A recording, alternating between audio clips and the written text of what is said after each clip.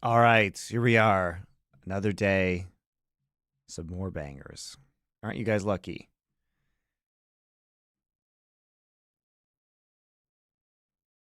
Thank you to Steve the Kind for your delightful Tier 1 subscription. I appreciate that.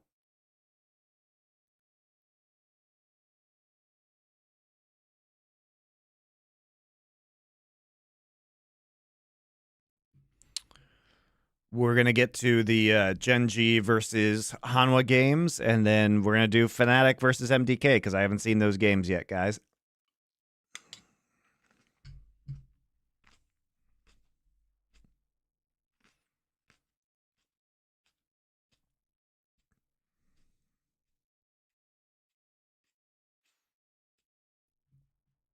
We're up on YouTube as well. I have a new chat command for power rankings. I'm going to try and update these every 2 or 3 weeks. So if you're watching the VOD of this somewhere, or if you're watching this live, just be aware that there are new power rankings. So I hope you guys enjoy them. Of course, by the way, you will be very angry at them because everybody's always angry at power rankings. So just know in your heart that you, in fact, are wrong and I am right. And so let your anger melt away and let the knowledge seep into you. Hey, Mush. Thank you. Been loving the YouTube content. Yes, I'm slowly reviving my YouTube content from the dead. Rogue Monkeys, thank you for the Twitch Prime subscription.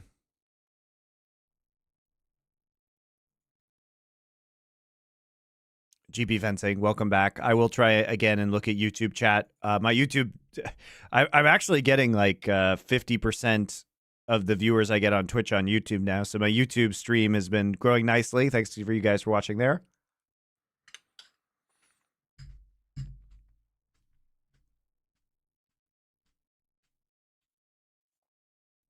You know, as I said on my last stream, at least for Last Free Nation content, like our podcasts, now YouTube is like double or triple our Twitch viewership live. It's pretty crazy. What am I consuming currently? A delightful bowl of Greek yogurt and blueberries. High protein, no fat, very healthy.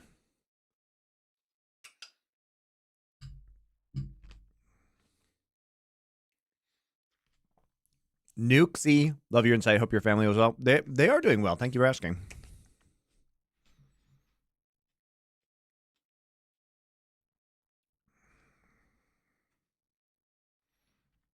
Yeah, the YouTube platform for live viewing has just been getting better and better.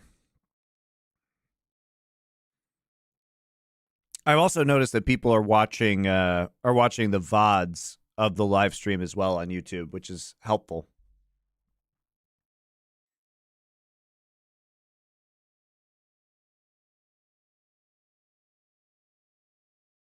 Greek yogurt is essentially a mind control potion. I have no idea what that is even supposed to mean. I have no idea what that is even supposed to mean. It's just yogurt, man. It can't control your mind. Fat is healthy. Trust me, I eat plenty of fat. Don't worry about it. Don't worry about it, guys.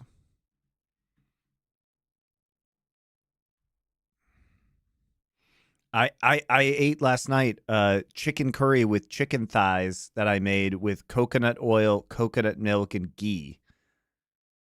All right? Trust me, I eat plenty of fat.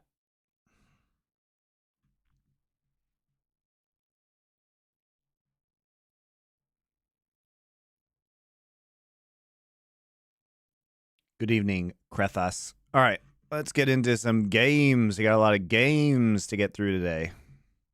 Who's your best player in the world currently? Ooh.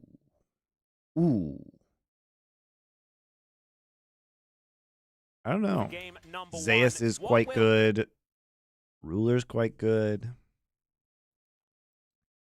That guy really gonna drop the Greek yogurt mind control comment and leave. It's time to admit Pyosik is currently the best jungler in the world. Dude, he's not even the best jungler in LCK. Cuz is. Get out. Get out.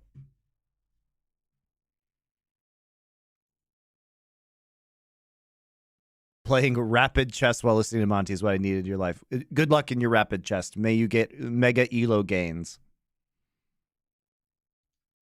Can Cuz play Rammus and win? Against shitters, probably, yeah.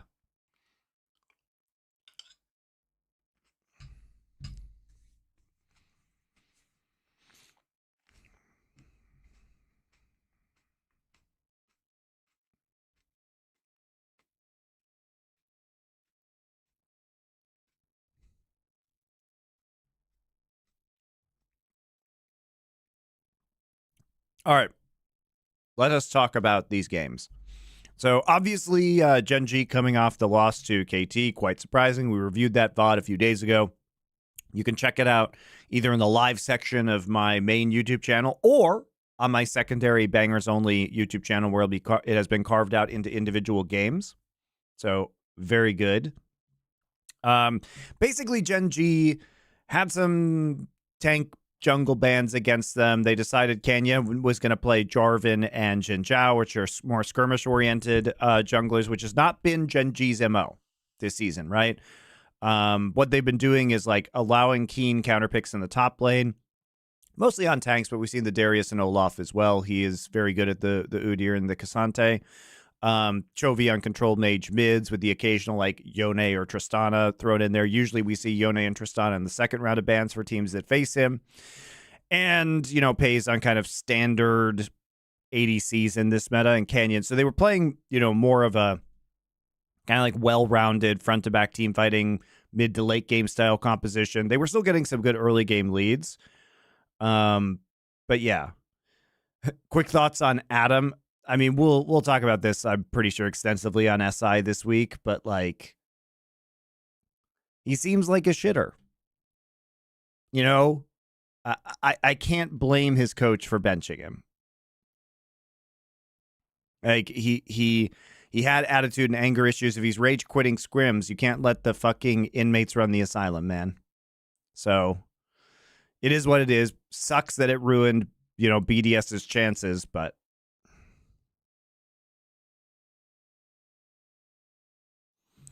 and now we get into HLE. They actually, I hate this narrative that's going around that like HLE doesn't have a good late game. They've had very strong macro guys. They've had very strong macros. Zeka has been a weak point. We saw him get completely clapped in lane and in the mid and late stages of the game by Faker in the T1 series. But Viper still super good at team fighting, and you know they maintain the macro.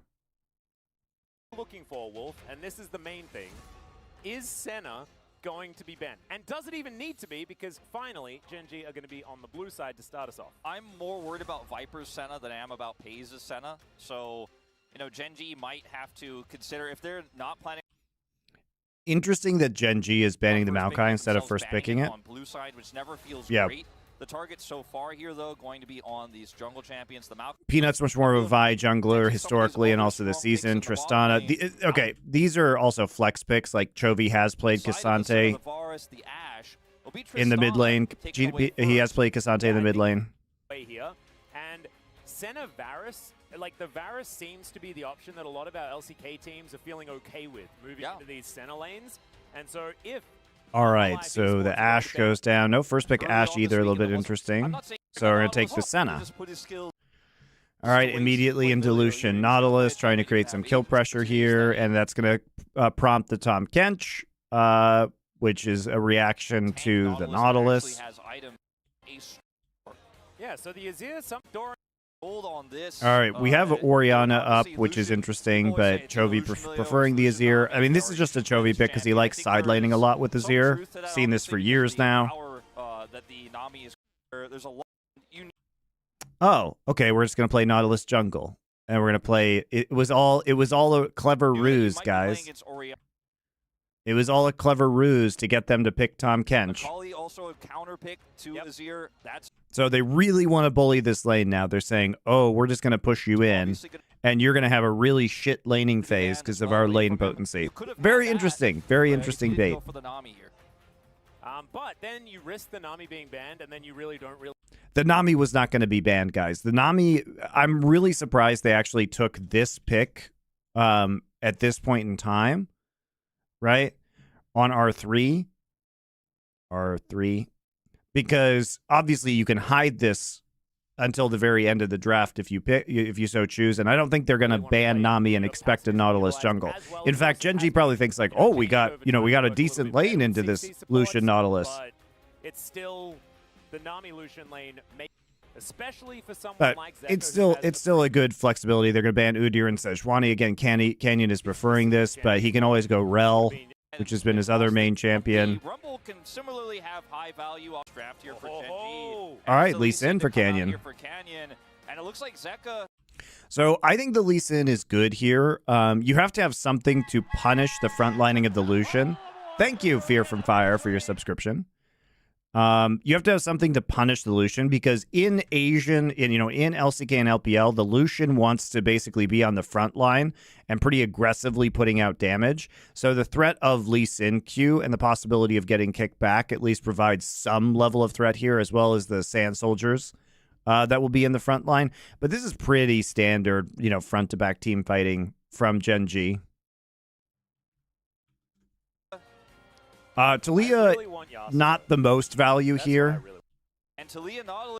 So Talia is just very good in general because of the peel it provides. Does prevent Azir engages. And if you look at Gen.G's composition, the primary form of engage is going to be Equalizer and Lee Sin flank into kick. So they don't necessarily need to engage with Azir, like have him slide through potentially a Talia E into the backline to push people forward with his ultimate. So Talia value here, because the thing is, if you're placing Talia E on a flank to stop the Lee Sin engage, it's not great. It's not great. Thank you, Minty678. So this is really the Talia is always going to be good, guys, and she is very, very strong. But she has less value in this composition compared to other compositions that we frequently see in this meta. What you could do if you're able to get a hook and then you get a flip back onto the Senna, she's dead. Same to be true of the Rumble. And the best I can't believe you put that fraud of a KT team at 6th place in your rankings. Well, man, they did beat Gen.G, so I hate them too, but I have to be, even though I hate them, I have to be honest about them. Here in this draft with Hondo Life, especially if Doran is able to get some value on this Aatrox early. If Peanut gives him some attention, he won't have to babysit bottom side as much, obviously. If it makes you feel better, Archie, I did call them fraudulent in my Power Rankings video. Execution is so much higher, the burden of it for Hondo Life here, whereas on the side. Did you have time to read the lawsuit? I haven't read the full document yet, but I will. Yeah, no, exactly. I think we're going to do a 4 Horsemen on it this coming week. I feel like something may have clicked in the man. He's like, well, it's time to remind everyone. High level, right? Like, you can show me as many highlight clips. What will you say if KT makes MSI that they're frauds? If you do it against Gen.G at the very end of a game in a clutch moment, that's when you could. I never will. Let's just. So, this is an epic one, and already Keen has passed the Huni test. We talk about the Keen test a lot. Sure. The Huni test is now in effect because Rumble was once again picked up. Nerfed a little on this patch, but should be okay in which lawsuit?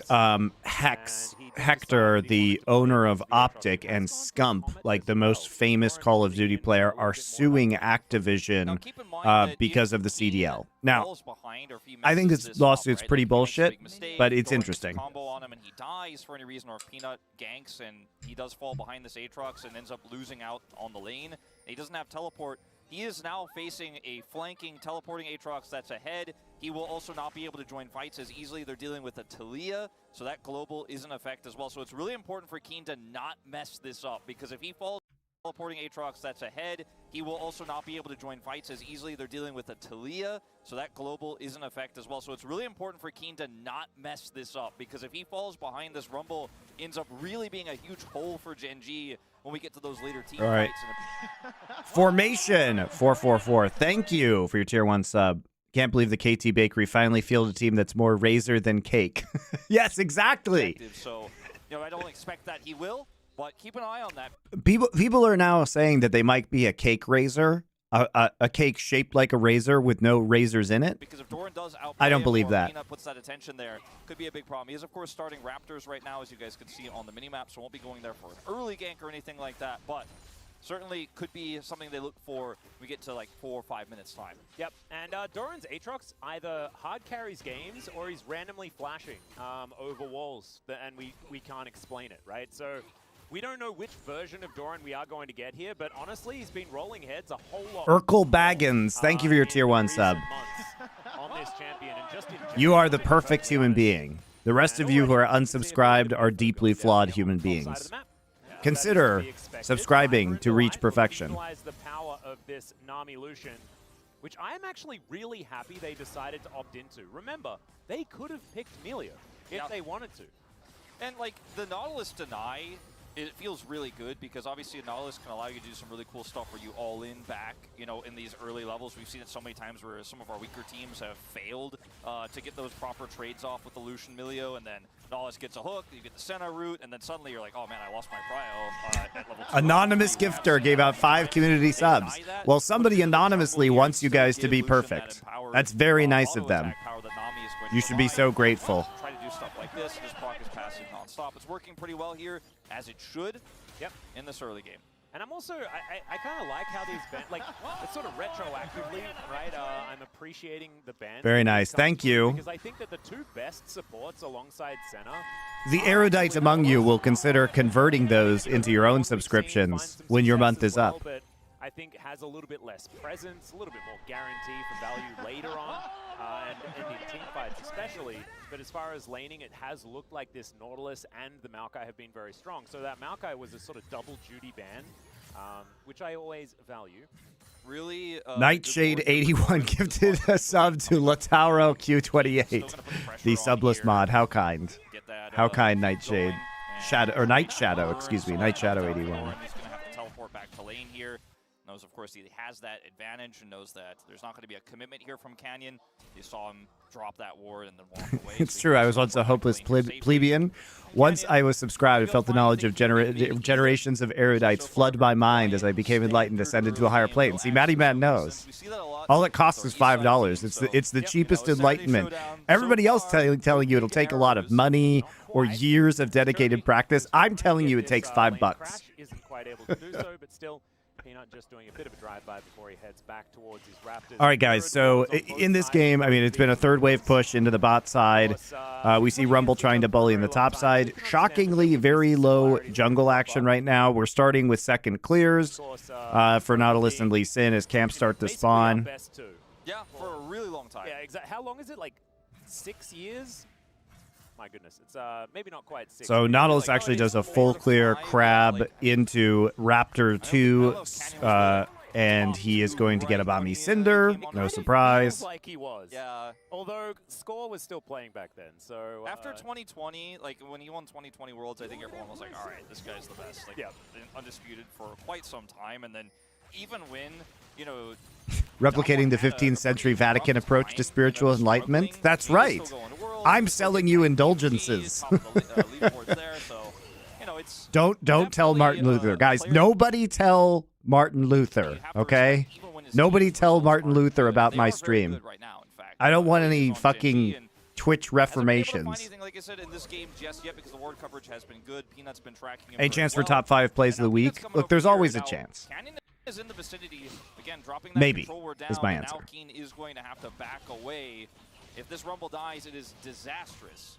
Ooh, Zeka in position, only level 5 as the hook is going to connect. Chovy is going to arrive as well, though. Emperor's Divide, and Zeka has to go all the way down the carpet. He might need to get out of here, though, utilizing the flash that he doesn't have. Atlas connect. Chovy is.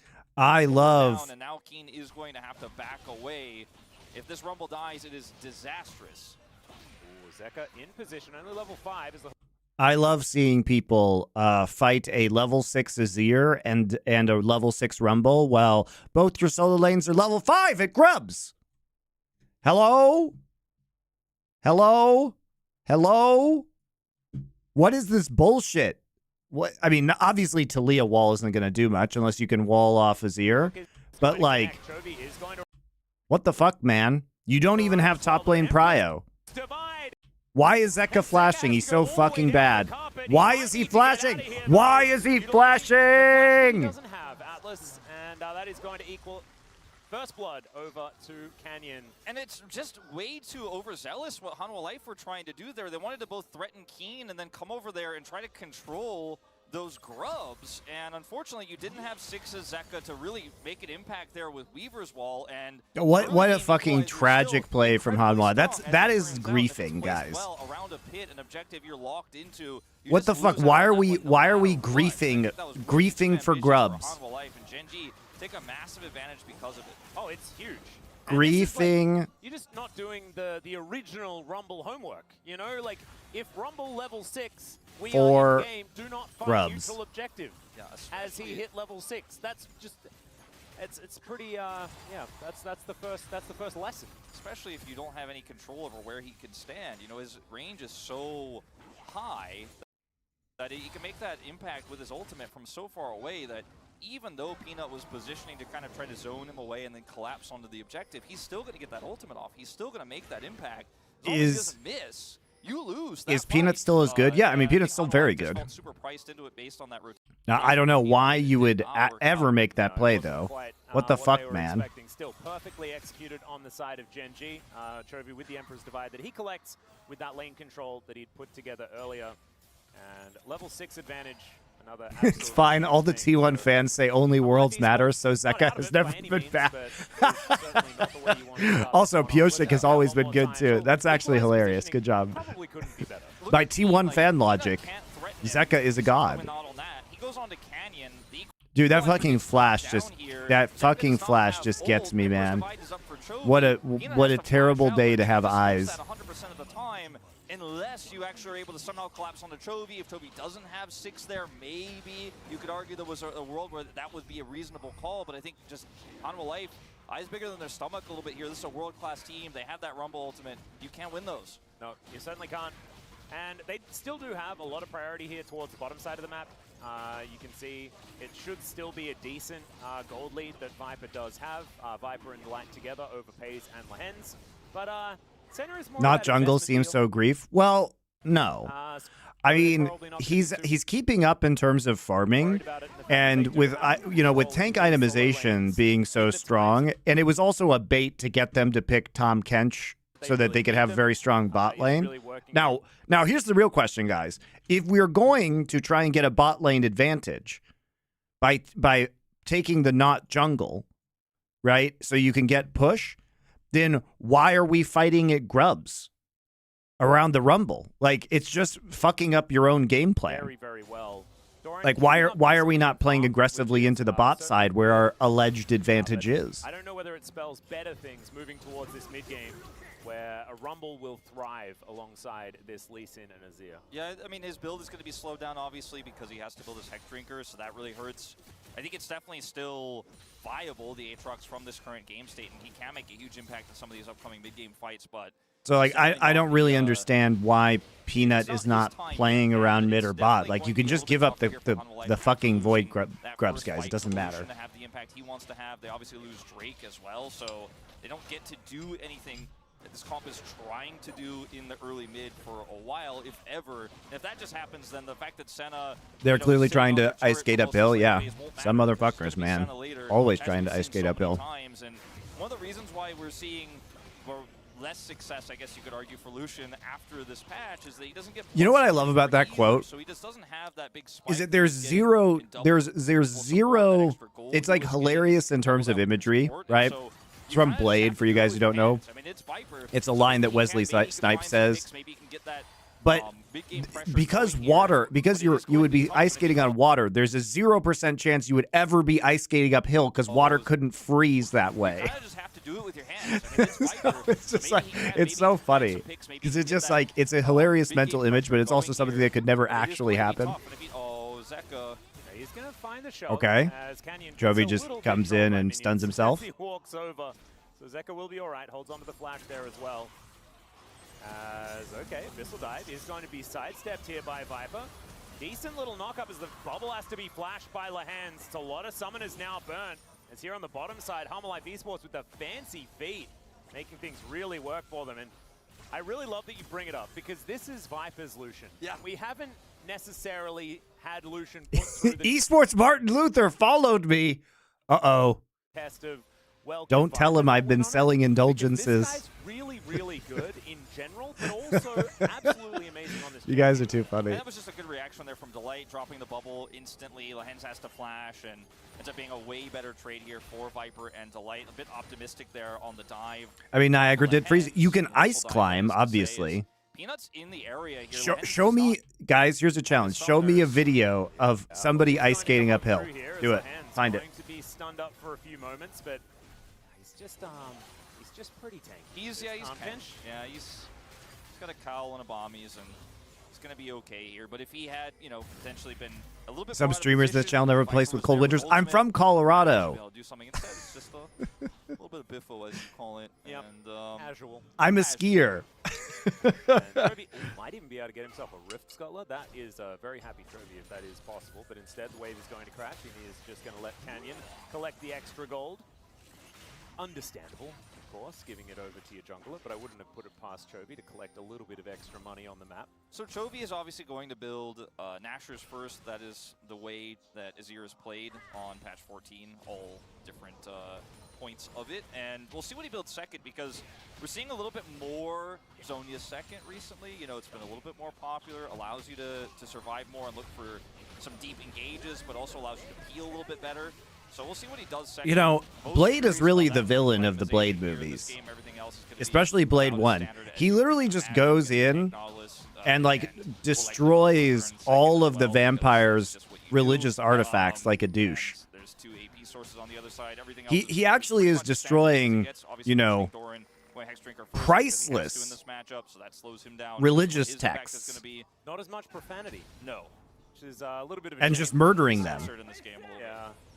I wonder whether they were censored, as Orcs was talking about in the pre-game lobby, because I did see some giggles just before we got into the draft from the players. I really want to know what they were saying. Hopefully, the boys on the space. Base, to be honest. Dude, he destroys the Vampire Bible, the original Vampire Bible. But I am very curious, because Peanut does like to troll. Yeah, Peanut trolls a lot in lobbies, As someone who watched a lot of in-game lobbies back in the StarCraft days, it was usually just 1A, 2A, 3A, go, go, go, go, go, go, go, go, go, go, go. It was about like the pre-talk.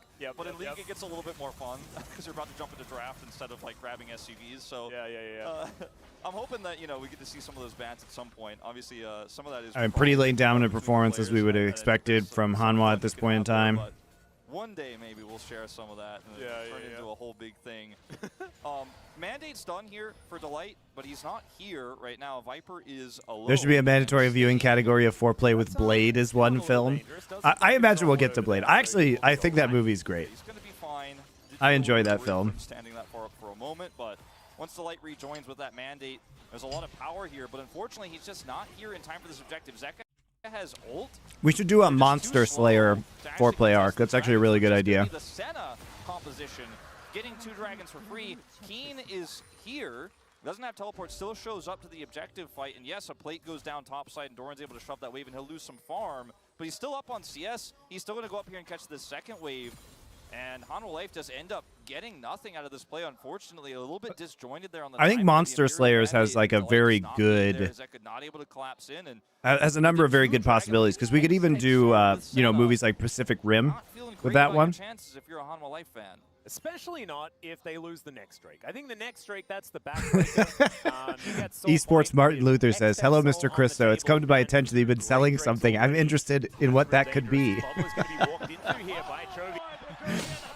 Dr. Butts, PhD. Wow, truly erudite. Thank you for resubscribing with Prime. Thank you, Dr. Butts. I don't know what to say about that name. It's magnificent. Yes, Esports Martin Luther. I've been selling Enlightenment for $5. Can I offer you some? Please don't write any theses. So Chovy gets out, doesn't have to use a flash or anything like that. Peanut's going to slink off to his jungle. There is so much CC you can layer in Hanwha Life's composition, but if it's not there in time, it just doesn't necessarily matter. Chovy just slides over the wall, doesn't have to flash or anything there. But opportunities like what was given there, potentially to Peanut, can arise later on in the game. If you end up losing Pays, he's out of position, or if Chovy does get caught before a big team fight, a hook turns into a flip, turns into an Aatrox is on top of you, or I would check your front door tomorrow if I were you. You guys are too funny. We do have the best educated stream on Twitch chat. Only on Twitch chat would somebody actually go and create an esports Martin Luther account as a joke. Viper and Delight just trying to put on as much pressure as they can. Of course, this bottom lane, the heart and soul of Chimera Boss 69. Thank you for your Twitch Prime sub. Just really good. Boy, I subbed to Monty. My IQ went up 10 points. But Life Esports' problems are not from them.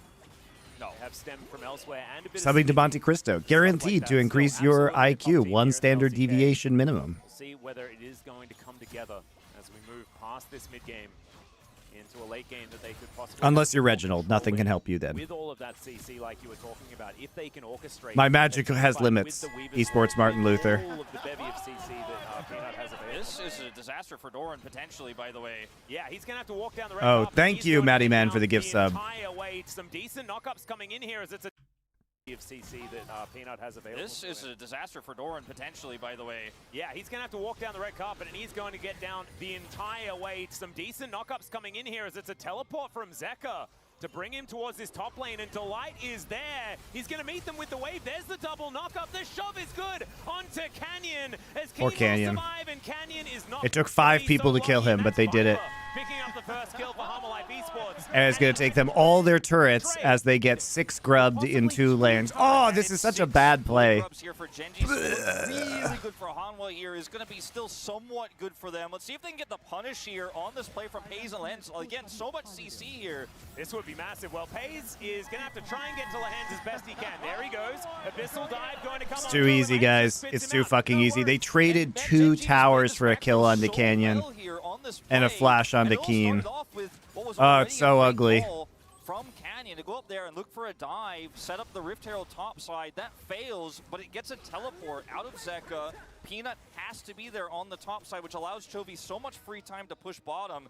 Then they turn it around. What a disaster of a game. Peanut takes the Hex Gate over here. He knows that Doran is very likely about to get dove here. So he can come over and cover for him. So Doran is fine. Gets the sweet spot here. Then the teleport comes back through. But this means Chovy can continue to push. He knows Peanut's top side here. And yeah, Canyon gets isolated on the side of this wall. Almost gets out, to be honest. But it's a great predict there from Zeka. The flip fantastically placed. But the cost is so high because you've got 6 grubs. I mean, the mid turret is gone, the bottom turret is gone now, and Genji. This is like watching the T1 D+ game where they just got T1 just cross-mapped them with the six void grubs. Like you cannot disrespect the 6 void grubs in the cross-mapping. Genji and T1 in particular is the best 6-stack void grub team in the world. They are so good at doing it, guys. Before going for these fights and going for these teleports, then you're going to lose a lot more than you gain, and that is precisely what happened. Look at Chovy's lead. I mean, it's 1,800 gold almost. You know, it is over 1,800 gold. It's almost 2,000. Why do you think T1 is weaker than BLG? Getting that turret and the extra 50 CS now he's amassed over Zek, who's trying to. If they literally won Worlds in the last 4 months and beat JDG, who is better than this BLG version, okay, well, T1 lost to Genji. This version of BLG is better than the one that was at Worlds. And we're doing current form. So I think BLG could be lower than T1 in the future, but I think they're better right now. An anonymous gifter, thank you. Rectal bleeding for Prez. That's quite a name that you gifted that sub to. Royvis1, thank you. And the Aol Dark, thank you for your Twitch Prime subs. They are greatly appreciated. Just going to get flashed on here by Chovy. He's going to need a conquering save. He'll go a little further than that if he wants to get that one. So trade of flashes, but also most of Zeka's health bar, and that will give Chovy a lot of control. He might even be able to take this turret as well, given the Nash's Tooth already in his back pocket. He's not going to opt in for it, but he definitely could have put a huge dent into it. But what he really wants is to teleport down here for this dragon fight, because that's what it's going to cost you if you did stay up there. It's actually a little bit of pride here on this. Okay, but riddle me this, T1 fanboy. Yep, why did they lose to Genji? The Rift Herald is going to be thrown down as well. That's just going to march around and give Genji some priority. As Peanut just staying close to this Drake. We'll see what Canyon can do here, utilizing his Sonic Wave resonating strikers. There's the weave as well. Equalizer goes down. Not as much value as the first one as Lahens dives in. Not going to get knocked up by Doran, though, so he's able to break those chains as Peanut's next to the Drake, but he's not going to be able to take it. It's Canyon that locks it down, but can they win the team fight? As now Canyon looks to get out with the safeguard, does so quite nicely. Keen also at 50%. I mean, it's really crazy that Gen G is actually completely out-macroing Hanwha this game. Nice flip, though. Doran did not need to flash into that. 50% and Hanwha Esports, just not enough damage in this one. They finally land a hook, but it's onto Lehens. He's taking. I actually don't know why he's flashing in. I guess he really wants to provide the CC because he thinks that Viper can clean it up, potentially, if he gets the CC down. Yeah, I mean, I think if Gen G lost 2 people in this fight, maybe even 3, they'd still walk away saying worth because they're still up on gold and they got Hextech Soul Point. And they ended up trading 1-for-1 there. Do I think Viper's still on the level of Ruler and Gauntlet? I mean, Viper's really good, guys. He is really good. HLE with a mid laner is an amazing team. The Weaver's Wall comes out, but he's able to threaten Zeka without ultimate. He doesn't have his tools because he used them topside. He still puts a dent in Zeka's health bar. They just comes back over here and offers some additional damage so that unlucky on the smite fight. And then when we back over here and offers some additional damage so that Peanut smite's late. Puts a dent in Zeka's health bar. They just comes back over here because he gets the Q smite, and the other smite I think is onto. I think the other smite actually just hits Canyon. That's what it looks like.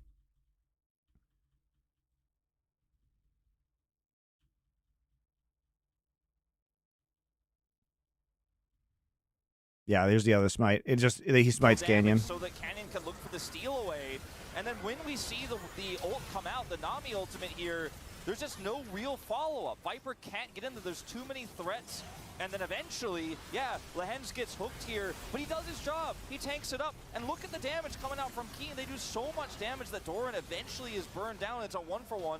Soul Point goes over, and Hanwha Life are just taking 1 step forward, 2 steps back, it feels like in a lot of these fights, whereas Gen G is sprinting closer and closer to the finish line. Zeka is like the cream of LCK. No, he's not. Jumped up 500 after this last fight, and I mean, they have so much control everywhere on the Rift right now. Cannon even can come up here and threaten Zeka. Would HLE be a contender if they had BDD? Yes. I think they'd be really good. Peanut here, who hooks Lehens once again. Cullen going to be soaked by the gray health and a bit of a shield there as he does activate. And Lehens just, yeah, laughs it off, as we can see. Viper dashing towards Pays, but not going to find too much more damage as now Chovy just trying to shift the sands away. Hanwha Esports still playing with a lot of gusto here. And I think one thing that we did learn about what Hanwha Esports composition can do is that if Doran makes it into a backline and there's not a lot of buttons left, he will kill everyone. Yeah. And quite quickly. Here's what I think, guys. I think if Deft, Pioshik, and Beryl want a DRX reunion, they should be allowed to have a DRX reunion. Zeka should go to KT. They should immediately trade Zeka for BDD, right? They should immediately trade Zeka for BDD. I think that the flanking Aatrox, they can have Kingen too. I don't care. Like they can have Kingen. If you don't have any map control, you can never get to that flank, and that's the problem. They can trade perfect for Kingen. We'll just have the double rookies on D+. That's fine. It would actually be more fun to watch them. D+. Divide is going to push Peanut towards him, but Doran's here as well. Devour comes down as Lehens is just doing battle. A fantastic equalizer yet again, but it's not able to lock down the kills just yet, and Doran is still fighting. Not for much longer as 2 go down, and Pays is flashing after Viper, who does relentlessly escape that one, and Peanut not going to be so lucky. So 2 kills for Chovy, and basically everybody else picking up 1 in that fight as Gen G will also take down the last remaining outer turret and possibly just a Baron. You know, a moment ago I said 1 step forward, or 2 steps back. That was 1 step forward, 3 steps back. 2 teleports down, and Zeka is just going to try to push mid here. Won't really be able to get anything out of this. The turret's not even. What about the shy to D+? Dude, I've already made that argument. Now spawned here for Hanwha Life to try to collect, but that's another turret down, that's Baron down, and that may just simply be the old. Yeah, it's such a disaster of the game, especially when they got Soul Point on the Lee Sin. Zeka misses his W, pushes Peanut out. Lehens is here because he has TP. And then the equalizer is there. Because he's a farming Tom Kench. It's like when you play Santa Nautilus right now, those champions get TP. You cannot participate. And I think Gen is the great play by Gen G. Honestly, this is one of the better macro games we've seen from Gen G. They've had some problems in the mid and late game, but this game they've been very good. doesn't even need to fish for a kick. He's still looking for one, but it does not matter. Zeka is still going to die. And Viper throws a culling once again into Lehens, who's just very happy to tank it up. Hex Gates now being taken. Delight is not going to be... he tried. He gives him the thumbs up. Thumbs up, and Paze is going to say, hello, remember when I was your teammate? And then Peanut is going to go down. I have a feeling this one's all over. And Canyon is going to see whether he can kill Viper in the meantime. Viper too good, man. Because there are these wolves in the way. He's just delaying them so they can end. Stupid wolves. Kill this guy. Oh wait, my Nexus is dying. All he has to do is stop the back wolf. Win. No, he can't. Oh, he finally got him. All right, well, that was fun, I guess. As that kill does come through right before the Nexus goes Equalizer pretty good. Yeah, it turns out Keen's a really good player. But my stream is filled with Keenosaurs, so we know this. Yeah, I think Genji really just running circles around Hanwha. What a terrible decision to fight for those grubs. Completely through the game. Is here, but look. Anyway, no. They were Swifties. I mean, he did go Swifties, but he had some. His ultimates were the best that we've. Professor Clockwork, you're back with another Twitch Prime sub. Thank you.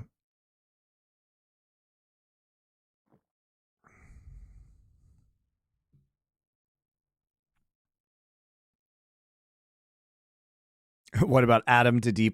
Hilarious.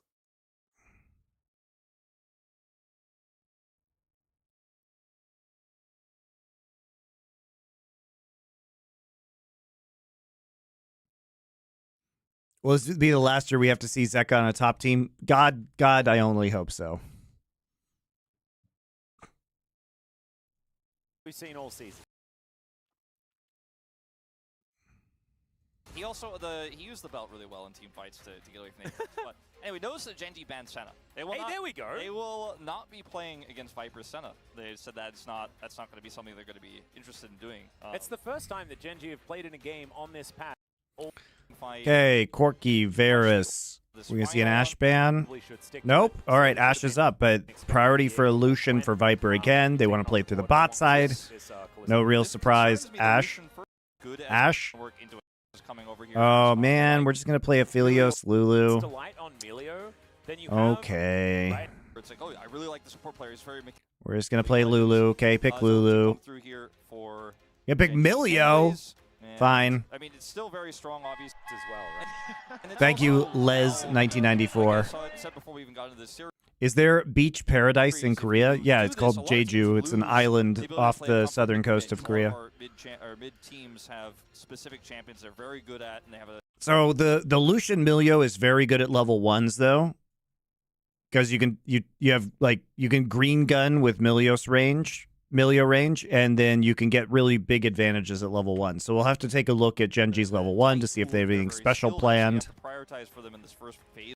Genji, I think, is taking out Peanuts champions, Vi and J4. J4 obviously a counter to Aphelios and possibly Orianna here if he picks Orianna mid.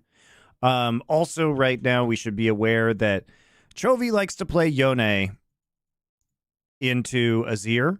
This is a Chovy thing, so that's definitely on the table as well. Normally, if teams pick Azir versus Genji, they ban Trist and Yone. Just allows Chovy to play Orianna here. Talia really strong, though, because of Lucian, right? Lucian wants to be at the front. Lucian can't dash. But you still have, and with the Vi taken out, there's another single, and nobody's taken Nautilus. So Lucian is pretty free to work the front line right now. See if they get some lockdown for frontlining Lucian, or they're just going to eat a bunch of cullings to the face. Right now, whether you'll take the Aatrox here with Cassante banned. Oh, looking for giving Keen counter pick instead, though, and just grabbing Hui for some additional long. Okay, so they are going to take the Hui matchup, another counter. This is Chovy's first Hui game. Damage, you have sustained damage, you have, I believe. I should say I'm pretty sure it is. Also long range and a bunch of utility. I love this. I like the idea of just sitting back, right? Like a lot of what these Milio compositions run into is having to play neutral and not having engage. First Hui game. They have engage with the Rel anyway, but you also don't necessarily need to because you can just stand back and fire things from a billion miles away as the Hui. So really like it here from Chovy. I am not a big fan of the Sejuani here. especially with whatever pick you get here. It has Dude, to be Sejuani's pretty janky. But they want a form of primary engage, I believe. You know, you have the secondary engage options of Azir, Shuffle, and Aatrox flank, but you need that primary engage. Also, secondary engage of Nami ult. So it feels good with the composition, but doesn't feel good in the laning phase. Jack's not pulling out any Camille's here. And they'll just play Jax. All right. Jax for Keen. You have to play this blind, but there is so much follow-up to a Magnet Storm. It's unreal. I mean, Canyon could... They still lack primary engage, guys. I don't really count Rel as primary engage because oftentimes she needs either to be played into to provide primary engages, and you're walking into her while her team is taking a dragon or a baron or something like that. But very good for kiting, very good as a follow-up engage, but they don't have a lot of primary engage on this composition, kind of like a Jax flank. So this comp from Gen G could have problems if they don't have objective prio. I actually like Hanwha's draft. It feels like there's a lot of ways to kind of play this draft that Hanwha has, and they have conditional engage, which is nice, meaning that they don't have to commit to a fight. They can kind of throw out a Nami wave or a Sejuani ult and see what they get, whereas Gen G is like all in. You know, Jax and Rel are just all in. Good at kiting, though, and you know, the other thing you have to think about is the threat onto Hui. Now, there is an Aatrox flank threat onto Hui, so at least they've got something. I love the Jax. Caitlyn is underpicked since last year. Yeah, we see it. We are seeing it more in the LPL. A 4-1 opportunity with a composition that is lacking a bit of engage that does sort of want to play. We've seen some like Caitlyn Milio combos, Caitlyn Lux combos. T1's played Caitlyn Lux in LCK. I think it's still good. It is more of a conditional pick, though, and it's like it's very binary because it just pushes. So everybody in the game knows what you're going to do, which means that if they can stop it, which is difficult but doable, then you kind of just lose. In a draft where he's just kind of in isolation, like, he's a side lane threat, but that hasn't really been what this season has been about. Or, okay, like, he's our engage.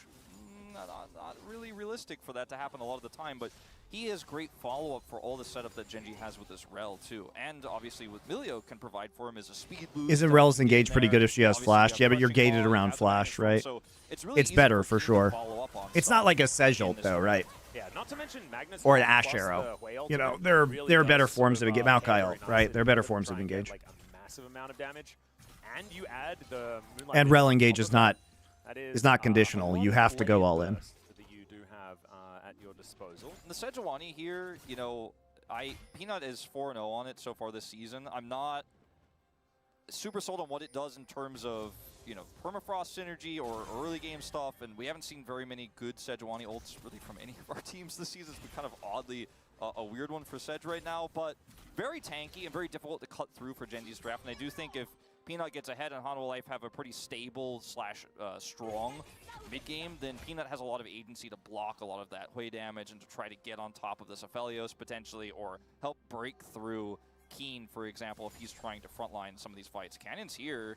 Yeah, and Flash already from Zeka. They are even going to get a bit of added damage. The best team comps always have at least one form of conditional engage. Yeah, I mean, I'm a big fan. Conditional engage is a huge aspect of Professional League of Legends. Huge. What camps he can, but it's just vertical jungling. Yeah.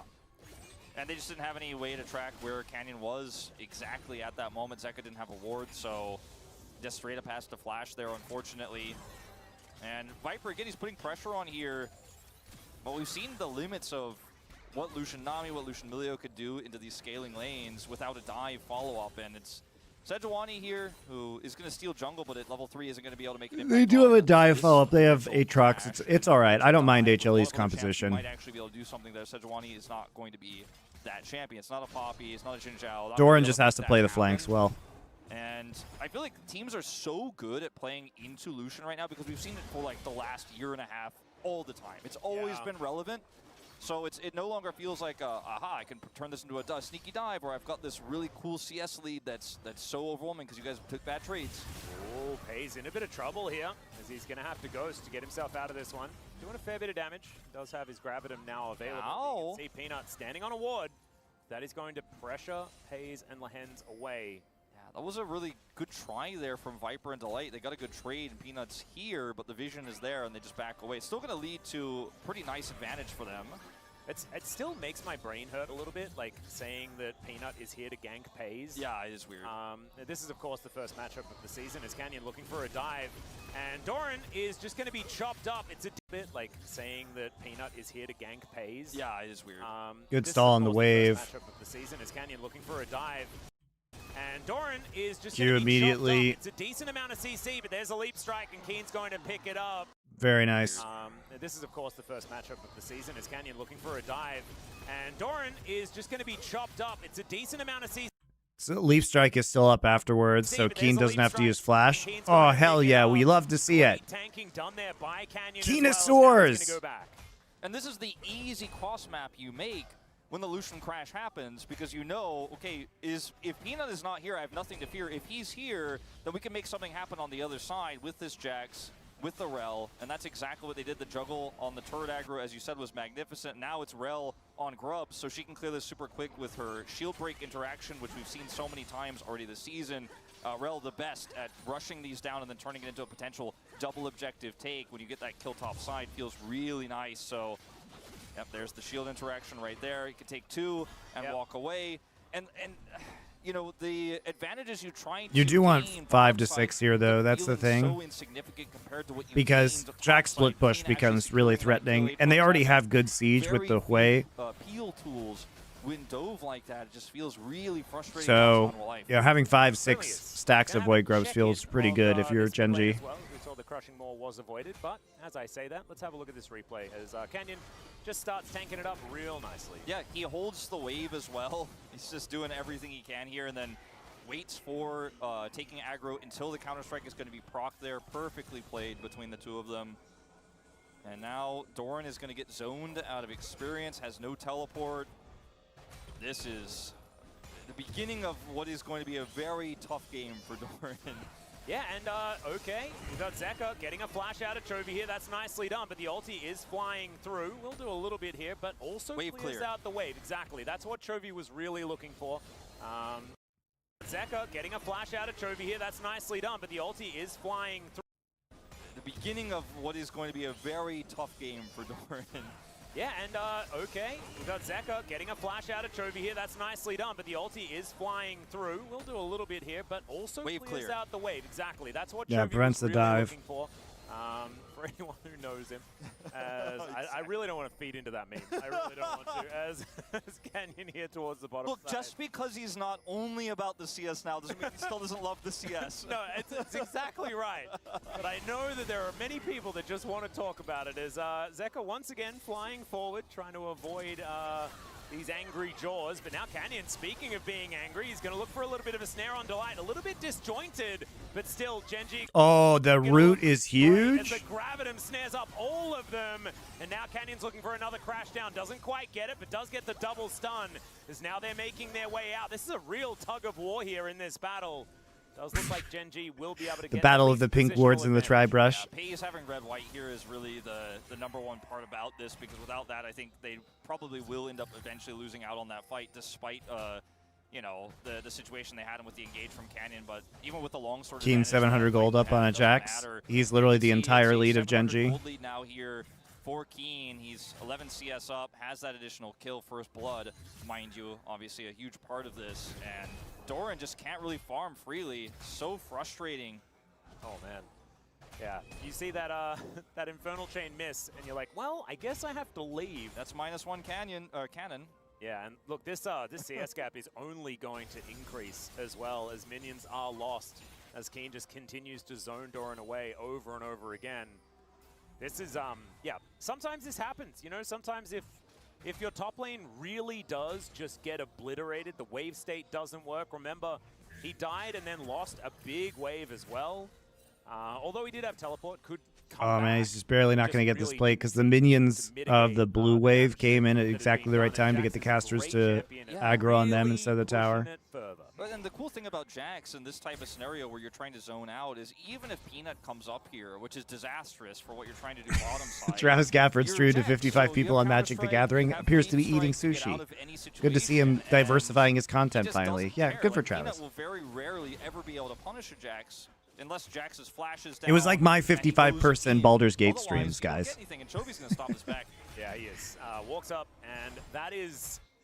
You might look at that and say, oh, but that's not a kill. And it might also be It's a worse kill. than a kill, basically, but now it is also going to be a kill. And now it's almost guaranteed. Peanut's going to turn up, but it is a 2 versus 3. Thankfully, the turret is available. Chovy now looking for the opportunity as Doran's just going to be taken down, and Peanut just has to watch. Keen does indeed. Peanut's going to turn up, but it is a 2 versus 3. Thankfully, So he actually does stun the Rel, but obviously with Chovy being here also, not much you can do. Keen actually does have to flash here, which is a bit unlucky. Interesting. When did he use his leap strike? Thankfully, the turret is available. Chovy now looking for the opportunity as Doran's just going to be taken down, and Peanut just has to. Now it's almost guaranteed. Peanut's going to turn up, but it is a 2 versus 3. Thankfully, the turret. I think he had leap strike up. Oh no, he used it right there. I think he used it right there. It was like a short range leap strike. Yeah, he used it to dodge the chains actually. I think he used it to dodge the chain hit. Because I was wondering why if he had ward up he didn't leap strike out, but I think he used it to dodge the chain hit. That was actually really well played. That was actually really well played by Keen. This is why we love Keen here, guys. As that one is crashing into the turret on the side of Life Esports, but this Aatrox is basically a paperweight. Yeah. Towards just going to be taken. Peanut played it horribly. Yeah, he is. Walks up, and that is. You might look I mean, ulting the Rel seemed all right. It's worse than a kill, basically, but now it is also going to be a kill. And now it's almost guaranteed. Peanut's going to turn up, but it is a 2 versus 3. Thankfully, the turret is. I mean, he thinks that he ults one in range, right? But he's just going after Canyon instead. Where's his Q? When did he use his Q? Look at that and say, oh, but that's not a kill.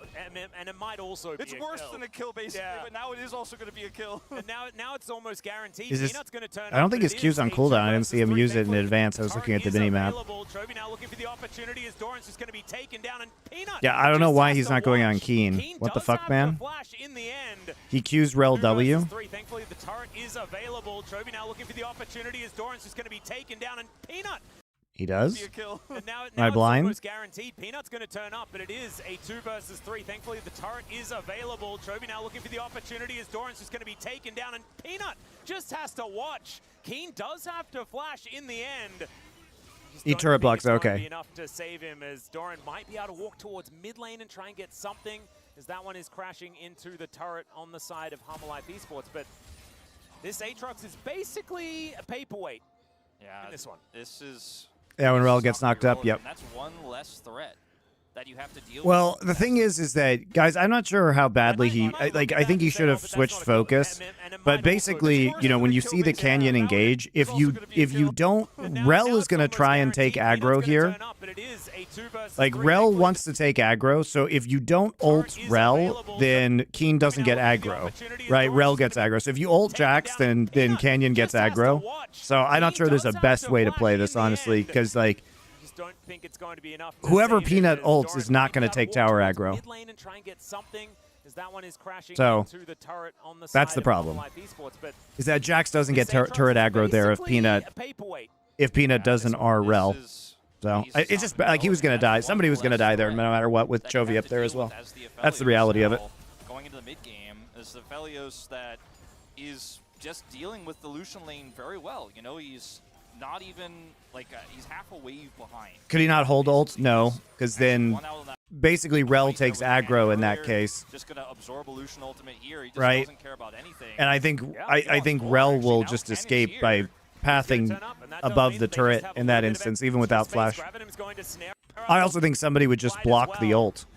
So. Not gonna find Viper, but as soon as Canyon shows his face, they have to back away. They can't put on the pressure that this Lucian Nami does want to be doing. Doran doesn't have teleport, so he's kind of awkwardly deciding, like, are we contesting? I do think the mistake was that he didn't turn on to Jax. I think ulting Rel is fine. I think after that you turn on to Jax once he picks up the aggro, and then maybe you can kill Jax. Gen G with the Aphelios lane have control. They have control on the top side. Monty, you should listen to Hype Boy by New Jeans. No, I don't give a shit about K-pop.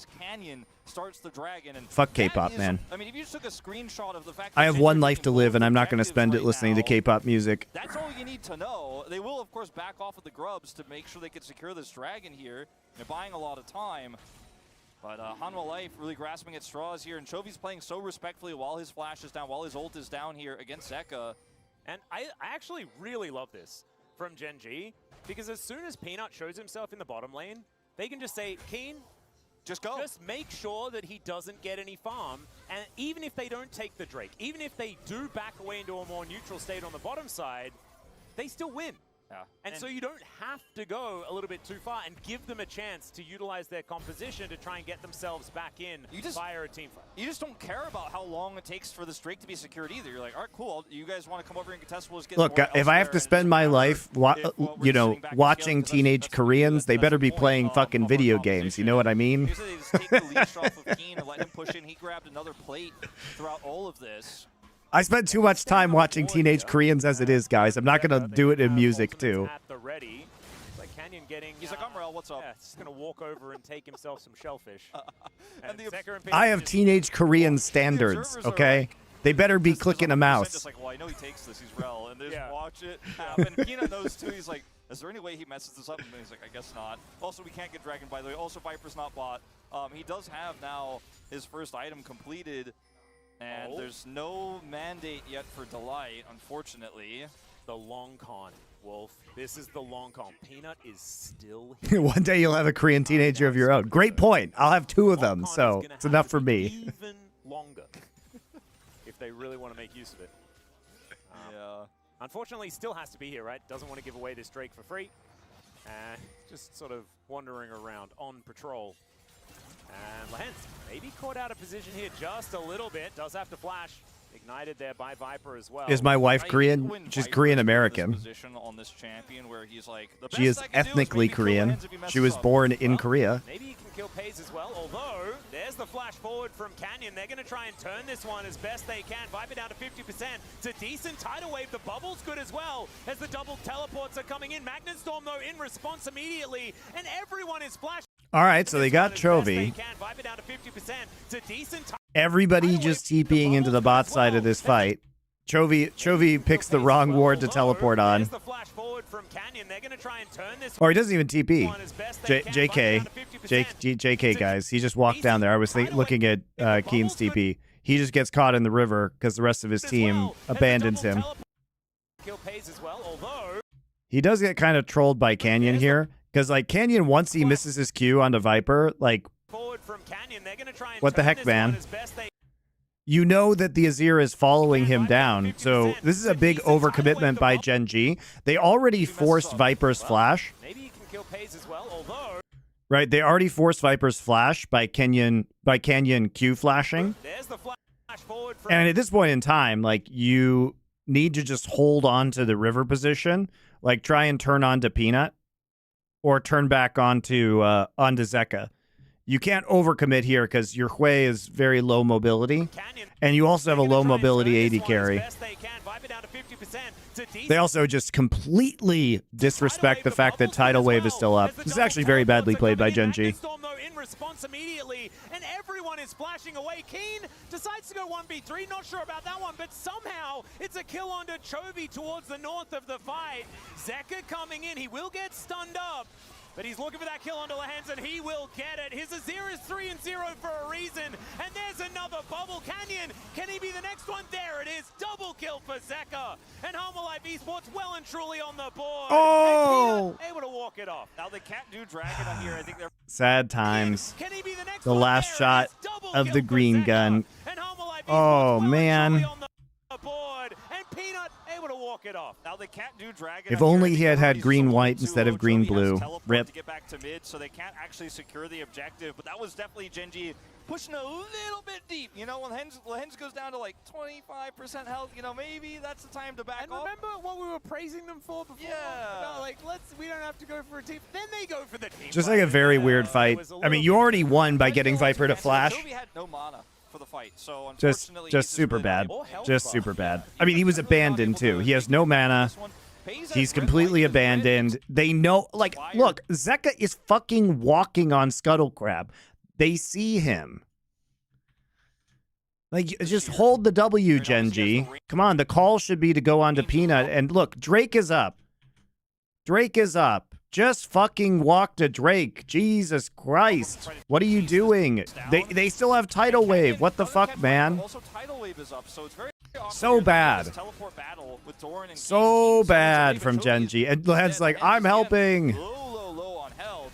And then they do everything they can to protect Keen. Meanwhile, Genji trying to secure this dragon, and Zeka is able to at least get Lehens. He wanted to get Keen and Lehens, but it'll take. It's actually giga bad by Genji. Do secure the dragon after all of this with Chobi's reset. Like, why do we lose 3 people here? For Zeka on this Azir means he's now online in. I mean, good job by Hanwha, but it was a bit of a freebie. And gives the good old thumbs up. He's always ready for the emote play. You love to see it. Now, that is going to bring Humble Life Esports within touching distance. You can see just after that fight, they did have a slight gold lead.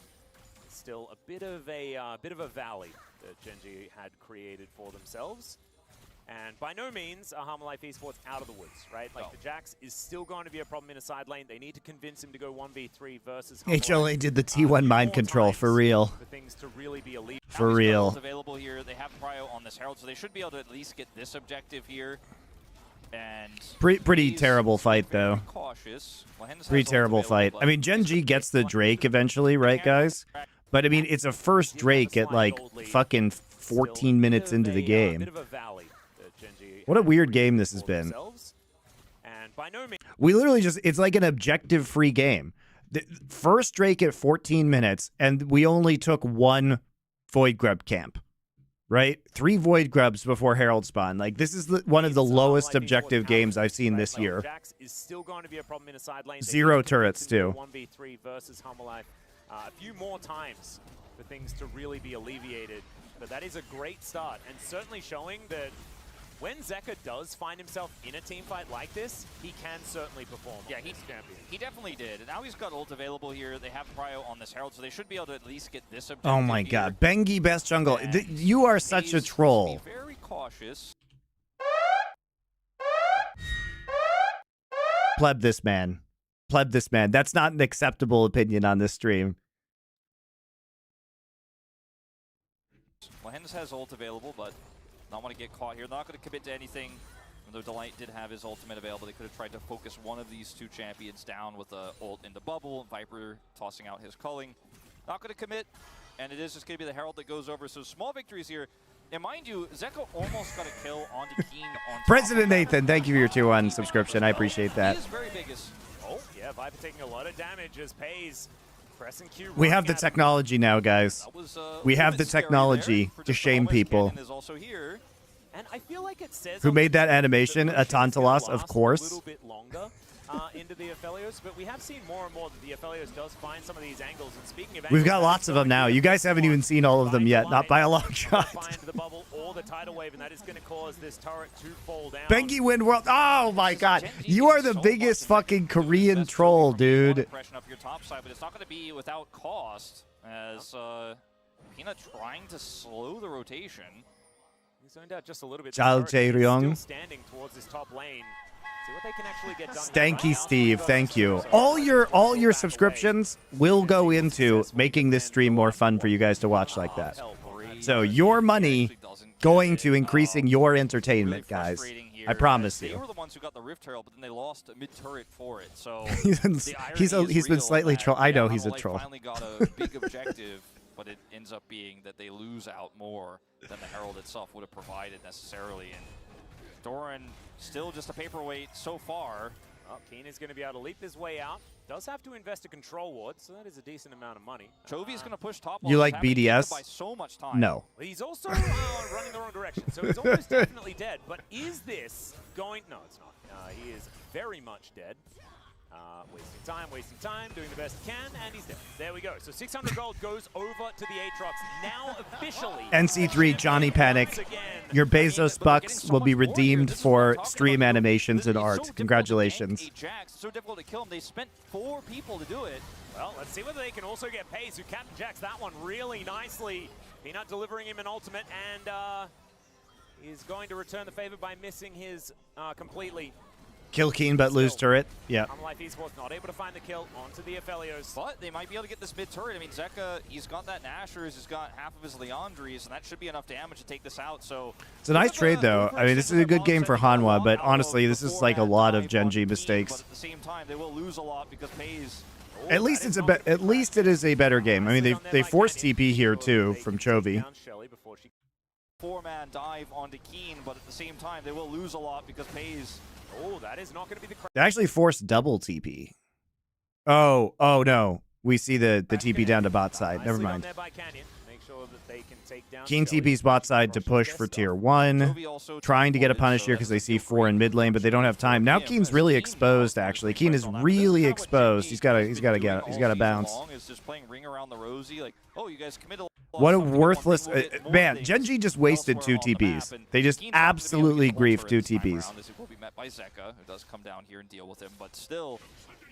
He literally could have walked to bot side Keen and gotten the same effect, and Chovy did not need to TP to the mid lane. 45 seconds, we're going to have that next Drake, and so things have looked very good for Genji, although there were some overextensions. Who's my favorite LCK team? Right now it is Genji and Kwangdong. Really gets hit for the Lucian, right? He is up an item. He has his RFC. He is ready to fight this dragon out. This is I like T1, yeah. I think T1's very good, but you asked my favorite. I think the best LCK team is T1 right now. I think my favorite teams are Genji and Kwangdong. As in, I enjoy the most pleasure from watching them. I derive the most pleasure from watching them play. I hear that Monty does not like KT. I'm a historic KT fan. I don't like this version of KT. I hate this version. Pushing up and getting more because KT was my favorite team last year. What's happening right now is he's just wailing on Doran. Canyon just biding his time, really wanting to just get the straight up dive. Does have flash available as Chovy misses a few buttons, and Peanut, he doesn't. Emperor's Divide's going to throw him into the wall, and both dives are going to be successful. And now in the mid lane, it's an honest 2v2. As Lehens takes a full culling to the face, and he is going to back away.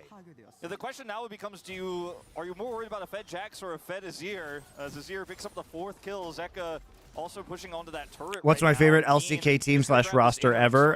KT Rollster Bullets Season 3. To answer this Jax because in a team fight, I favor the Azir, but alone in the side lane, I favor the Jax. So the Jax is getting work done, Atlas. It's not even Jax versus Aatrox anymore. It's soon going to be Jax versus Nexus, and we've seen this battle throughout the ages. Jax tends to win. And Hanwha Life, finally. Do I know Joe Marsh?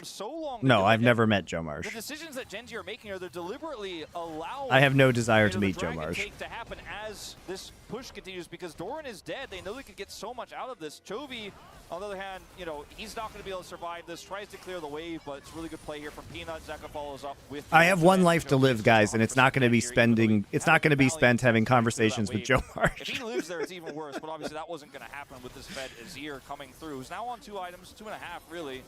But the question becomes. It's not going to be my life is not going to be spent watching K-pop or listening to K-pop and talking to Joe Marsh. That's not how I'm spending my life. I refuse. They have to deal with the threat of this inhibitor top that's exposed. Could be taken out at any point now. Yeah, two turrets in the top side now. Genji just actively trading up. Cleaning it up surgically.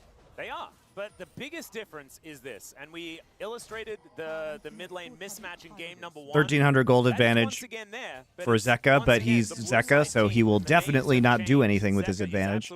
Zeka is the Kana of mid laners, where it doesn't matter how much of an advantage you get him on certain champions, he's not going to win you the game.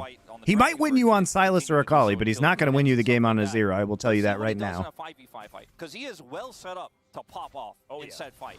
But if Genji just avoid fights and scale up the Aphelios and then keep taking turrets off the map, the objective is to kill the Nexus. So HLE need to somehow force a fight, maybe forcing a Baron, you know, grouping up over here, clearing some vision out, forcing Genji to come to them. That could be the way that they end up having that amazing Azir. What's the best American chain restaurant in Korea? Ooh, good question. The longer they wait, Keen's not. He's going to keep pushing, so you have to Burger King is like weirdly good in Korea, like much better than it is in America. Papa Murphy's used to be banger. I don't know if they offer this, if they offered this in America, but in Korea they used to have this thing called the box, where it would be like a cardboard cube, and it would have trays in it, and one tray would be chicken, like chicken wings, like boneless chicken tenders. One tray would be a pizza, and the bottom tray would be like a chocolate chip cookie, like pizza cut like a pizza, like a giant chocolate chip cookie. It was delicious and terrible for you. The box was fucking goated, man. They did have that little bit of, you know. I don't know if that existed, in America or not, but it existed in Korea because I wasn't living in America at the time. And he was just before. So holding on to vision around the Baron, making sure that Life Esports need to put in all of their resources to continue checking, continue trying to get vision. Hanwha just let the Jax do his thing. They just couldn't quite. Or it was Papa John's. Sorry, like Papa John's. I'm so dumb. Papa John's. Had they done that a little bit faster, maybe Genji has to send Keen over, right? Maybe they could threaten a start, but Genji's I'm trying to find it. Like, all right, cool. Now here, yeah, I found it. We're near Baron, dude, this shit was fire. Let me tell you. Over here and push you away, and Zeka's zoned out, doesn't get to do anything there, and we just keep getting a shot of this. Here, I'm gonna show you guys real quick. This game is being interrupted by the Papa John's box in Korea. Okay, you ready? All in one box. Pizza. This was pasta. This is a pasta dish. Potato wedges, boneless chicken, and then a fucking chocolate chip cookie. Giant chocolate chip cookie. Look at how fucking great this is. And it came in this giant box. They don't have this anymore in Korea. I was so sad when I came back and this didn't exist anymore. But this is the single greatest fucking invention. I don't know why they don't do this everywhere.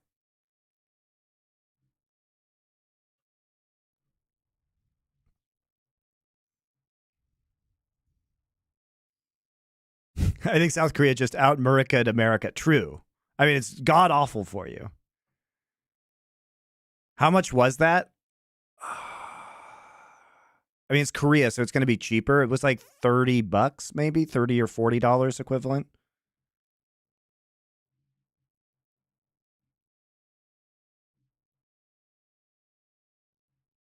Anyway, Papa John's The Box in Korea. There you go. It was delightful. Building some MR now, and you know, he's going to need it for Zeka, because Zeka is going Void Staff. Very likely to go Crypt Bloom as well. Yeah, it's a pretty good item choice. He goes for the Rookern, and then where does Papa John's ranks in chain pizza shops? Pretty high. Papa John's is good. Show the state of the game as well, that he goes for Rookern first when it's likely Doran that's going to be matching him, because he knows the real threat on Life Esports right now is the bird. And, ooh, Peanut on a bit of a flank angle here. Going to be spotted out by a few of his ex-teammates. Look at all the teleport wards Keen has, the observers are showing. He can come in at a crazy angle if Hanwha Life actually try to do anything. Like, he can teleport. How are Koreans not huge if that was the thing? Eric Eden asks. Well, they don't eat that all the time like Americans. They actually eat pretty healthy most of the time, so you can indulge from time to time. They also walk everywhere because it's a city with public transportation. There's the TP, but also they're going to have to contest with Canyon as well, who does have the smite. So they go for the turn. Tidal Wave. Bubble is good. On to Keen to deny that flank, and now the Sand Soldier's doing some work. Canyon takes a full culling, but he's pretty tanky, and who does have the smite. So they go for the turn. Tidal Wave. Tidal Wave onto Keen is not great here. You actually do need that for disengage later on, probably. But he's pretty tanky, and Peanut is just taking full damage here from Chovy, throwing abilities left, right. I think not having Tidal Wave is a pretty big problem for HLE now. I want to see him. You know, how much did Chovy do in that fight? Well, ask Doran, because he took most of it, as we can see. How often do people eat fast food? Too much, man. Too much. I mean, minions are getting. I think the other thing, guys, is that it's literally easier in Korea. It is cheaper to eat healthier Korean food than it is to eat fast food. Fast food is literally more expensive than just going to your local place and getting like a kimchi stew or something like that. So you don't eat fast food as much because it's actually just more expensive than healthier options. But he is just not going to last as long against a red-white Aphelios, so he has to hightail it out there. Zeka's never in position to put Sand Soldiers down and do damage there or look for an Emperor's Divide, and Gen G once again just went out on neutral with Keen. Yeah, he had to use Teleport, Chovy as well, but it's a big win for them, and all the while this Aphelios getting bigger and bigger. LDR on the way. This time you got to stick the landing. Yeah, well, it's another teleport to be used, this time on the side of Humble Life Esports. Doran was already here, and it is... Aphelios getting bigger and bigger. LDR on the way. This time you got to stick the landing. Yeah, well, it's another teleport to be used, this time on the side of Humble Life Esports. Doran was already It's a good Baron attempt. This is a good Baron. This is a good Baron because Aphelios is on the recall, and they know that Keen is bot side with no TP. And they have a pretty fast Baron with the Azir. 5 versus 4 at least for the next few moments. It's a good Baron by HLE. It's a good call. Oh, they mistime it though. They mistime the wave bubble. Fantastic, but he's still gonna make it in and take away the Baron. Oh, why? It's not going to happen. As now Keen finally Delight, why? Oh, it was so incredibly close. You knew the idea, you knew the theory, but in the end, Rel is just Rel. Oh God, now they've set themselves up a Sun Disc. But Gen G, they're just going to try and find what they can. Look at the long-range artillery of Pace, and also look at the dead Pace as he goes a little bit too far forward. It was very cute that he was able to go in there. I love America, USA #1. Yeah, that's reasonable. America has prevented all of Korea from becoming North Korea, for the last 70 years. Good guy, Americans. He drops out Effective military deterrent. But they couldn't do the damage. They couldn't rush it down in time, and Canyon still hits the Rel combo, still steals it away. At least they'll be able to get a Hextech Drake very likely from this well. I say that Hextech Portals, also going to say that Jin, they can get here to contest. It's back-to-back Hextech Rift. And that does just mean the rotational capabilities of your champions just a little bit higher. They just don't even get the Constellation Drake here, Atlas. They don't even get that. Look at how many tools are used to try to zone Canyon out. I mean, this tidal wave and the bubble especially, just amazing. And then... Dude, I can't handle this. Look at how many tools are used to try to zone. Why are we waving now? There's 5,000 HP left. I mean, this tidal wave and the... I mean, the tidal wave and the bubble are so good, but they're just too early. Just amazing. And then... And there we go. Q Smite. Classic. Also, did Sejuani not have Smite? It's going to make it very easy to play that way. I have to go back because sometimes you get trolled by... No, Sejuani had Smite. You get trolled by replay UI being wrong. Peanut is just taking full damage here from... We can see. He teleported, so... Neutral is Keen. Union get in here, and he is going to be pushed away. Bubble. It's fantastic, but he's... All right, what can you do? But he's still... All right, what can you do? Just Rel things. Take away the Baron. Doran trying to get some work done now, but you can see it's not going to happen as now Keen finally makes it to the fight. Oh, it was so incredibly close. You knew the idea, you knew the theory, but in the end, Rel is just Rel. Oh God, now they've set themselves up a Sun. Did Nami think that he would turn instead of finish? No, the call was to finish. I think Delight just saw. So here's the issue. Okay, Delight sees. 5 versus 4 at least for the next Delight sees them all in this choke point. I mean, it looks like a great Nami wave, right? They're all clumped up. You can get the wave. He walks up. You can get the. He puts the bubble down. It's really well played. And the thing is, if they get closer, Wave doesn't push them back, so the Rel is still in Smite range. But the thing about Rel is it's not a 50-50 with Rel. It would actually be better if Rel was in Smite range, but CC'd so Rel can't Q, right? So then it's a true 50-50. If you let Rel walk in, it's just not a 50-50 if she's not CC'd, right? The other thing is that Azir could just come in and use ult here to push Rel out. Right? This is actually Zeka just not being aggressive about the way he's playing this. because you have to prevent the rel from getting into the pit. So this is a good delay, right? The call is to finish. 4,000 HP. You hit the bubble onto the rel, and you're like, okay, maybe we can finish, maybe we can finish. But as soon as this comes in, you have to have Zeka. You have to have Zeka ult the rel out, right? His shifting sands should be up. So really, if anybody trolls that, it's kind of Zeka, frankly. It's not going to happen as now Keen finally makes it to the fight. Oh, it was so incredibly close. That's my take. Idea, you knew the theory, but in the end, Rel is just Rel. Oh God, now they've set themselves up a Sun Disc, but Gen G, they're just going to try and find what they can. Look at the long-range artillery of Pace, and also Pace controls that though. Pace. He goes a little bit too far forward. He flashed for very cute that. that he was able to go in there and get that kill, but it will cost him his life. But they get the Baron, which is the bigger story here. And they did it without Keen. As you mentioned, he teleported, he showed bottom. It was a good call from Hanwha Life by all rights, and Delight played it right. He drops out the tidal wave, he hits the bubble, but they couldn't do the damage. They couldn't rush it down in time, and Canyon still hits the rel combo, still steals it away. At least they'll be able to get a Hextech Drake very likely from this well. I say that Hextech Portals, also going to say that Jin, they can get here to contest. It's back-to-back Hextech rounds. And that does just mean the rotational came out. I mean, this tidal wave and the bubble is so good. But the timing was, I mean, the thing is that timing doesn't necessarily exist. Because if he waits until it gets lower, they're further into the pit, Canyon's in range. But like I said, the best sequence of play here is for Zeka to shifting sands. He has flash. Don't ignore this. This is not real. He has flash in this situation. He also has ult up.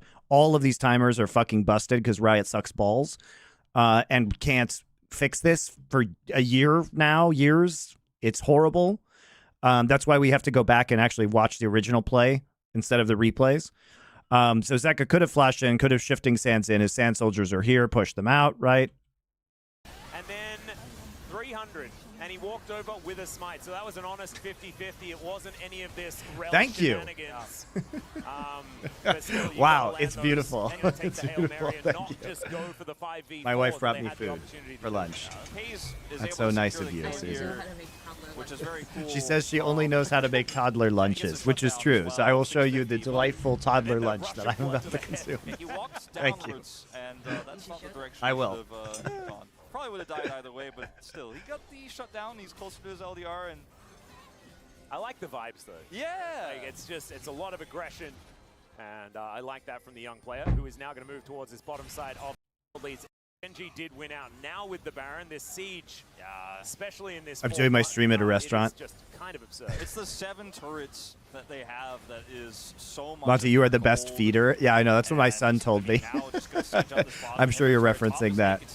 Yeah, ulti is going to connect onto Canyon. That gets the ult. My son, I do like 95% of the cooking in my house, and my son didn't know the word for chef or like cook, so he just said, "Dad, you're the best feeder." Far more respectable as it does tick down. So Zeka it cut me real deep, guys. It cut me real deep. Opportunity to have the Azir game, right? He's got Crypt Bloom now completed. He had Leandri super early. He is so large, right? Chovy is caught up significantly in gold, actually also on 3 items right now, has his Crypt Bloom and his Horizon focus. But Zeka has not been able to have an impact in team fights just simply because the team fights haven't been straight up 5v5s. They've been an attempted Baron Hail Mary. They've been some posturing, right? Or a fight in a 4v1, right? I know, I got roasted by a toddler. He hasn't been able to do in 5v5s what this, now 3-item Azir is capable of doing. And if Gen G just continue to scale up with this Paze now as 3 items LDR, then I feel like his opportunities are kind of dwindling in terms of popping off as Azir, right? Because there's just so much to cut through. He has to deal with Jax, he has to deal with the Sejuani, and I don't know if the fact that he got 4 kills in this game will actually be relevant when the Nexus falls. If they don't make something happen on this next Dragon fight, I mean, I think that, or Baron potentially, if they can get the prio to actually start it up a second time here. And I mean, we've been saying Hilly's this for a while, son's but first words. Chovy did so much more, That's obviously, funny. when he has the ability to just free fire from long range than what Azir can do when he's being chased away because he just tried to hold Baron aggro and try to secure it. like you say, like Genji have been holding them at arm's length, trying to go for these position wars rather than too much else. And in that, Chovy just outranges, right? Yeah, just exactly. keeps fishing for these abilities over and over again as soon as they're up and available. And he has too many of them, to be quite frank with you, because he's Hwei, who just has a billion buttons that he can press. I know, you know, it's still about as many abilities, but the fact that he has so much flexibility in which ones he has utility that Zero also has some utility too, right? But you know, often it's being used to stop. What's my all-time all-feeder team? yeah, or just like I don't know. I have to think about that I don't one. want to do that in this case either. Unless Pays makes a mistake, right? Or if you can catch Chovy unawares, but Chovy is just versus Keen is a tough one still. He actually I mean, this game was very winnable for Hanwha until the fucking Baron. Now we're just going to kill Azir on the side lane, so Zeka's Azir does nothing. In a whole host of trouble. We'll get sped up momentarily by Goliath, but Pays still just going to be able to boost forward with his Ghost and collects himself the Sejuani. I mean, now this is with Zeka dead, you can't defend, and these are going to be inhibitors that are going to fall down. Viper flashless now. Yes, I've seen the KT Nongshim game. You're talking about the Rammus game. You'll absolutely take the 80 carry that's super low range, doesn't have flash anymore, and yeah, you're not going to have flash to contest Baron or look for a steal, but you don't need the steal. You're the one who's got Baron control, and that is... He was just trying to side chasing him down, and then it turned into... All right, so second Baron into Soul Point. I think going for a fight and actually trying to make this one a little bit more honest without the dragon distracting them would be a good idea still. They're going to look for it as now Canyon moves in. I love Rel. Really fast. There's a decent ulti from Peanut as they do also get the tidal wave. Okay, he gets it again because he's fucking Rel. Canyon has found himself the Drake. And yeah, Doran's just in the bounce. All right, that's it. Game's over. Genji. Game is over. Now we're going to do Fnatic versus Mad Lions Koi, which I hear is a real banger, guys. It's a real banger. Who has a match to play tomorrow, but Genji, very clean gameplay in terms of getting this Jax ahead and just running around the map. It doesn't matter that Zeka was fed. He got to do nothing this game. That was absolutely... All right, here we go. Back into the LEC.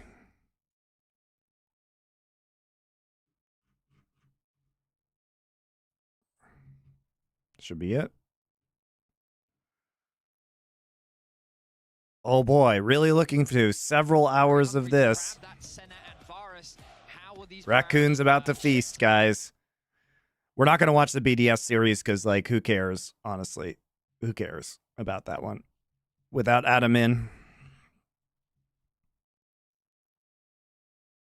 Okay, Raccoons, prepare yourselves. I'm going to go pee, and then I will be back. But first, you can see how my wife makes toddler food. So look, she made me a sandwich. Oops, its eye fell down. She made me a grilled cheese sandwich that is shaped like a monster with blueberry eyes.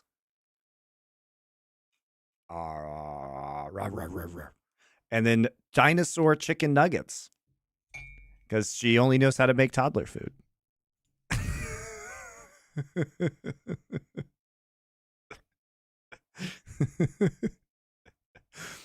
So there we go. This is what happens when I don't cook, guys. This is what happens when I don't cook.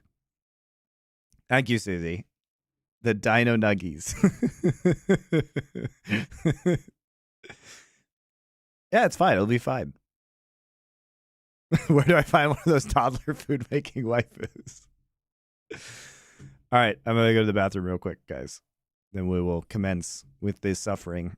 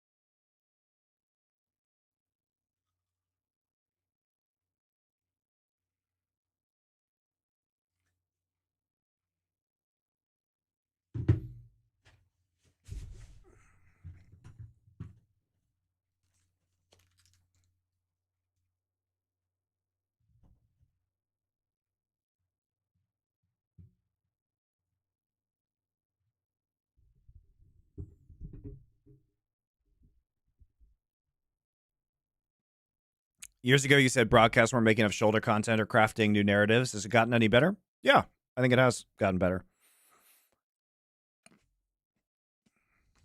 But unfortunately, Riot's cut all their budgets. They like fired all their podcast producers for The Dive and Euphoria.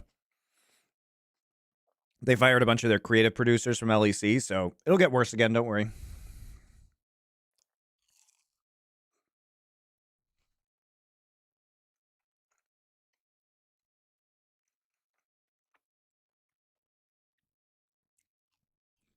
Did you play League before starting to cast it? Yeah, I've been playing since closed beta.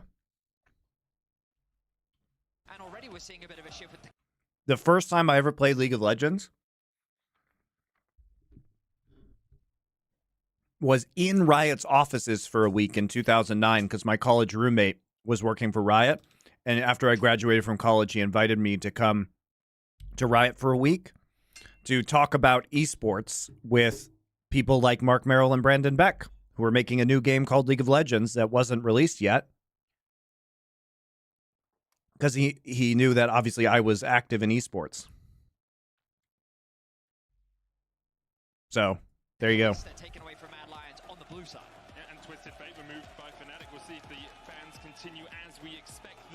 So hilariously, I was probably the first person that anybody at Riot had ever actually seriously had esports conversations with.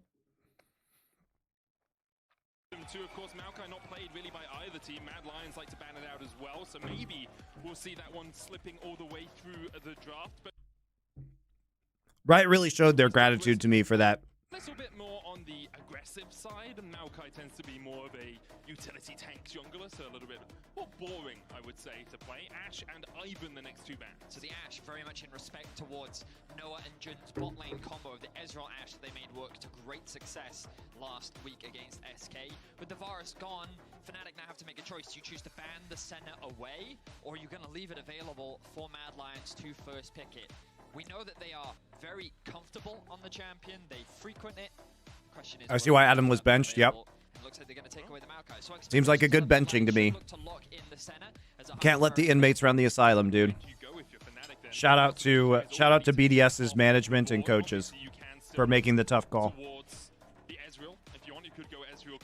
But you can't let psycho players dictate your team, hold you hostage. So far in playoffs, he's only shown as the Varus, the Senna, and the Ezreal. Do they want to try and answer with an Ezreal of their own? With the brand, something that both these teams often like to, well, I say like to, have typically had banned away from them to prioritize that.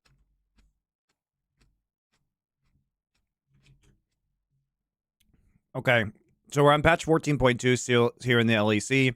Twisted Fate's a little bit of an interesting one to be banning out. But, you know, Merwin has flexibility. We've seen a top lane over on G2 as well. 3 ADC bans here. Supa probably going to, I mean, he's going to first pick the Senna.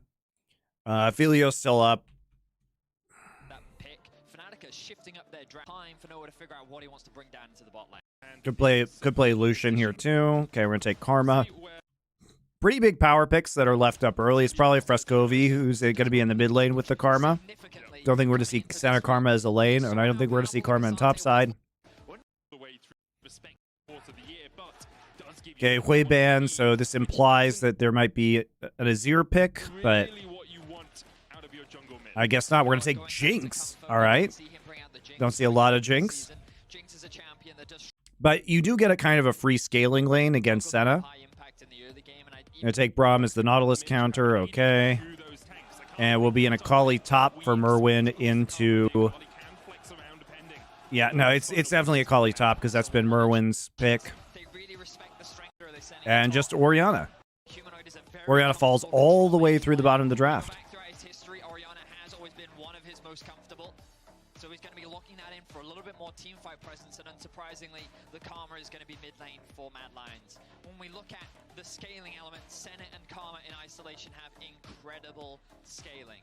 Great poke, great range. You're very reliant on Elyoya to be your engage. Yeah, Danny and I agree. Riot would not have hired Cajal if they knew this was going to be the result. This is the nightmare scenario for Riot. You know, they don't want Taric, the equivalent of Taric in League of Legends. Because he takes up...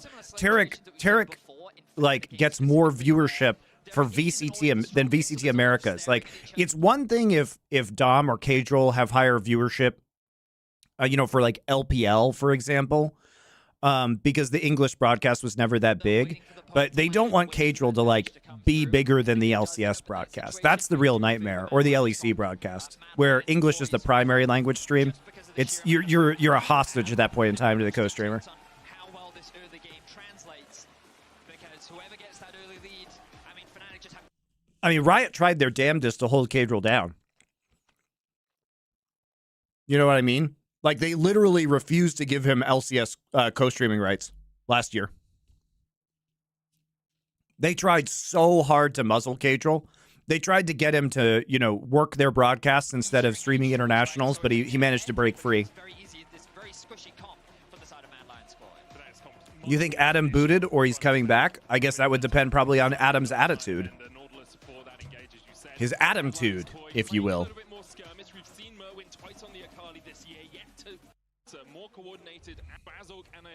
I think it entirely depends on whether this is a wake-up call for him. I think Razork, especially recently, has been performing incredibly well. And Elioya, with this new look Mad Lions Koi lineup, has really been showing his caliber as a leader in the team. Sure, and bot lane is what we need to look at very early on. We heard Gobo talking a little bit about it on the desk. Both of these junglers love to try and enable their bot lane in the early game. We've been seeing it pretty consistently throughout playoffs, where they do that. Ebuy was like 180k viewers during Mad versus BDS. Yeah. Nightmare, thanks for a Twitch Prime sub. But Ebuy, the difference with Ebuy is that Ebuy is bringing, he's in an alternate language, and he's bringing fans that wouldn't otherwise exist. Cadril, most of Cadril's fans, I think, would probably be watching the main broadcast. You know, certainly Cadril brings a bunch of people who wouldn't watch the main broadcast, right? But I think a lot of the people would just be watching the English broadcast if Cadril wasn't there. Surprised to see this brand start on Raptors and then actually path towards bot side of the map. We'll see what decision. Matty, man, you're in the hospital? Get better, man. With that level 3. Razork will be running a little bit of ability X in his runes. As we see Thank you for your modding during your convalescence. Aftershock didn't really help him out too much in that, but as I was saying, Razork, you'll run a little bit of ability X in your runes as the brand, because you can get your passive on camps with only 2 spells. If you use your Q first, your Seer, wait 4 seconds, use Pillar of Flame, your Seer will then be back up in time to use it again, and you'll get your passive down. So we'll see Razork here, we'll wait for that Q, comes back up, and there's the passive. It's a tiny little brand jungle tech. Every good brand jungle knows it, but it's one of those small things that if you mess up, you really feel the pain of it in the jungle. And look at this pathing from Razork. We talked about how we expected this Raptor into bot side path. So Dr. Polo, thank you. Been watching since the OGN Season 2 days. Awesome. Looking for a skirmish, trying to leverage their range and power.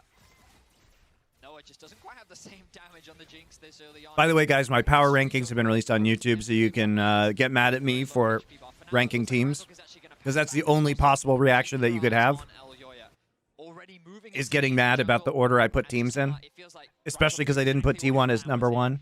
So you can get extra butt mad about that. Kyriel, thank you for your Twitch Prime sub.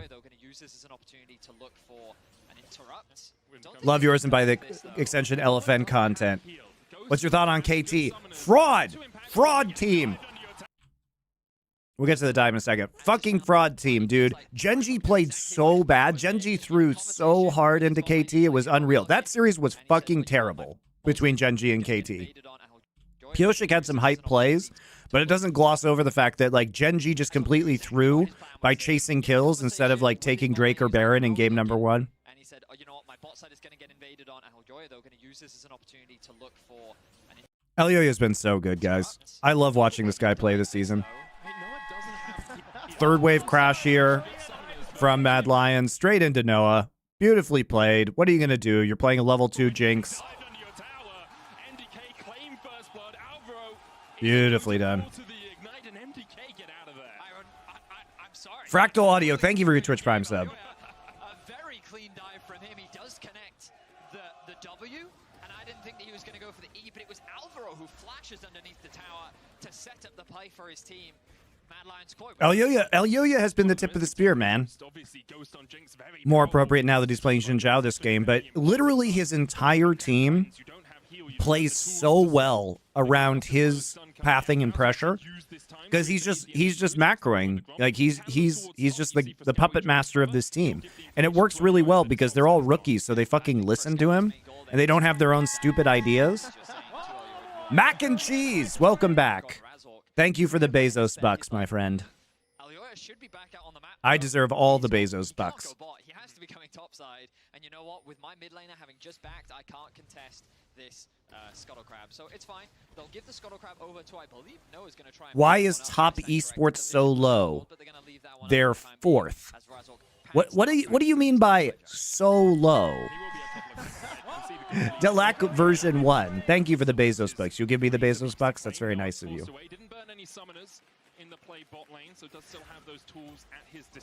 You guys are crazy. I deeply apologize for only putting top esports as the 4th best team in the world. Dude, they almost got bopped by Weibo. It took 369 with the hero rumble play not to lose game 2.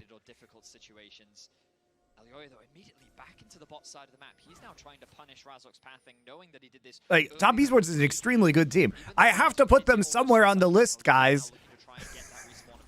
What do you think they should be? I mean, top 5 is like world's contenders.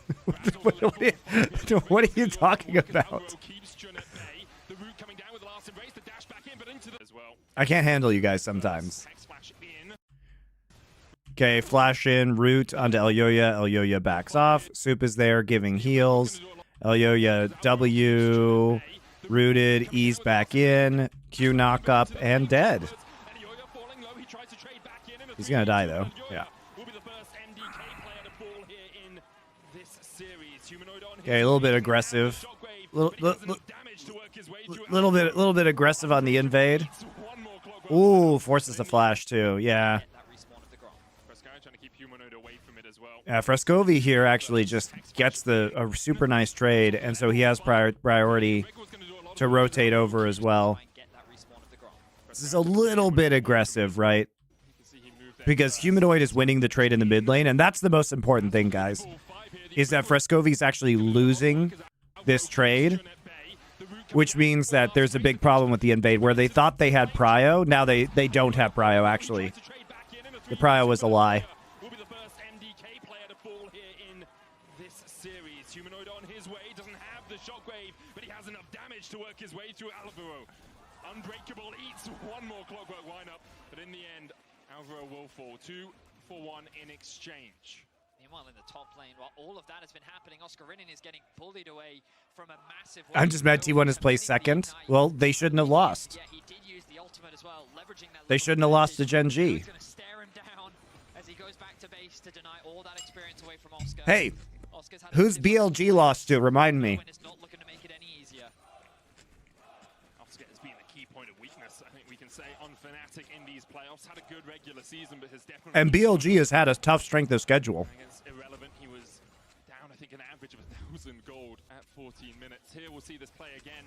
Elyoya looking for that Gromp invade, but Razork is here to answer. You got to remember that even with the brand having these level advantages, those cooldowns very long this early on into the game, but also Braum able to mitigate a lot of the damage. It's only really when Elyoya goes to the re-engage that there's this opportunity. Mad Lions reminds me of KT Bullets. You mean KT Arrows, the Cacao roster?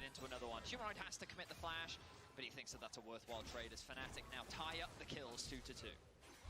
Getting Super's flash out as well means that he can't be as aggressive. I mean, except they have got Frescovi instead of Rookie.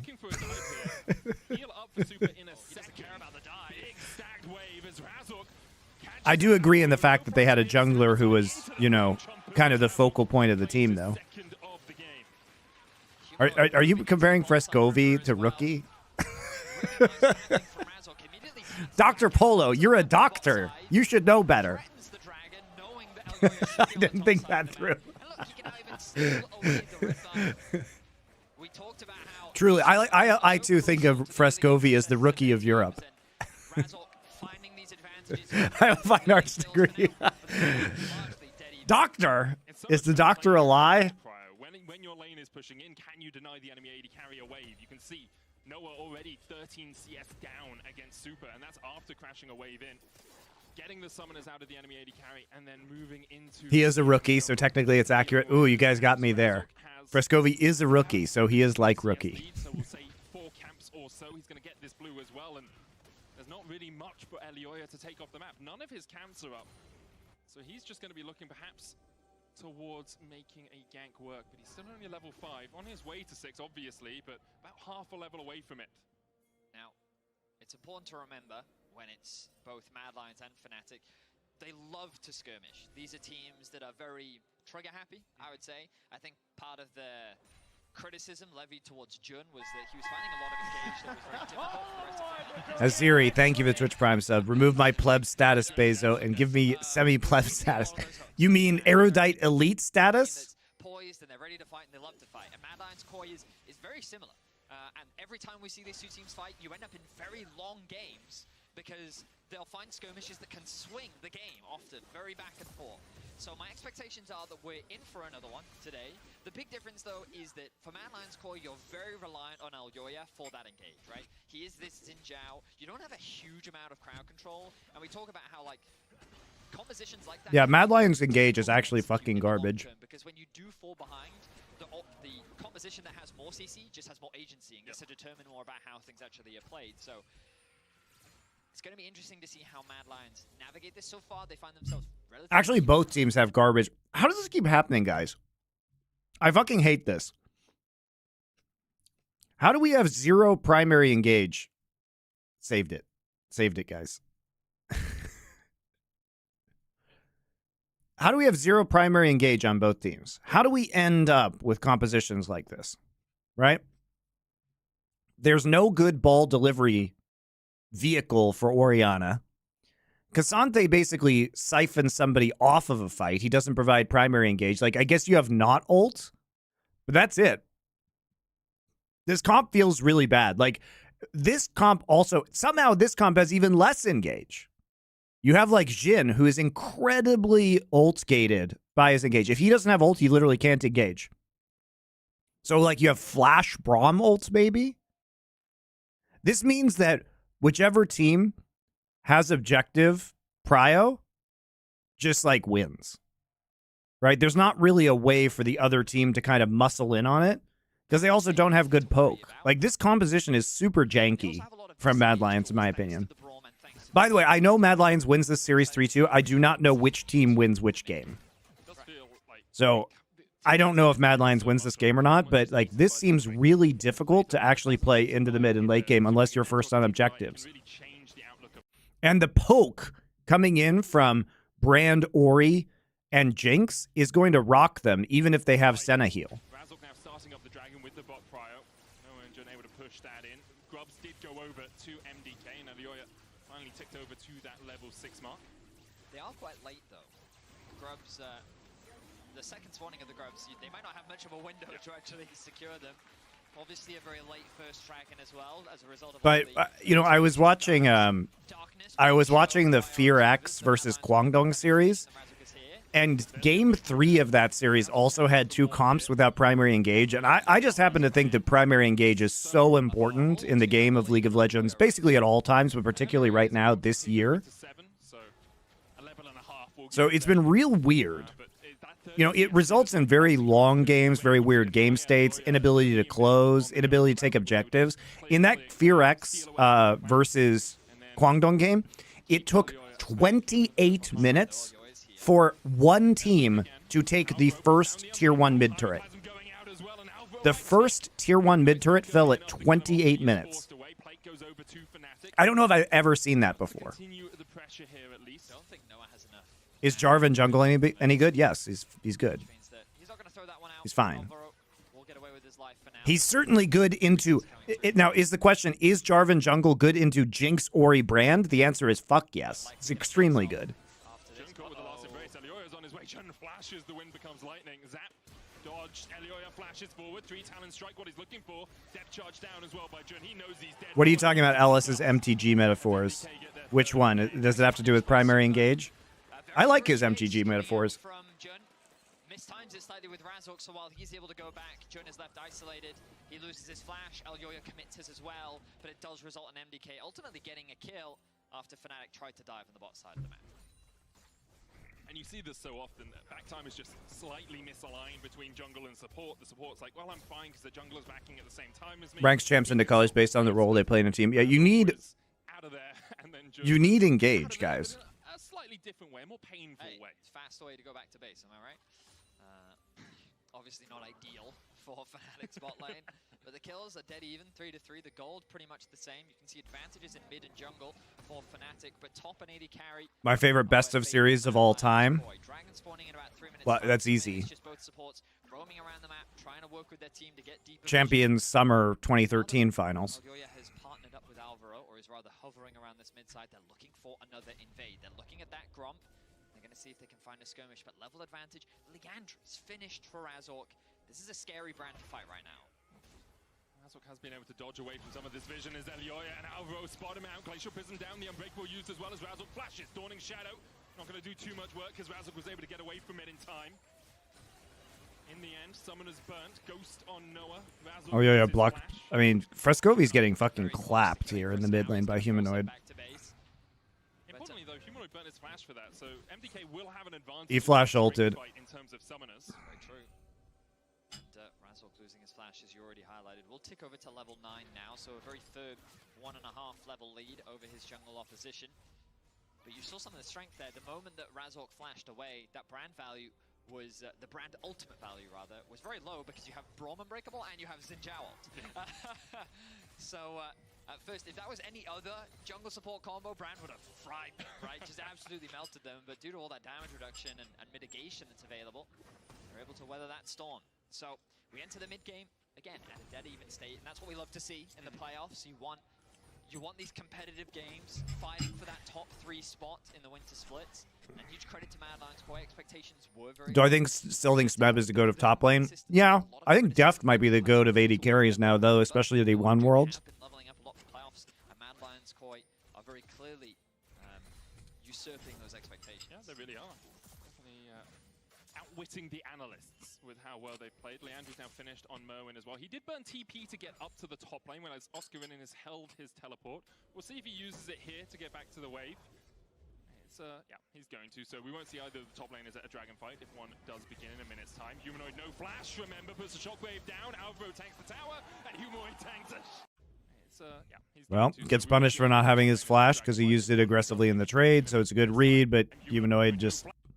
Remember, puts the shockwave down. Alvaro tanks the tower, and Humanoid tanks it. Nice read. Elyoya's pathing has been so good for the most part, guys. Elyoya really is fucking good. Not getting the kill. That's exactly what happens. Really nice dive. Well executed. Alvaro, again, the one that takes that initial tower aggro, can tank up so much, largely because of the Guardian. The Unbreakable helping with the additional resistances of your W, and then Elyoya and Frescari just providing the damage to get that kill. I'm surprised nobody's posted my my power rankings on Reddit yet for them to be downvoted into oblivion. Jun yet to complete his support item, whereas Alvaro has his. That Solstice Slay definitely going to help in a fight that may begin. Top 3 junglers for EU this split. Well, Yike certainly up there. Around this blue side. I think Elyoya might be number 1, honestly.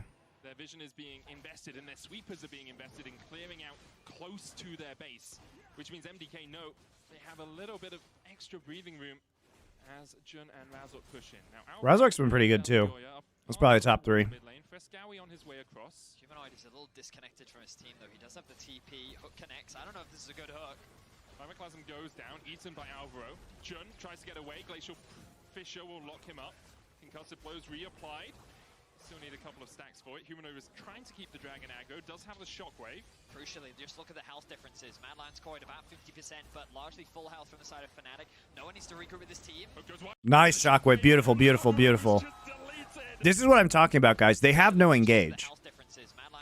I mean, look at this. They have no engage. Like, their engage is Elyoya ulting, basically. But he gets caught out by the shockwave because before he can ult.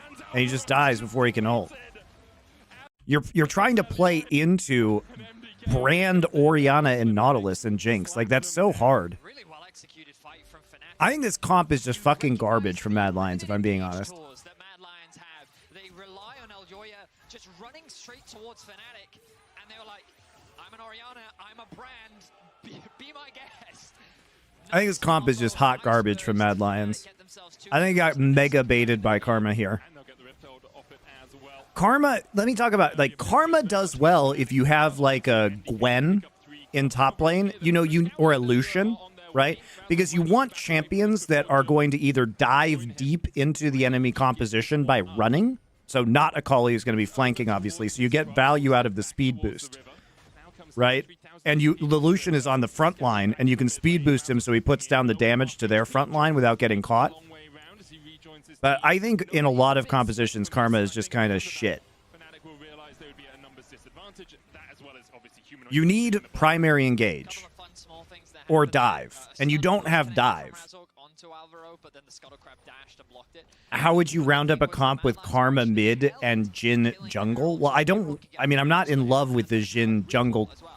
You need a top laner or support that offers primary engage. I would rather see Sejuani, Karma, Lucian, right? And again, it just represents some of the weaknesses of Mad Lions comp, where their engage options aren't that easy to execute. And when Fnatic are first to the objective, especially when they have a health advantage. So, like, they're already at 2 Drakes, too. How do you ever fight Drake at this point in time?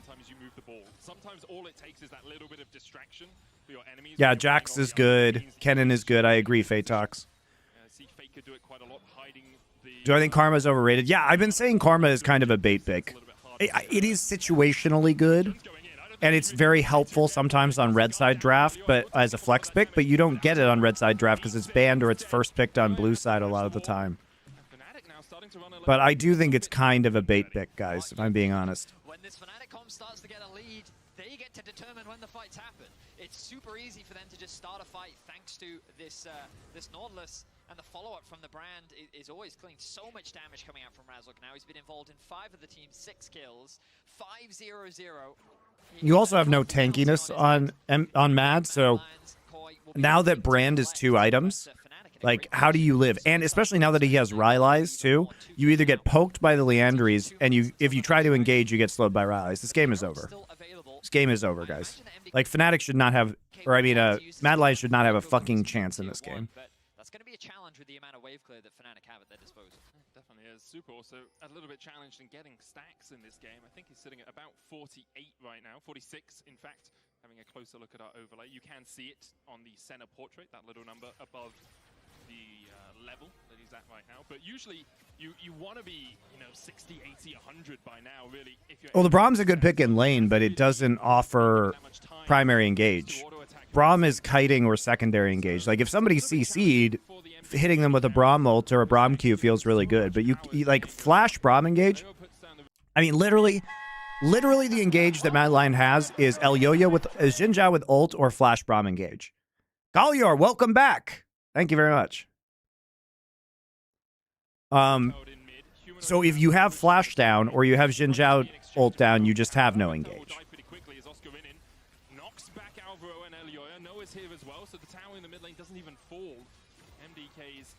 I just hate these kind of comps, dude. I fucking hate them. I think they're so bad. Maybe this is my bias, guys, but I feel like I don't like either of these team comps, but the thing is, at least Fnatic has objective priority and a range advantage. So they can poke better, and they can punish Mad Lions walking into an objective. But neither team has a good source of primary engage.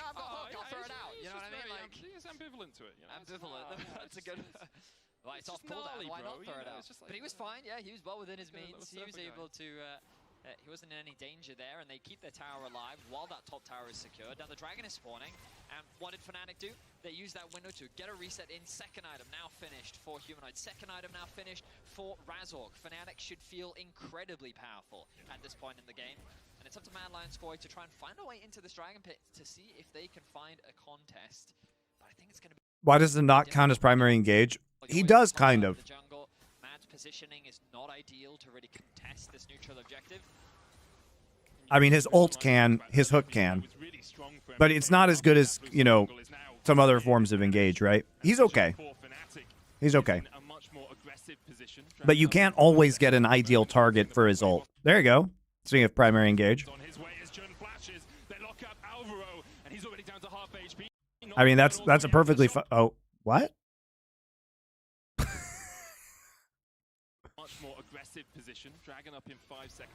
I mean, you can see the poke coming down. Like, they're super good at abusing the situation. Shockwave brings him back in, and he's killed, right?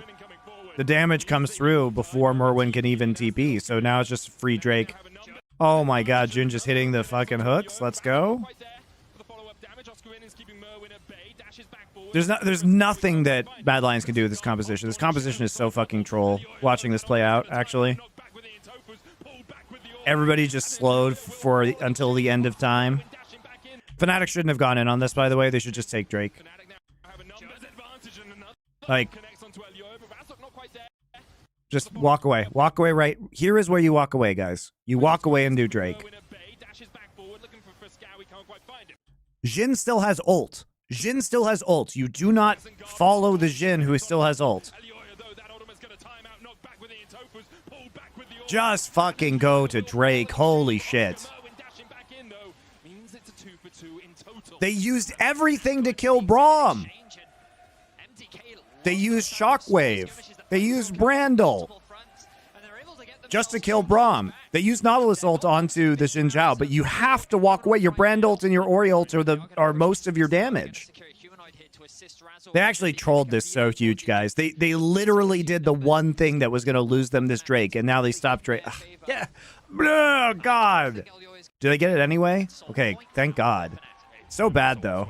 With a Jinx that's so powerful. I'd love to see how much work Pascawi does in this fight. Karma very overlooked at times in fights like this. Okay, fine.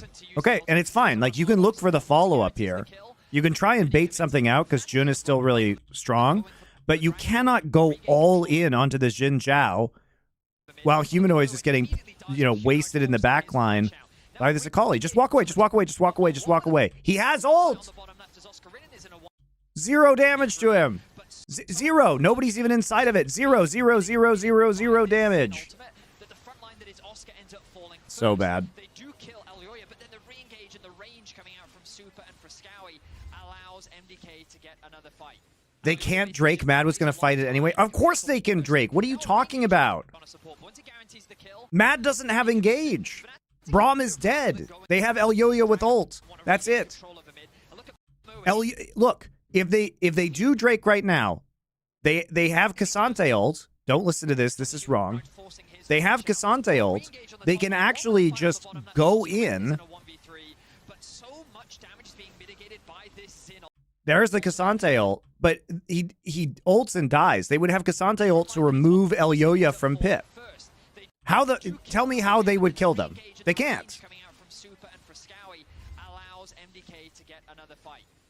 Basically just buys a lot of time compared to what Oscarinin can do to allow. They absolutely can just turn 5v4 onto Drake.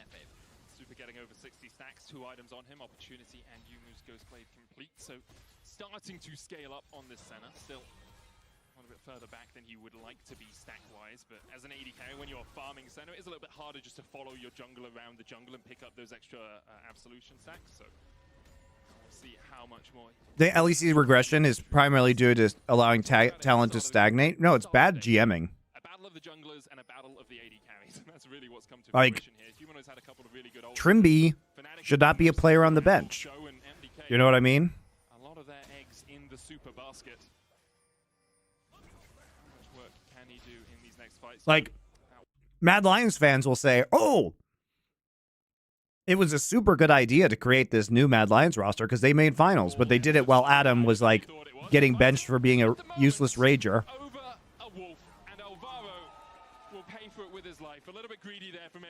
And Mad Lions does look good, like legit. I think Mad Lions is a pretty good team, but they shouldn't be in the European finals. Carmine Corp was having bizarre loyalty to a kind of mediocre roster. Like, Seiken should be kicked from that team. Targamas should be kicked from that team. The only reason they're not is because they have loyalty. That's not what sports are about, guys. It's about performance. So we have nationalism creating weird loyalty, both in Mad Lions and in Carmine Corp. And then we have bad jamming. As the Baron goes down to 2,900. Dawning Shadow out. Razork forced out of the back of the pit. He's looking for a little bit more damage. His Moen's already killed off Humanoid, but Oscar and gets him. The smite comes out and it's... Also, frankly, bad player decisions. Like, why is Larson signing multi-year deals with Rogue when he could be on a better team? Imagine if Larson was on Mad Lions, man. Or he was on Carmine Corp. Even though they're a man down. Great target priority and a bit of chaos coming out from Fnatic. Look at this, Jun throws out the hook, doesn't connect it onto Oyoya. Oscarinin is zoning on the left, or the Karma and the Super are just poking away at them from the back. Their range is what they're taking advantage of right now, and they play it very well. Huge credit to Merwin taking out Humanoid. So much of the damage disappears, and then because Fnatic is in Also, away at them from the back, very good steal. Stealing very cool. So right here, just outrageous. I cannot believe Mad Lions is going to win this game, guys. I cannot believe it.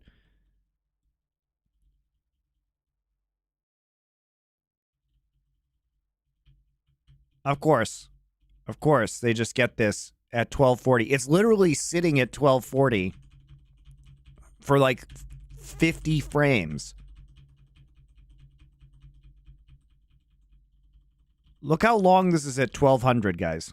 Well, huge credit to Merwin taking out Humanoid. So much of the damage disappears, and then because Fnatic is indecisive about turning or finishing the Baron, is what This might Oscar winning, keeping Merwin at bay as the Baron goes down to 2,900. Dawning Shadow out. Razork. I mean, again, they don't have critical ults, Fnatic, right? Because they kill the Braum again.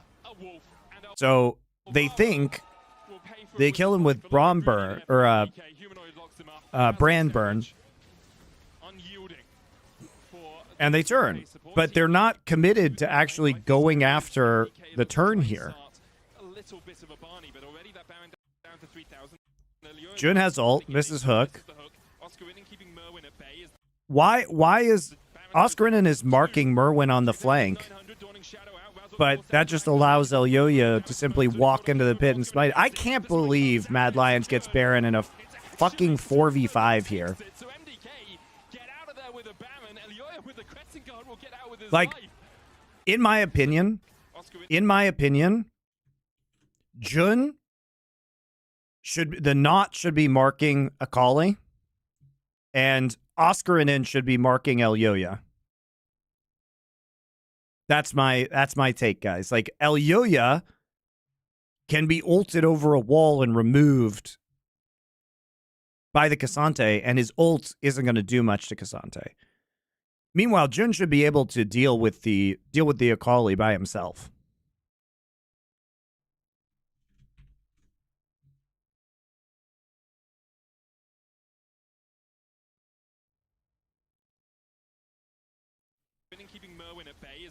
Not gets one shot? I don't think so. What are his items? He has Locket. It's off cooldown. Like, I would assume that he can at least get an auto ult off before he dies. Maybe I'm wrong. Maybe he does get one shot. He's 5 levels down, so maybe. He doesn't have a lot of MR. Maybe that's true. But regardless, I think you have to have the Cassante onto Elyoya.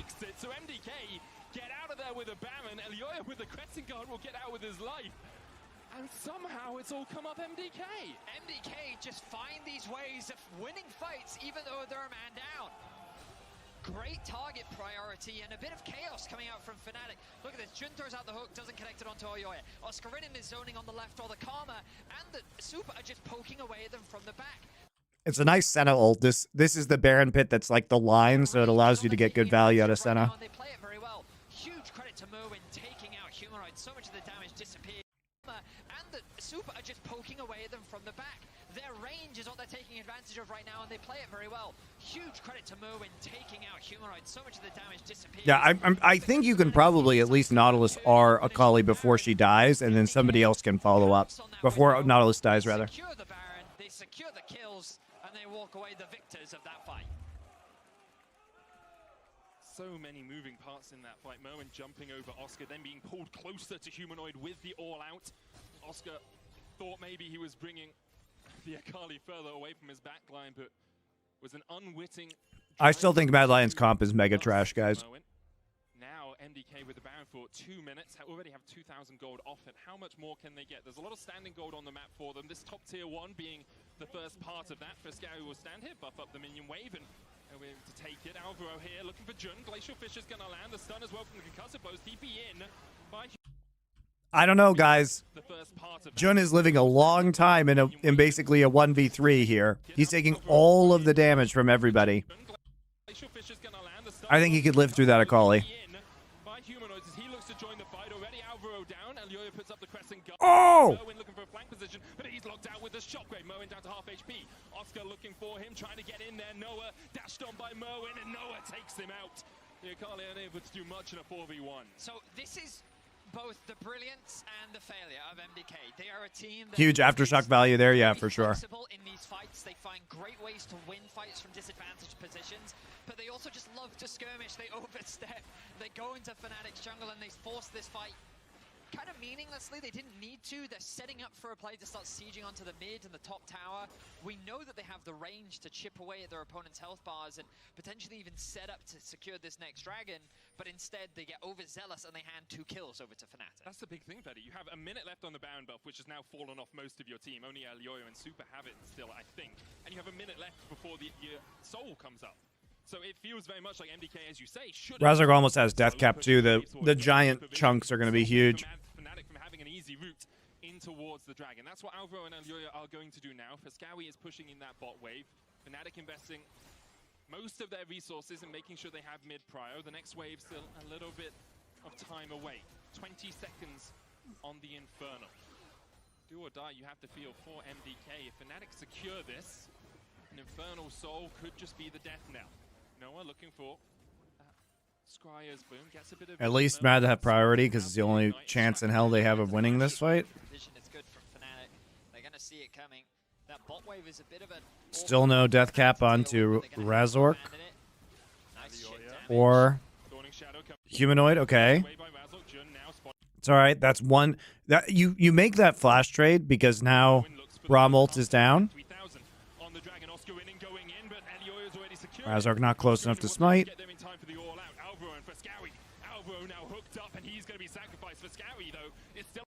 Nice job from Oscarinin. Yep. Okay. MDK lose 1, get the Drake. Razork trying to keep Merwin at bay. The perfect execution in though, and Razork should just be deleted here by Merwin, and he gets 2 in the middle of it. Merwin, oh my god. Oscarinin now chased away. Jun low. Noah trying to open up. Razork able to dodge away for a long time. Just kidding, guys. Ulting the Karma with Cassante was not worth because Razork's just alone by himself. And Merwin goes in and just cues everybody.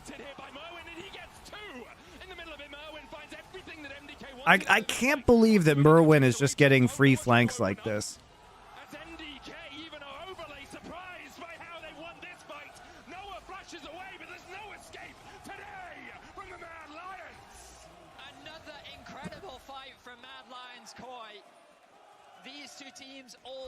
Speaking of some motherfuckers always trying to ice skate uphill, that's Bad Lions with this composition, dude. But Fnatic just can't mark the Akali. In that bot lane tri-bush, MDK would just sacrifice him, but Merwin finds so much. Getting the flash from Razork was huge because it forces him away from the fight and he becomes very skeptical. But this is, like I said, guys, when you don't have a form of primary engage, this is what happens around objectives. Whoever is on it first and who can kite better has the opportunity. Jun uses hook here, so now they don't have engage. It forces him away from the fight, and he becomes very skeptical about trying to contest. Now, Fnatic realize that Merwin, And you don't have engage on the chase either. So they can convert this into a winning position. But the presence of Merwin is strong. Fnatic can't quite close down onto anyone from MDK. They're leveraging their range as much as they can. In this scenario, Jun has to stay with Razork. Somebody has to get the CC down. Away at the HP bars, and then presence of Merwin. Jun now spotting Merwin looks for When was Jun's ult used? wrong side of the rift here, really. Alvaro able to dodge away for a long time. Eventually, he will fall to Oscar. MDK lose one. Jun has ult this entire time. The perfect execution in though, and Razork should just be deleted here by Merwin, and he gets two in the middle of it. MDK Jun dies with ult up. Get the Drake. Razork trying to keep Merwin at bay. The perfect execution in though, and Razork should just be deleted here by Merwin, and he gets two. Get me out, dude. Get me out. This game is so bad. MDK would just sacrifice him, but Merwin finds so much. He used on Akali? No. Should just be deleted here by Merwin, and he gets two in the middle of it. Merwin finds Did he use it? Did he use it as Akali was dying?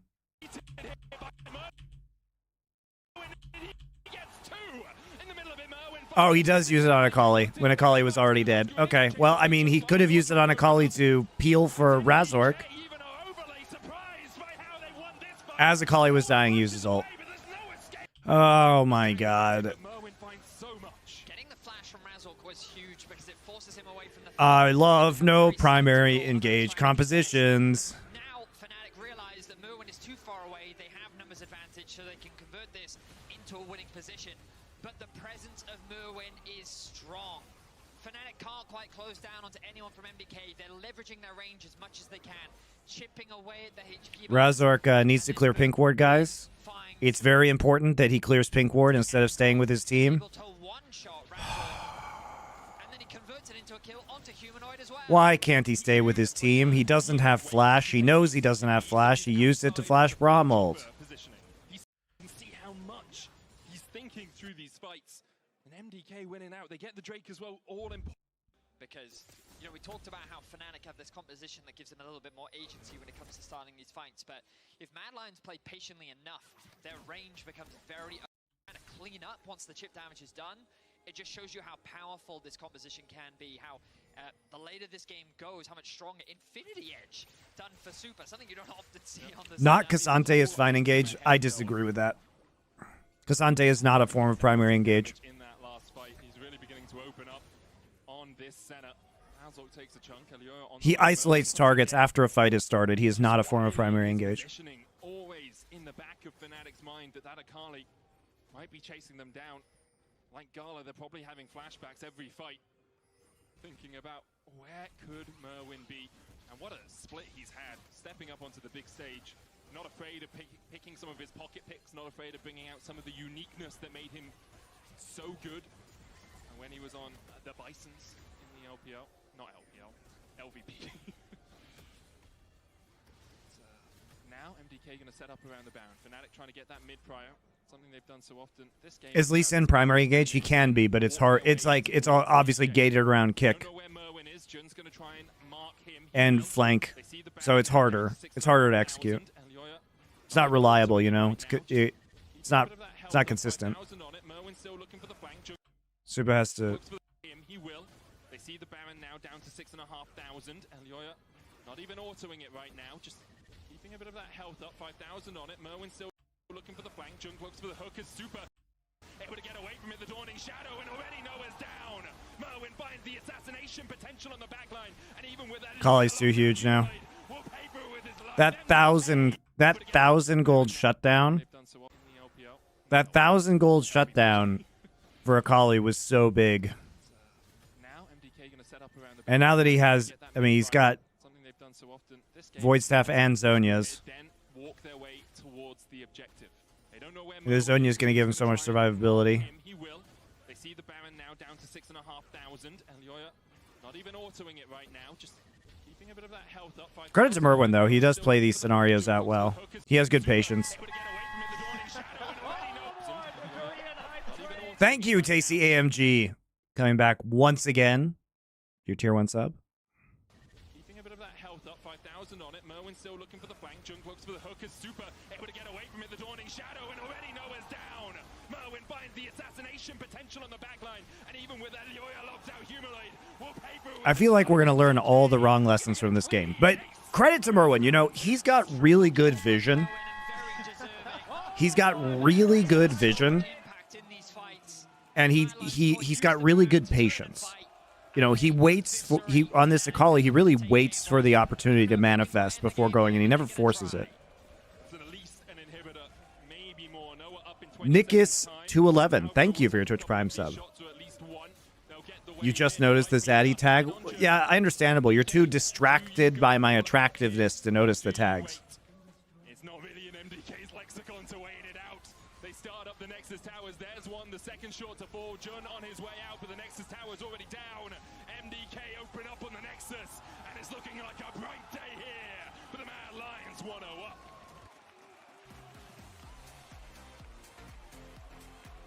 An impressive game from Mad Lions Koi. Merwin could have been a decent mid laner. He might be, hot take, he might be a better mid laner than Frescovi. He might be. Are we sure he's not?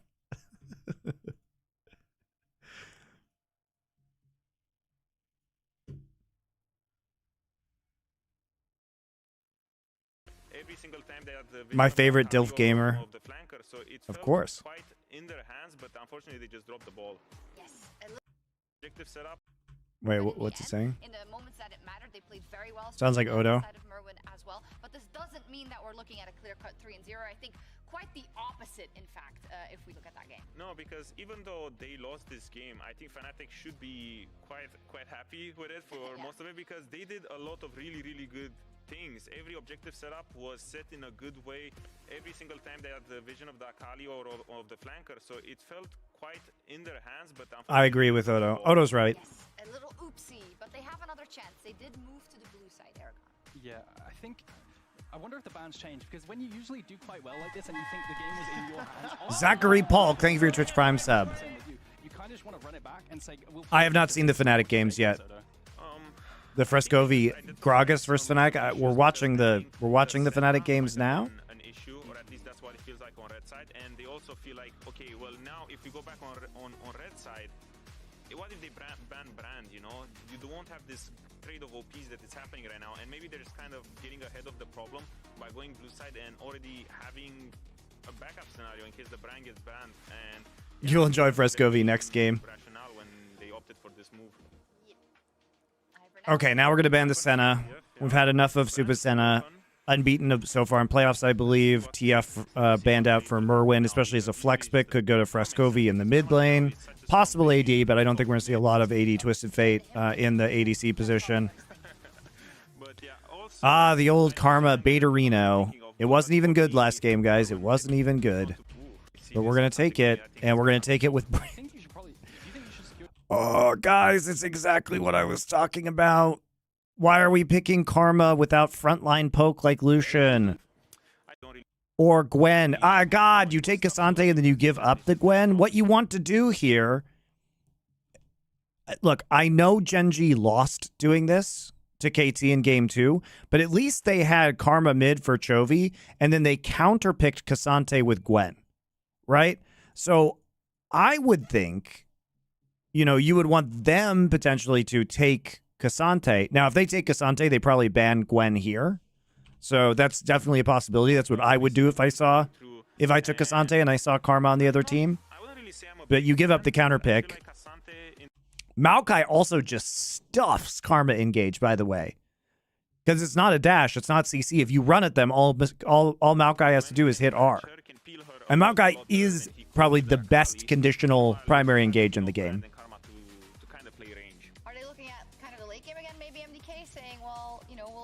Yeah, Maokai is fucking amazing.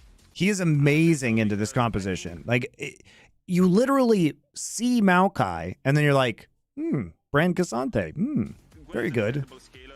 It's not good. And Maokai kind of has all your bases covered. Really strong support, really strong jungle, and will provide the objective setup. So I feel like they're not really scared of going late game, but I also feel like maybe they don't have enough power in the early game.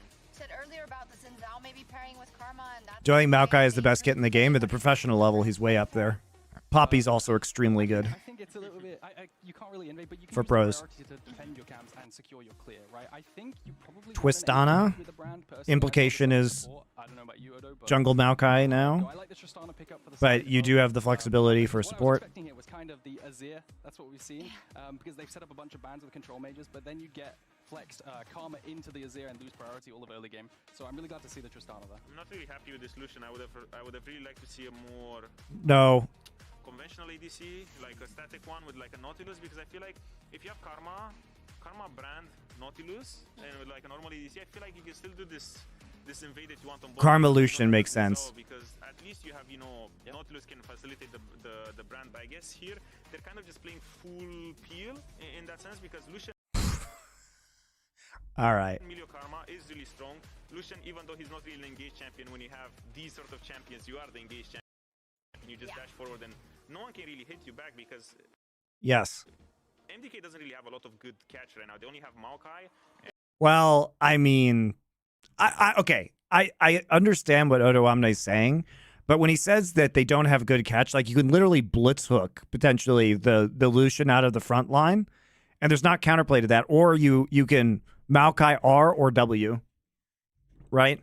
So I think in this draft, okay, so you get the counter pick with the Gwen in the top side. You have extremely strong engage with Maokai, Blitzcrank, potentially, right? You have potentially a very strong kill lane as long as Elyoya is playing around bot side. With the Blitzcrank, you can counteract some of the Tristana pressure in the mid lane.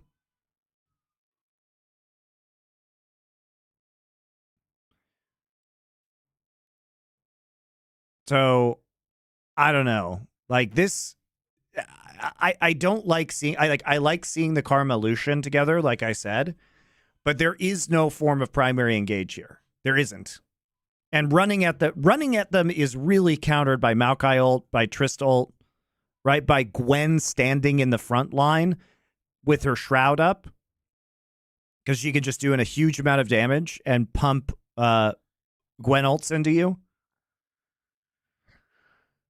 I think this is not good. I do not like this Fnatic composition.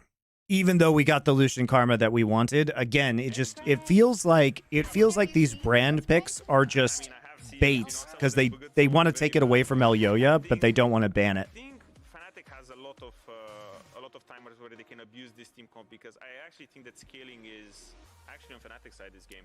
Aragon, what do you think? What's your prediction based on the draft? I agree with you. I think scaling's also on the Fnatic side. I think the Blitzcrank could be a wild card, though. You do have Cassandra W to tank up the hooks, but the rest of the team, if they get hooked, they're kind of just dead. So I kind of Blitzcrank agree. is very strong here. The Blitzcrank's a wild card. It is a wild card. It just depends on whether you can win lane hard enough without dying versus the Blitz. What happened to the Talia picks? I don't fucking know, man. Talia's broken right now. Talia's incredibly good. Everybody's just getting baited by Karma. I think Karma Brand is such a dog shit combo. Lucian is done in the past. Yeah. With the arc and all that jazz, you know. Obviously. Dude, am I just gonna have to watch Fnatic play 5 games of 0 engage or minimal engage? Obviously, Karma and Melio buffing up Lucian can do a lot of work for you later. Full tank in Maokai with Blitzcrank allowing the opportunity for like picks and basically chaos in a fight, right? But the way in which MDK start a fight, you press R.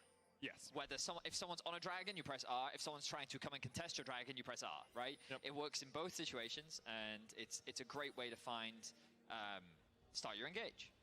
You can also have Merwin find flanks. He's really good at that, if anyone was watching Game 1. And just threaten the backline, right?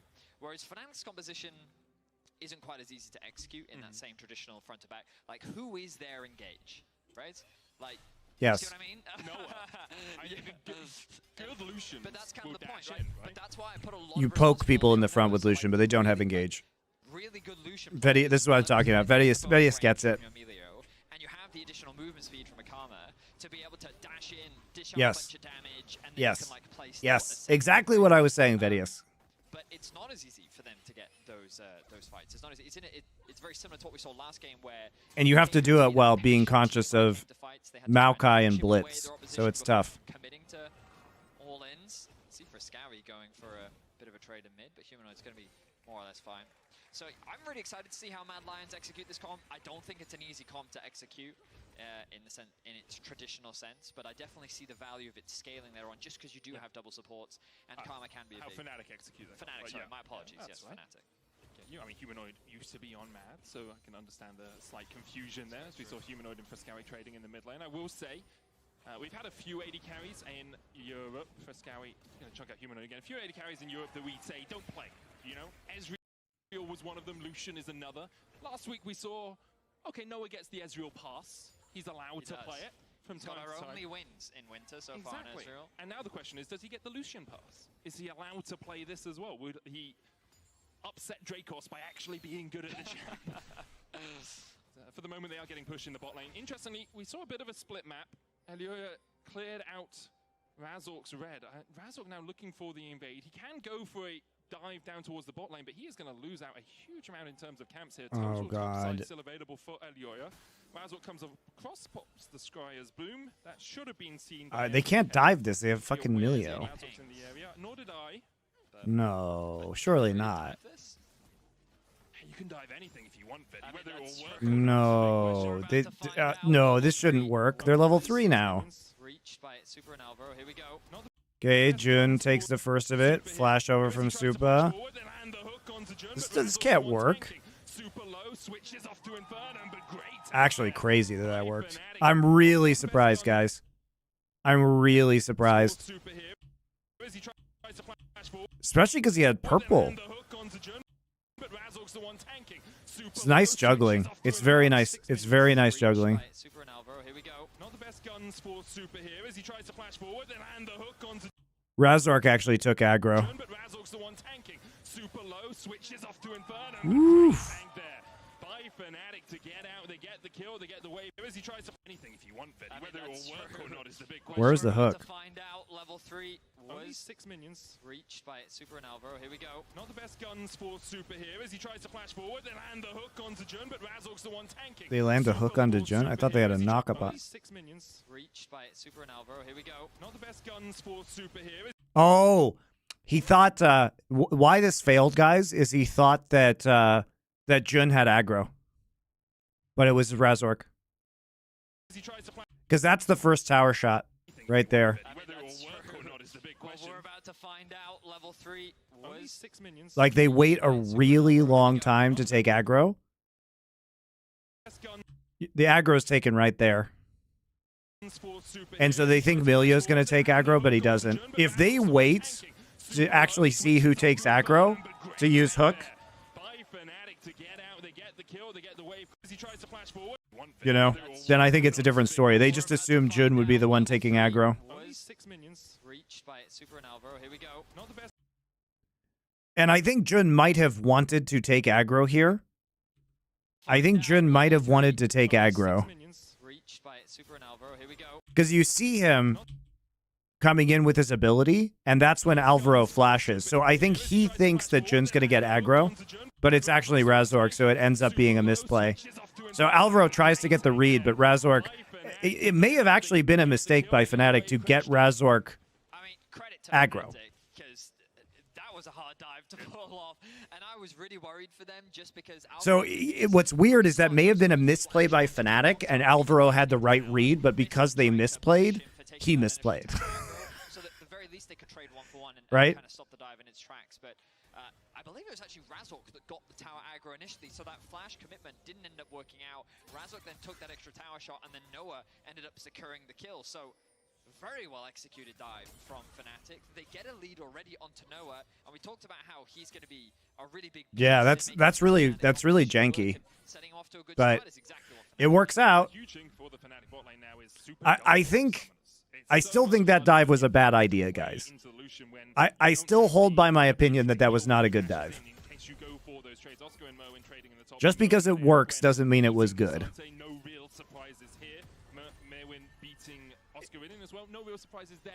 Also, I mean, look at the results of it. Like, you get a kill into Lucian, which is valuable, particularly because you're playing Lucian Karma Milio, but, I mean, you take a pretty big hit when it comes to your jungle pressure there, because there was no invade, there was no camps to take afterwards here. Pronounced Mirwin's name incorrectly a couple of times. We had the Mad Lions Koi CEO come across and say, "Hey, can you guys pronounce it Mirwin?" Good night, Tasty. this whole time. We were. Merwin apparently is not how it was pronounced. We did ask, and he said he doesn't mind. But apparently it's Mirwin, so we'll try and stick with that for this game and onwards through the playoffs if MDK make it. Mirwin, okay. So are you gonna, if you're gonna pronounce it Mirwin, are you gonna say Frescovi, which is what it is, and not Frescowi? Surely you're gonna pronounce all the names right now, right? Grub's being started off by Elioya. Look at mid though. You can see that Frescowi and Alvaro are there to assist with the priority. Oscarinin just got level 6 and is actually looking to go toe-to-toe with Meowin in the top side. First grab will be secured by Elyoya. Oh, Super's dead. Oh, he should be dead here. The root goes down. And, just about gets away. Jun on his way across. Super's going to try and clear the wave. That's a huge wave stacked, and Noah takes the kill. To assist with the priority. Yikes, dude. Just got level 6 and is actually looking to go toe-to-toe. Yikes. Meowin in the top side. First grab will be secured by Elyoya. Oh, Super's dead. Fnatic just going to win this game for free now?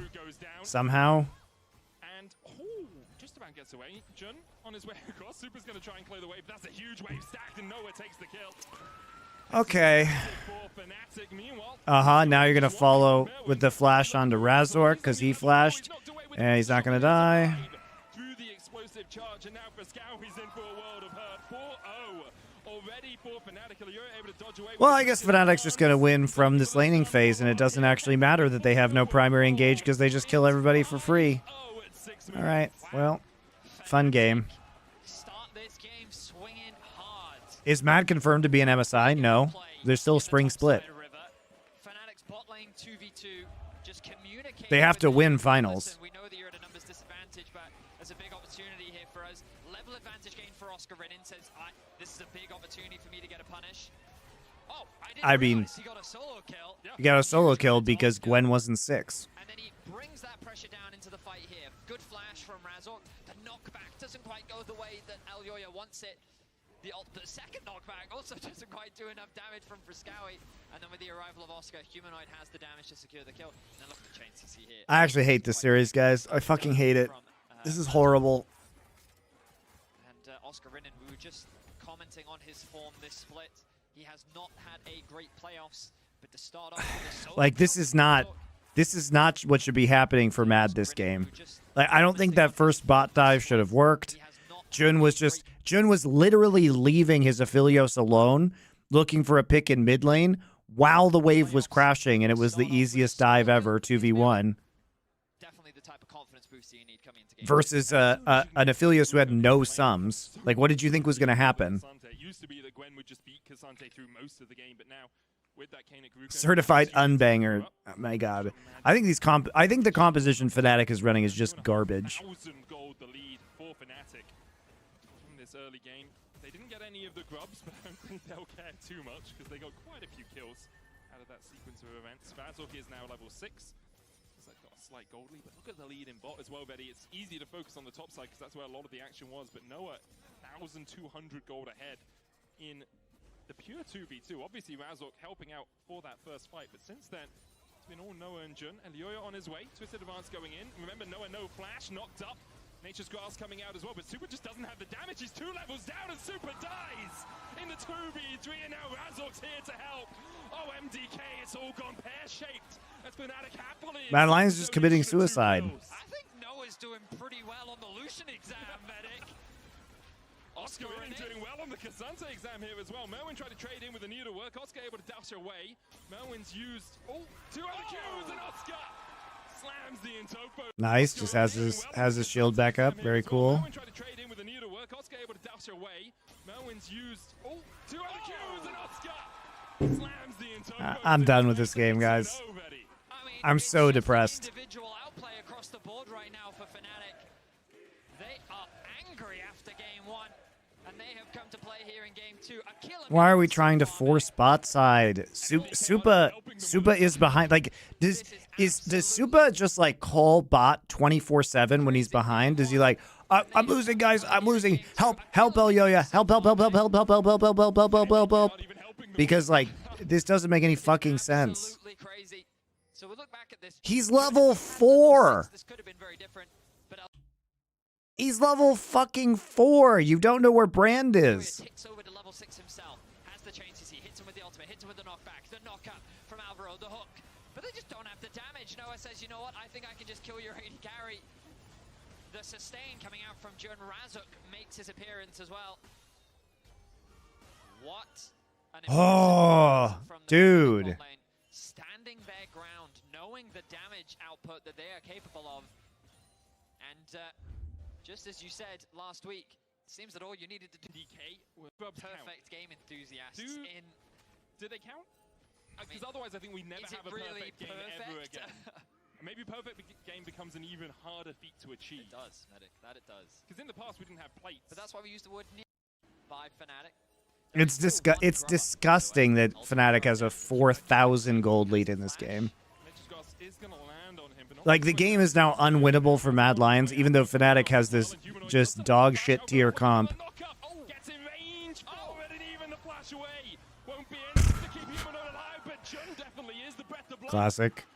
Breathing a sigh of relief for Humanoid and for Fnatic fans. I have been told by stats a perfect game does include the grubs, so it's already doomed. But we're going to go for the near perfect game. Okay, 9-0 now for Fnatic.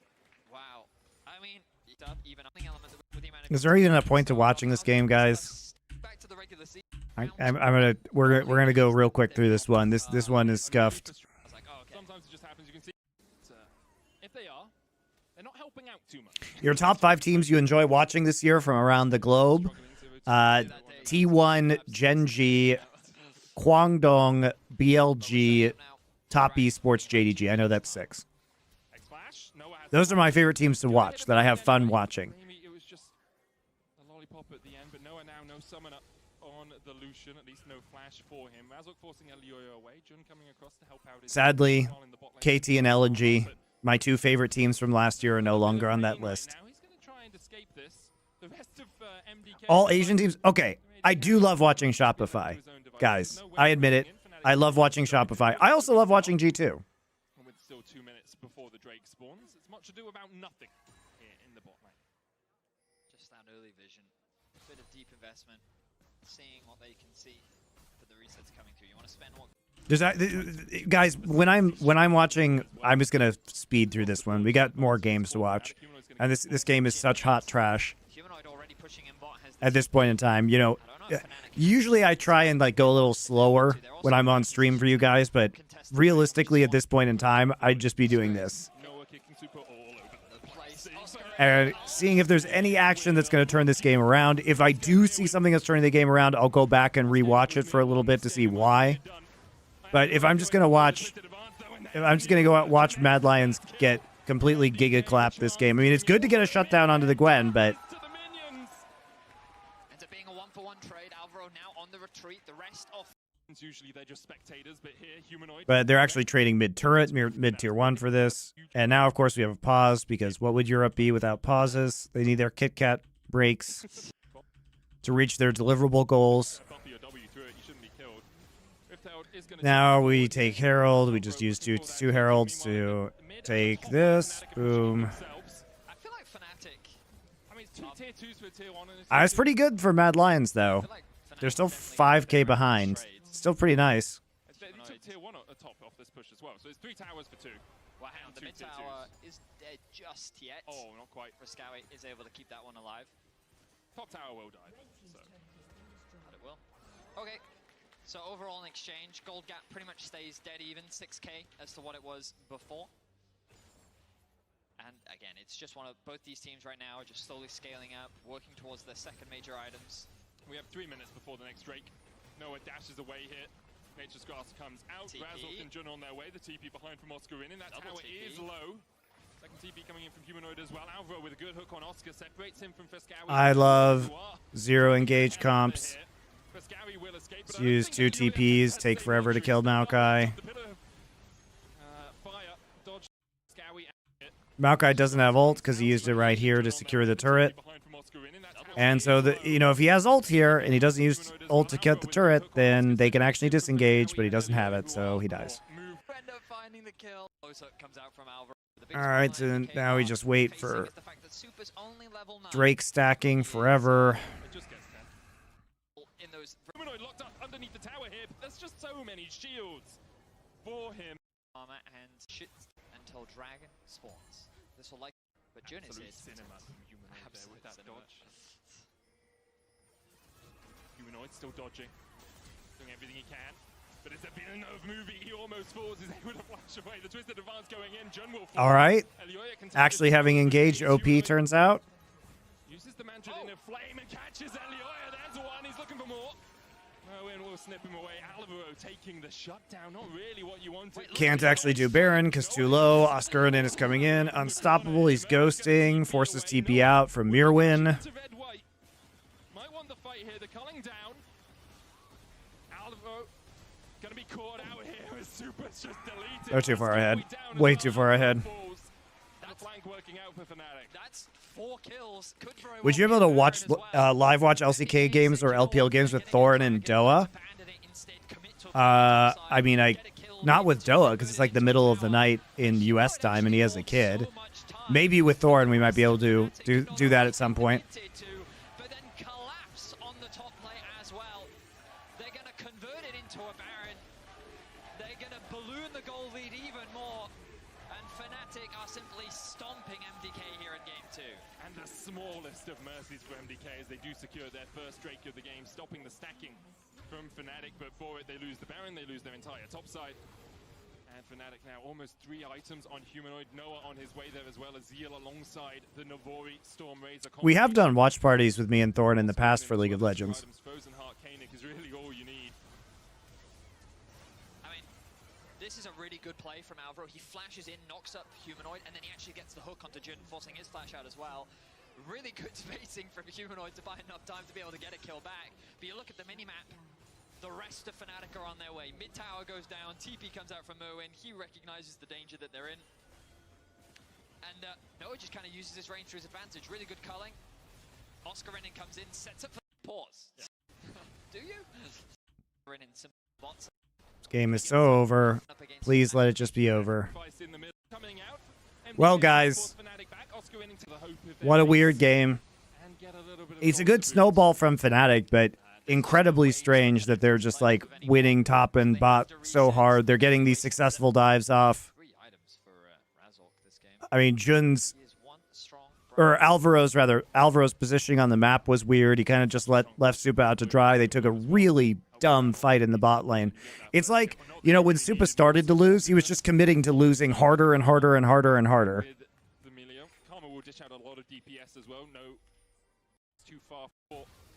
No, Nacho Libre, you need to make Cassante like Rise, where he can be picked in pro play, but his solo queue win rate is like 45% or lower. You know what I mean? Like his versatility for good players, you know, professional players is excellent. So, but he can't, to be balanced, I think he has to be just like completely kneecapped for non-pro players, basically.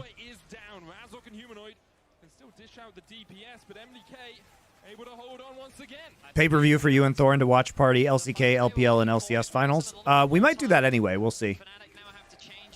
We wouldn't pay-per-view it, guys. We would just, you know, we do it with Esports Bet, our sponsor. I was worried for them just because I felt like it was going to be another situation of Mirwin trying to find the flank where he then just gets collapsed on. But the crucial thing was the Alvaro hook that he connects onto Jun, immediately splitting Fnatic apart. That forced the early flash out from Razor. But look at this, the ultimate is going to be tanked up by Oscar Renin. So you think, oh, the Maokai ultimate doesn't actually have that much impact, but it buys time for Mirwin to get into position. And then keep your eyes on Alvaro on the right here. Flash, hook lands on the Jun. That support no longer is available. Meanwhile, the kill onto Jun from Frescowi actually also helps with dealing damage onto Noah as well, giving Mirwin the opportunity to trade and get 2 kills. Yeah, so Mirwin being able to get a kill on that backline when everyone was focusing on is very impressive. He is Gwen. See, we gold, I think, with the and Alvaro. Look for the hook here. Razor's got no flash. Razor's got no flash, and instead he gets Oscar Renin. The Nature's Grasp out. Oscar Renin, not the target you wanted to pull onto your AD carry, and Oscar takes 2. Very happily, Merwin and Elliot are now in the pit. Razor doing everything he can. No already down. Razor dashing away. Merwin going in, almost kills the enemy jungler, but can't quite put the damage. All right, we got through it, guys. That one was a rough one to watch. That was a rough one.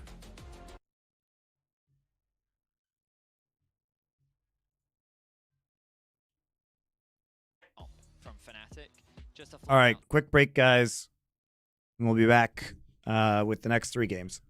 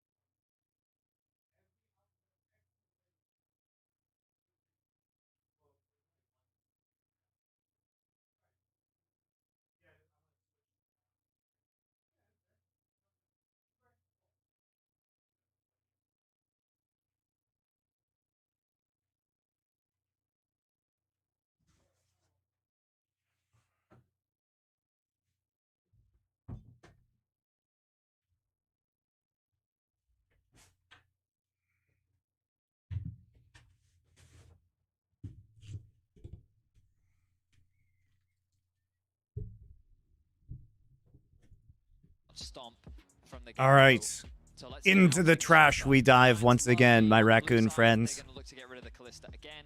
I imagine the Ashe will... Yep. The question is, where does Maokai fall? I like that Fnatic are choosing to ban away the Karma this time around. It's been slipping its way through the draft, and I think we can all agree Karma's a little strong on 14.2, which is the patch that we're playing on. And it's now going to be the brand. So Razork no longer will be allowed that champion. I imagine that Vi and Xin will become... All right, so now we're banning the brand, even though the brand was...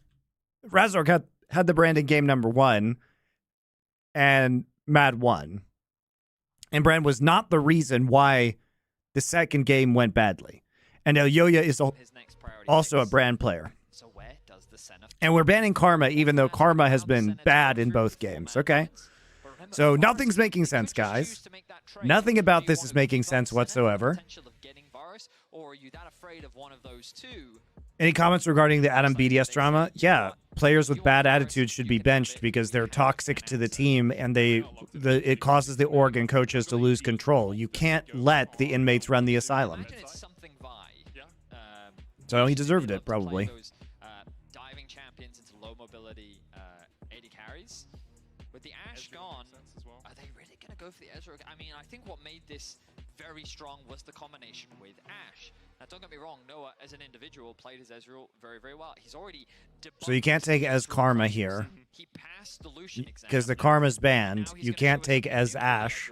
They ban Maokai a lot. They generally... All right, well, we can play Maokai in the bot lane potentially. Again, this is a flex pick on the red side. Okay, Ivern's going to come up this game. Been banned previously in the series. Will be Varus Nautilus.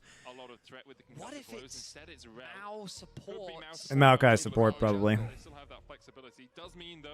But you don't know where this is going, which is fun. Yeah, there is always that. The Akali... Now we're going to ban the Akali.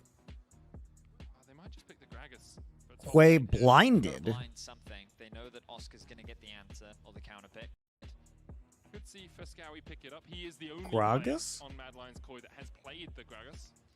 And Kai'Sa. Now, I'm expecting this Kai'Sa to go mid lane, but because it's Irwin, I don't know yet. And Fescawi's played it once as well. Right? Yes. So he did play the Kai'Sa last week. Okay, AP Kai'Sa can, or I mean not AP, but Kai'Sa, because she's an AD AP mix, can be good. I think it's Gragas top. But you're blinding Gragas top into Jace, potentially? Oh, it's Varus top. Okay. All right. I think this is clever by Mad Lions, kind of. I think this is kind of clever. You know, Kai'Sa's still going to scale very hard, and it feels like your lane is pretty free into Ezreal. Varus, like, very vulnerable in that top side, though. At least Jace has a knockback, and he can speed himself up. Top lane Varus feels very risky. Okay, but the Mu and Varus top again. So for those that didn't see it in the regular season, he played this into Cassante. But he did say himself that he thinks that this is just a good top laner in general. He typically goes to the on-hit build. He'll usually run something like the lethal tempo or the press the attack, yes. Oh, here we go. This is going to be a 5v5. So this is the jockeying for what's happening right now is with these two ranged top laners is we're seeing same thing that happens with ranged comps in the bot is that they're jockeying for position and they're going to hook in. And so it's just going to be a fiesta at level 1.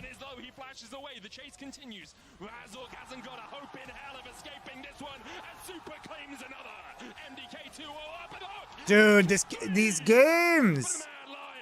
3-0 at level 1. Why is it such a fiesta?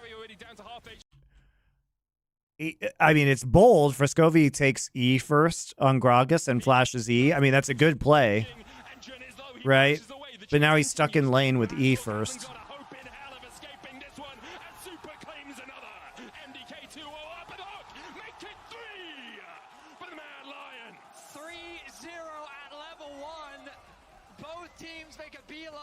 Top lane, but it is MDK that walk away with the kills.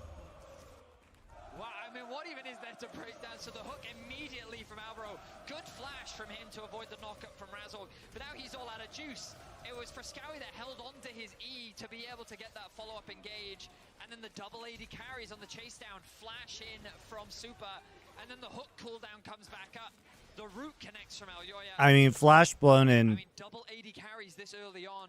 You just have. So they did blow flashes in mid and bot, so there is counterplay here, but it's a pretty rough place to start from, right?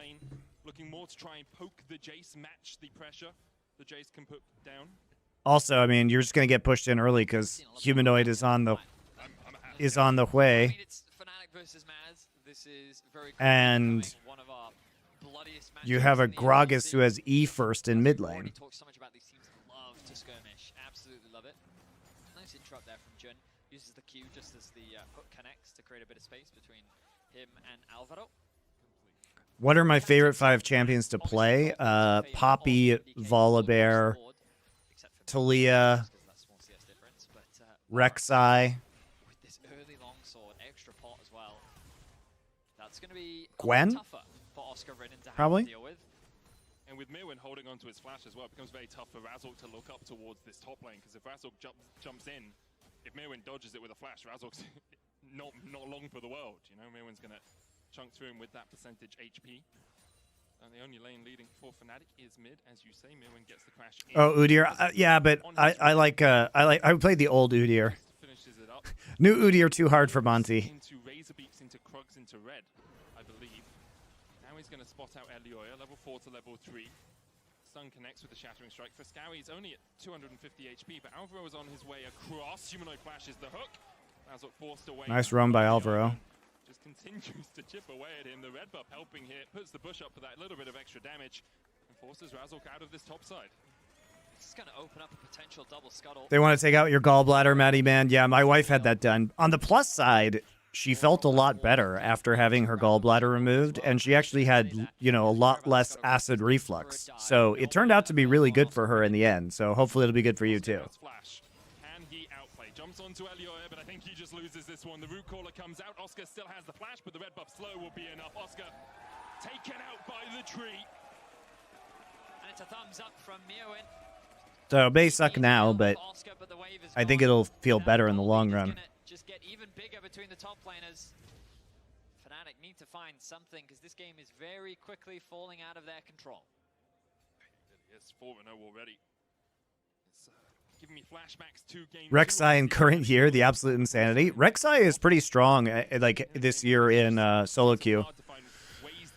The Titanic Hydra, now that they turned Stridebreaker into a Tiamat item, she's pretty good actually.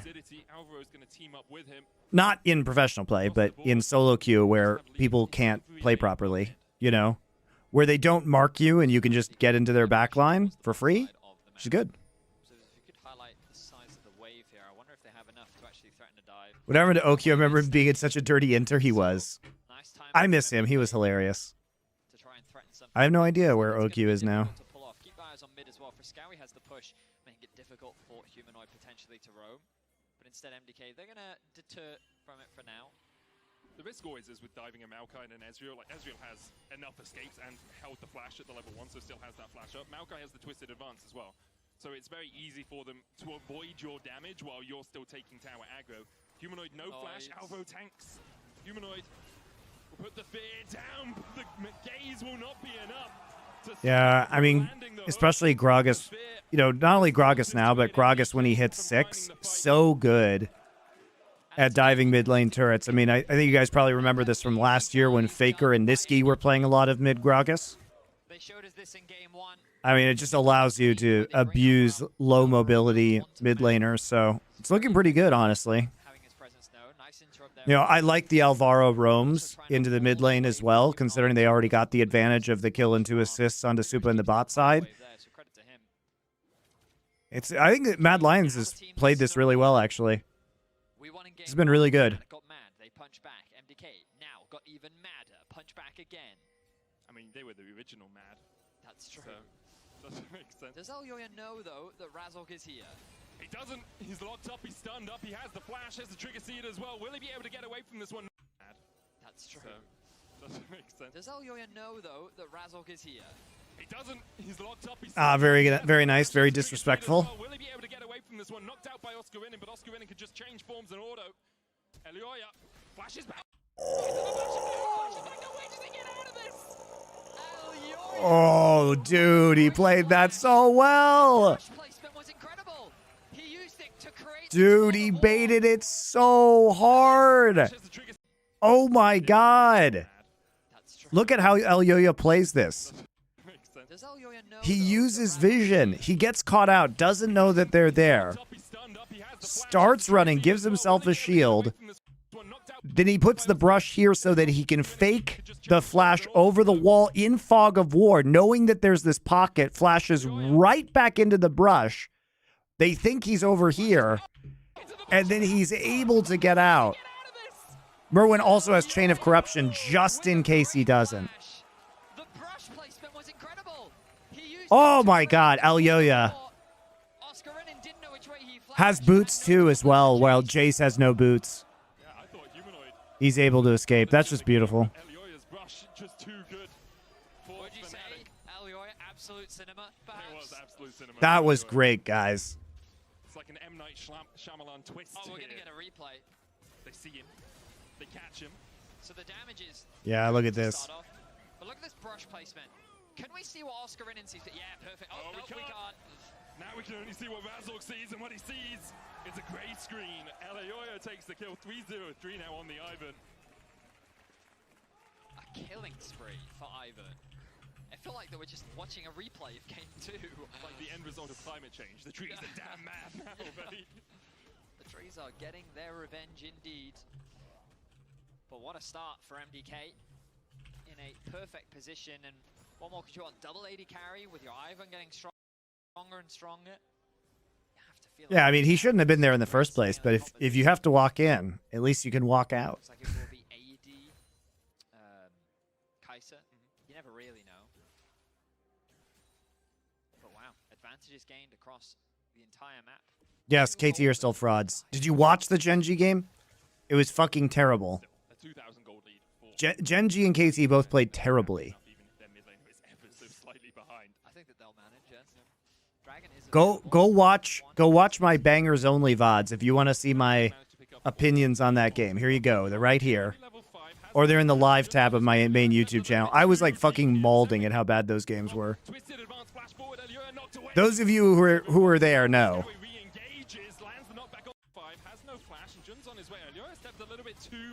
Oh, it's not 6 yet. Okay, Elyoya is strategically inting, guys. You see, it's all a bait. It's all a ruse to get Supa's in range to ult. It was really a Galaxy Brain invade, guys. It was really a Galaxy Brain invade when he doesn't have 6 yet. So there's no Daisy. Elyoya here, only level 5, has no flash, and Jun's on his way. Elyoya stepped a little bit too deep here. The Severing Bolt, twisted advance flash forward. Elyoya knocked away. The Severing Bolt's enough. Beskawi re-engages, lands the knockback onto Jun. Ignite ticking on him as well as that tree will fall. The Killer Instinct enough. Razork tries to get away, but he's pulled back. It's a double for Beskawi. They turn it round. Dude, Genji wins game 1 so easy if they don't just chase them all around the map and just take Drake or Baron instead in the mid game. And instead they troll and then lose Baron. It's fucking so depressing to watch. MDK converted into 2 more kills. And look at how much was committed here by Fnatic. Over the wall, Razork goes, he connects to Sunny, then uses his ultimate to try and deny the blast cone. Then the flash has to come out from Jun. And while they do get that initial kill, they initiate this in a 2v1, but that was such a good ult from Frescowi, creating space between them and Humanoid, but also locking Jun down. Yeah, Frescowi's Gragas has been super legit. Like, they got leads, but, you know, the pressure, the dive pressure you get with the mid lane Gragas, especially once you have the advantage, is so crazy. The blind pick of Hui was very aggressive. First item, Drake still a possibility for these teams. Neither team really wanting to focus on it as of yet. Fnatic just marching to the beat of MDK's drum. Razork looking to find stuff in this top lane, but Merwin's still so safe. Has that long-range poke as well. The wave crashing towards him means he can stand a little bit further back and catch. Instead, he'll stand forward and bait perhaps for Elyoya to turn a 2v2 around. covering Oscarinin. There's no real need to overstep here. The wave is in an awkward spot, but he also realizes that, hey, let's count the number of people on the map. Right now, I don't see anyone. I do not like this. Alvaro on his way across. No wave close enough for them to dive Oscarinin, and Oscarinin will back away, respect the fact that a fight could begin. What's the cross-map option here for Fnatic? It looks like that they are drawn towards mid lane. Gonna dive Agragas? They're gonna try. They're gonna try. Frescowy dashes away. Oh, okay, well. Option here for Fnatic. It looks like that they are Oops. drawn towards mid lane. Gonna dive Agragas? They're gonna try. They're gonna try. Frescowy dashes away. Oh, okay, well. Oh, he knew he fucked up. That's why I came. That's why the emote came out. I was like, Razork already flashed. Like you're not flash predicting here. Frescowy dashes away. Oh, He just misclicks. Tower needed a drink apparently. Frescowy's just watering the plants. Yeah, it happens. Ultimately, MDK Frescovy's just drunk. It's okay, guys. They secured in top. Oscarinin should be able to get a bit of this farm. He's playing Gragas. It's understandable. But I like the response there from Fnatic. Typically, you'd see a cross map invested towards bot side, but Fnatic weren't really in a good spot, so they instead committed to making a play in mid. Humanoid should be able to get himself a plate there, if he hasn't Putting already. so much into setting Oscarinin behind. He tried to get back here, walk back up to the wave. Root caller just wide. Chain of corruption available for Mirwin. Flashes, lands the chain. The flash away. Daisy knockup. Not enough. Daisy There it gets is. the knockup, and Mirwin takes the kill. Meanwhile, in the bot lane, Super flashes away from the shadowing strike, escapes the stun, but will lose a wave to the tower, probably two. That's not Whoop. enough. Sees it coming.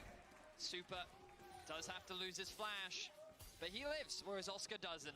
A really nice flash predict for Merwin. Merwin flashing. Now you can just play. I mean, it's been really good by Alyoya. He's been able to play around topside this entire game because they really cleverly drafted against the Ezreal so that they could actually just free up Kai'Sa in the bot lane, especially with the kill and 2 assists she got early. So that, first off, Alvaro could roam mid to help enable the Gragas' tower dives, and Alyoya could just cover top whenever the push out was coming. They're snowballing this really well, and now they have the much stronger, like, lethality range top laner. This is the first game in this series where I've actually thought one of the teams was playing well. I think Mad Lions is playing this really well. Also haven't gone for grubs. Their whole priority has been playing for plates, really trying to funnel gold into their carries. And like I like what they did with the draft. Certainly, you know, getting 3 kills to 0 at level 1 was enormously helpful for them, but they're snowballing it nicely. Put a lot of weight on Mirwin's shoulders. He has consistently performed for MDK, but he is the entirety of their lead, pretty much. I mean, Alyoya's been involved in the team's 9 kills. Who are my favorite casters? I think Atlas is the best caster right now, guys. I'm sad Cadril isn't casting anymore because I prefer Cadril's casting to his co-streaming. I've seen AP Ivans in solo queue. They can do a lot of work there. I've seen all sorts of things in solo queue. My other favorite caster is me. That makes sense. The all-time greatest, the GOAT of league casting. They're gonna get 6 hit. So if they do manage to My bangers only streams, top content. be on a bit more of an even keel, they will have quite high threat on towers. The Drake secured for MDK as Frescowy's on his way across, will be spotted by this ward. Elioya was already spotted, he cleared out the ward, Daisy down. Noah has heal flash, Jun has a flash of his own as they look for the TP behind. Jun with the Nature's Grasp, Alvaro not going to tank it up for his AD carry, the cleanse immediately from Super Bure, he is down. Too many people. Rowan's here though, misses Chain of Corruption. Nice cask though. Hey, he's gonna get humanoid. Alright. Fair enough. Good trade. Good TP. Mad Lions with the edge. They're gonna get plates off of this too. I like the play from Fnatic committing double TP to try and punish the pressure from MDK towards this bot tower.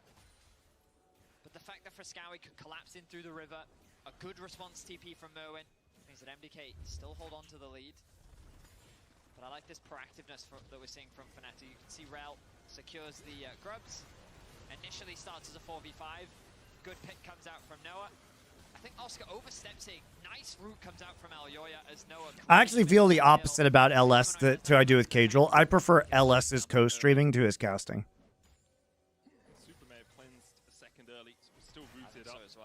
Gets that extra tenacity. Yeah, you do, but it was wasn't enough time for Fnatic to lock him out. Obviously, Nature's Grasp into Severing Bolt is a lot of damage from Humanoid.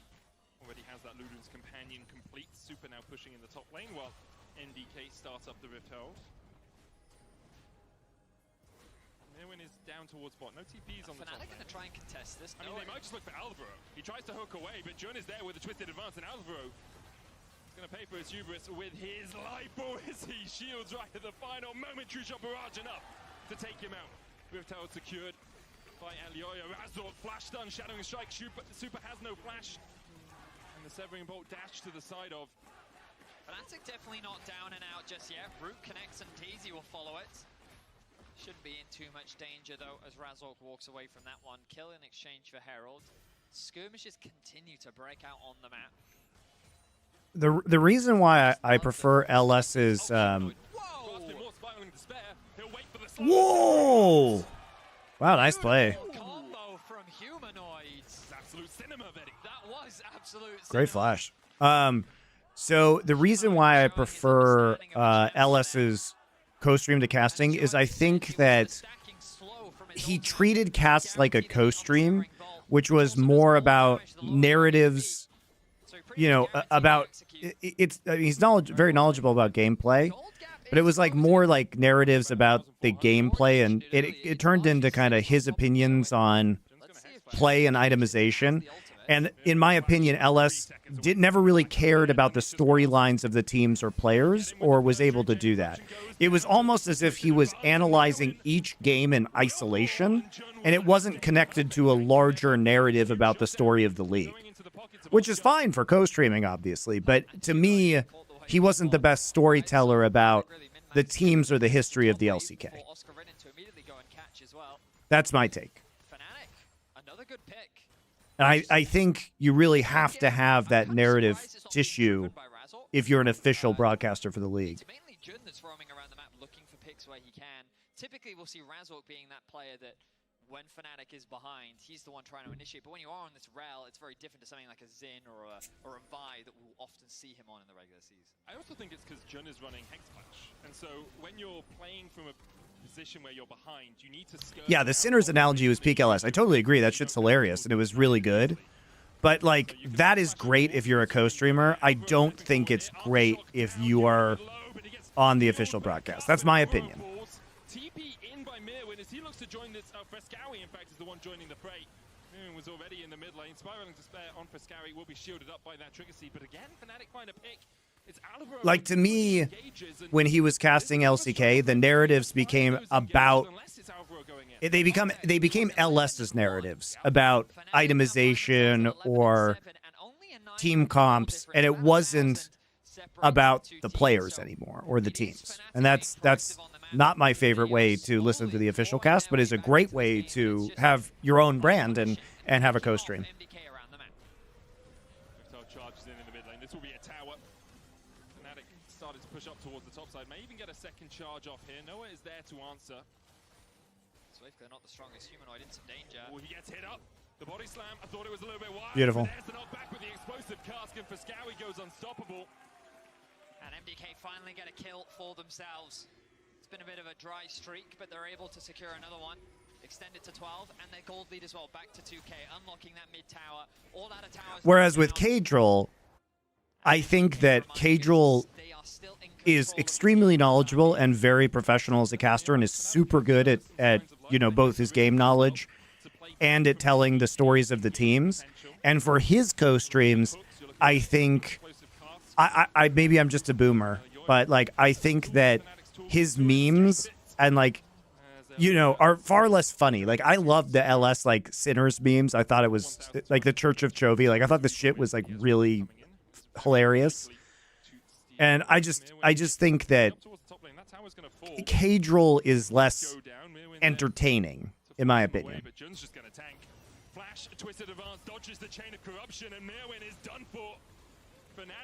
But maybe I'm just the wrong audience for Kadril because he's so popular. So, Death Kane, thank you for your Twitch Prime sub. But I did, and I mean, proven concept, guys. I think Kadril has an excellent grasp on team and player narratives. Like, look how well he played up the stuff for Shy for Worlds. That was wonderful. He crushed that, man. He crushed that. Level 1, where MDK did secure themselves 3 kills. But MDK, they lose their first tower of the game. Still mainly in control. But it's going to be interesting because you look at Fnatic's comp, they have a lot of range, right? You have a lot of poke, Jace, Ezreal, Hui, a lot of potential chip damage. Also their follow-up engage. Maokai plus Rel are really powerful. Whoa. Yeah, I also just like don't really understand the kind of like degen popularity. You know, I don't understand. I mean, XQC is hugely popular. I don't understand why XQC is popular either. People just like watching the kind of like cringe content, I guess. Not my bag. Nothing too consequential for now. We'll see if it comes back to bite Razork later. Definitely could do. He's caught out with an explosive You and cast, his not bot bad. has the TP available. So Who are my favorite 3-Vave duo casters historically? Tasteless Artosis, easy answer.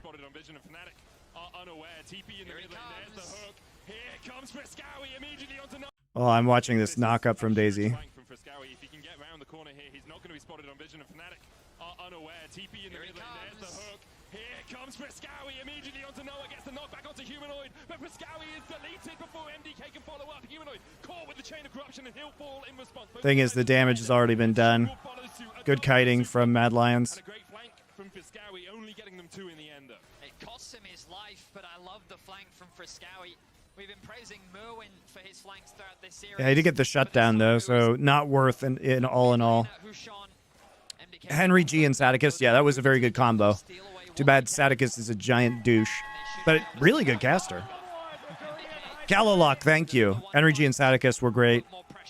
The thing is, there aren't that many in League because Riot doesn't allow duo casters. They don't want people to have the negotiating power that Doa and I did, so now they just switch everybody up so nobody ever gets long-term synergy with each other. So it's one of the great tragedies of Riot being shitlords, is that they're so afraid of, like, dedicated duos because of the negotiating power that it brings, because of what Doa and I did to them in caster negotiations, that they just, you know, we just don't have great duos in League of Legends as a result.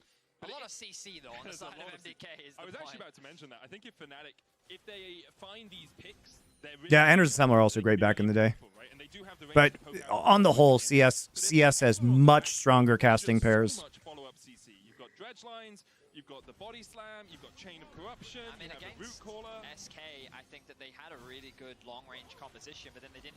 They keep trying to force fights rather than leveraging their range to kind of chip away at the opponent's HP bars. But Artosis and Tasteless are the goats for sure of casting. Root caller onto humanoid. But I think Fnatic just need to be a little more patient. Wait for Humanoid to connect those spells. Allow no. I feel Automatic as a caster is good. Thank you, Toaster. It's not that League doesn't have good casters, it just doesn't have very good duos. Dragon spawning in about a minute's time does give him an opportunity to go back to base and heal up if he wants to. I imagine Fnatic are going to transition their pressure from mid towards this bot Scuttle Crab, secure that vision. But in that window, of course, you do leave this mid wave open for MDK to secure.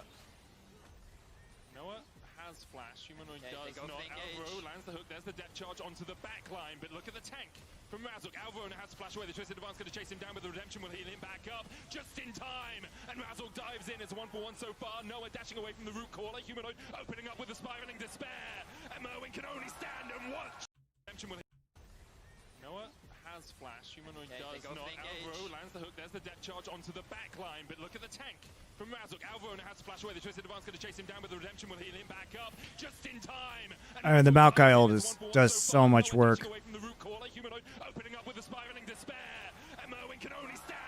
And I can't get into the back line in that fight.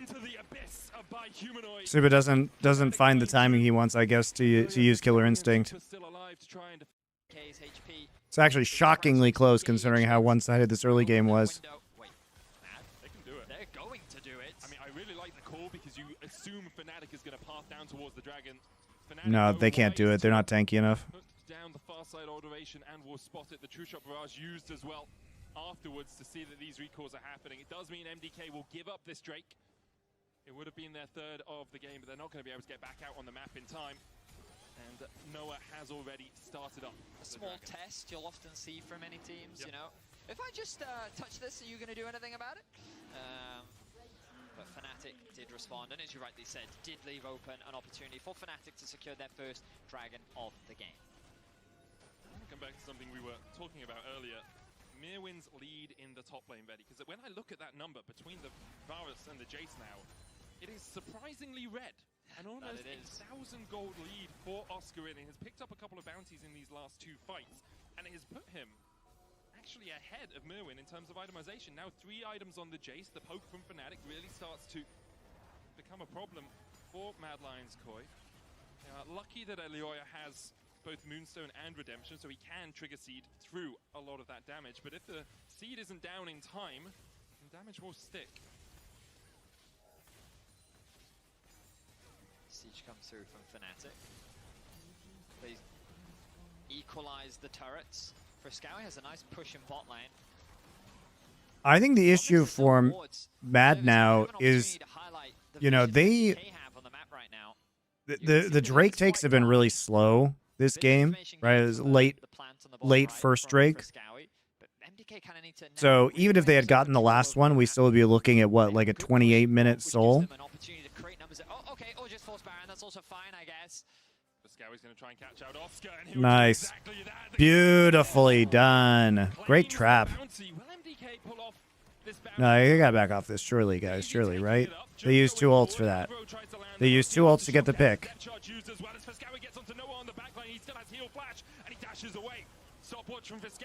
Wow. I'm really impressed. I'm really impressed they could do that without Kai'Sa or Gragas ult. But I guess because Daisy's tanking, they still have quite a bit of HP. And they get, this time they actually get into the backline onto Noah.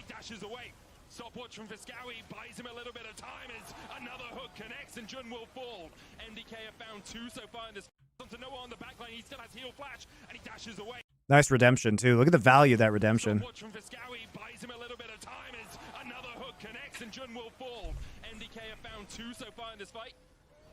Humanoid can't put down any more meaningful damage onto Super good picks by Mad though. But anyway, as I was saying, it's hard for them to get into the backline on Hui and Ezreal at this point in time. They need to get Kai'Sa back there, ideally. But Hui and Ezreal can stand so far back in this composition that it may be tricky to actually kill them in some of these engagements. That's why they have to keep forcing the Baron to try and get picks in rotation. The Jace too, obviously. Because when you try and engage, the counter-engage by Rel and Maokai ults are just so strong.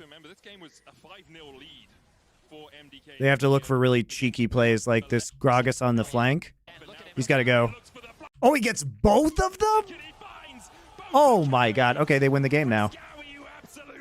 Well, right as I say, it's going to be so tricky, they just killed him. Great game from Frescovi, guys. So it's going to be hard as long as one Gragas cast doesn't hit both Hui and Ezreal. Fnatic now need to stall 30 seconds until Humanoid's TP is up. They have no vision as well, just one control ward and a couple of small ones from Jun. Now put the control ward into the pit. Can Razor get in? Razor can splash. He has the dash. Jun going forward, but out. Nice knockback. I think knocks back Razor because he tries to jump across. Yes, he does. The ultimate was used. Knocks him up. Nice ult. Perfect timing. Yeah, a bit of an interrupt. That's annoying for MDK, but they're not going to be too upset about that. Baron finally secured.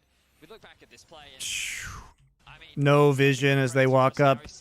They think they're safe because Oscarinen's here, but beautiful. Beautiful. He does lose his life, but then watch Mo. Totally worth though. Uses the ghost play to get that bonus movement speed, and then the Q connects. The carries are dead. Trades flash for flash. Very well played from MDK. And nothing but praise for Frescowi. This man has found, uses the ghost blade to get that bonus movement speed, and then the Q connects. The carries are dead. Very I like how. I like how. And nothing but praise for Frescowi. Yeah, this is funny. Great fights consistently. I feel like this team. really shot. Get the Fnatic can't take the easy route to their tower. Razork's going to try to. Alvaro doesn't really want to try and pick up the tank in the fight. Frescowi's still in the mid lane, does have TP. Hope from Mirwin starting to put some damage down on Humanoid and Oscar. Only a couple of minions surviving. Just the cannon now as Noah chips away at it and will take it. Arcane shifts out. Frescowi's going to push through mid. Oscar's answering him. Razork on his way across to the mid lane as well. Super can tank that tower for a couple of shots with the trigger seed. Mid lane wave cleared. Not quite synced as well as MDK would like this, because it gives Fnatic time to move to mid, to move to top. And it looks like they are just going to give away this top lane tower. MDK take the first turret of this push. Might look for more. Daisy down once again. Empowered sapling though from the bushes. Alvaro chunked away a little bit, has his Merwin. Razork, no flash, but he has got the Magnet Storm. Nature Scar's coming out, tanked up. Alvaro cleansed away as he looks for the backline as well. The Redemption coming out. Woo. Help for Scowie, take out Humanoid, and with the kill of Instinct, Super finds the first kill. Now Noah. Nice ult from Razork though. Tanking up floor, but they just can't see into the bush. There is a ward in there helping them out a little bit. Noah, Ivern Brush is so good. have to walk away from this. How do they? My time. Team away to notice him take a hard. There wasn't any either. Something that was bad. Fnatic realize something is afoot here. Frescowi spotted with the control ward. Fnatic can just turn on him immediately. But Humanoid just took his time, didn't flash away, and Frescowi knocks him back. Objective that should be large. Sets up the play for his team. Onto another tier 3 tower. The introduction of Elioya into that Mad Lions lineup in 2021 accelerated them to Fnatic's last chance of defense. You have to feel here. Frescowi has the ult back up. Jun flashes forward. Super trigger seeded. He's healed up. Humanoid low already. Razork only catches out one. Humanoid, but maybe just rips them to shreds. Fight. Jun. All right, game is over. They overextend a little bit. Here we go. Gonna get Infernal Soul. Grasping roots have been used. Razork already comes. Frescowi finds Humanoid, knocks him the wrong way. He gets away, but instead Frescovi's such a menace in the bot line. Man, he's doing such a good job. Like, big credit to him for this game.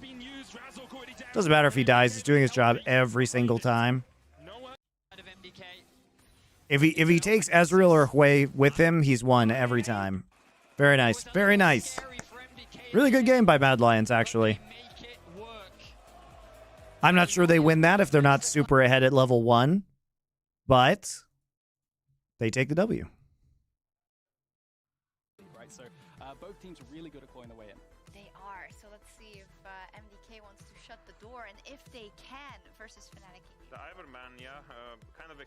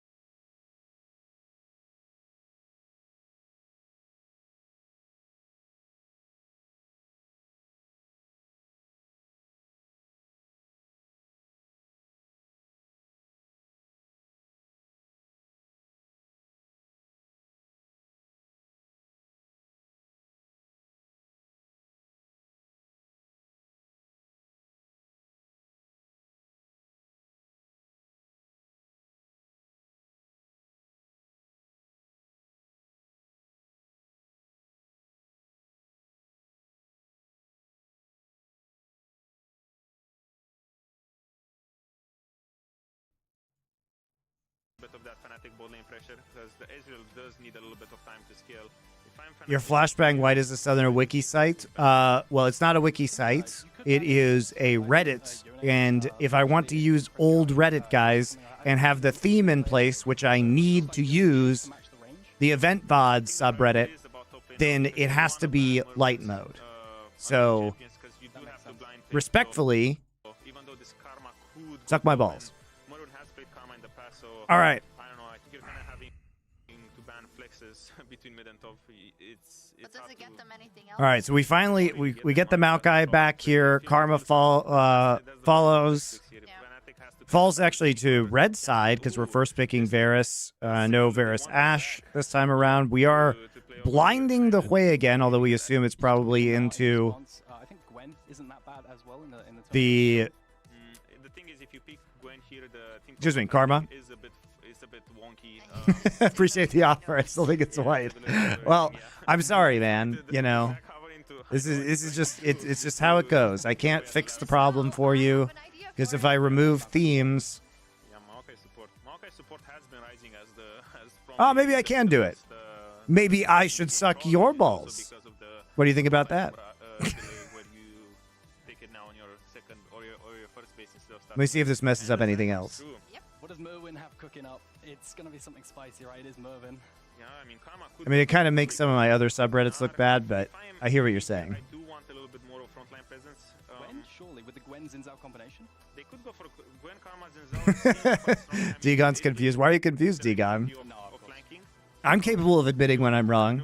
Probably Zinzao here, but I do think the Nar is the Also, your wife wouldn't approve. You don't know what my wife is into. It provides you flexibility. Okay. So we do have Ezreal Karma, not in lane, but strong combination. The Maokai is going to be on support. Interesting. The Gnar into Zac matchup. So this is my first time seeing this in quite some time. Is the most solid choice. It kind of provides a little bit of everything. It provides you flexibility later in the game, winning side, and also good teamfight power. Okay. Interesting draft for sure, and one of the more conservative picks I've seen Merwin on.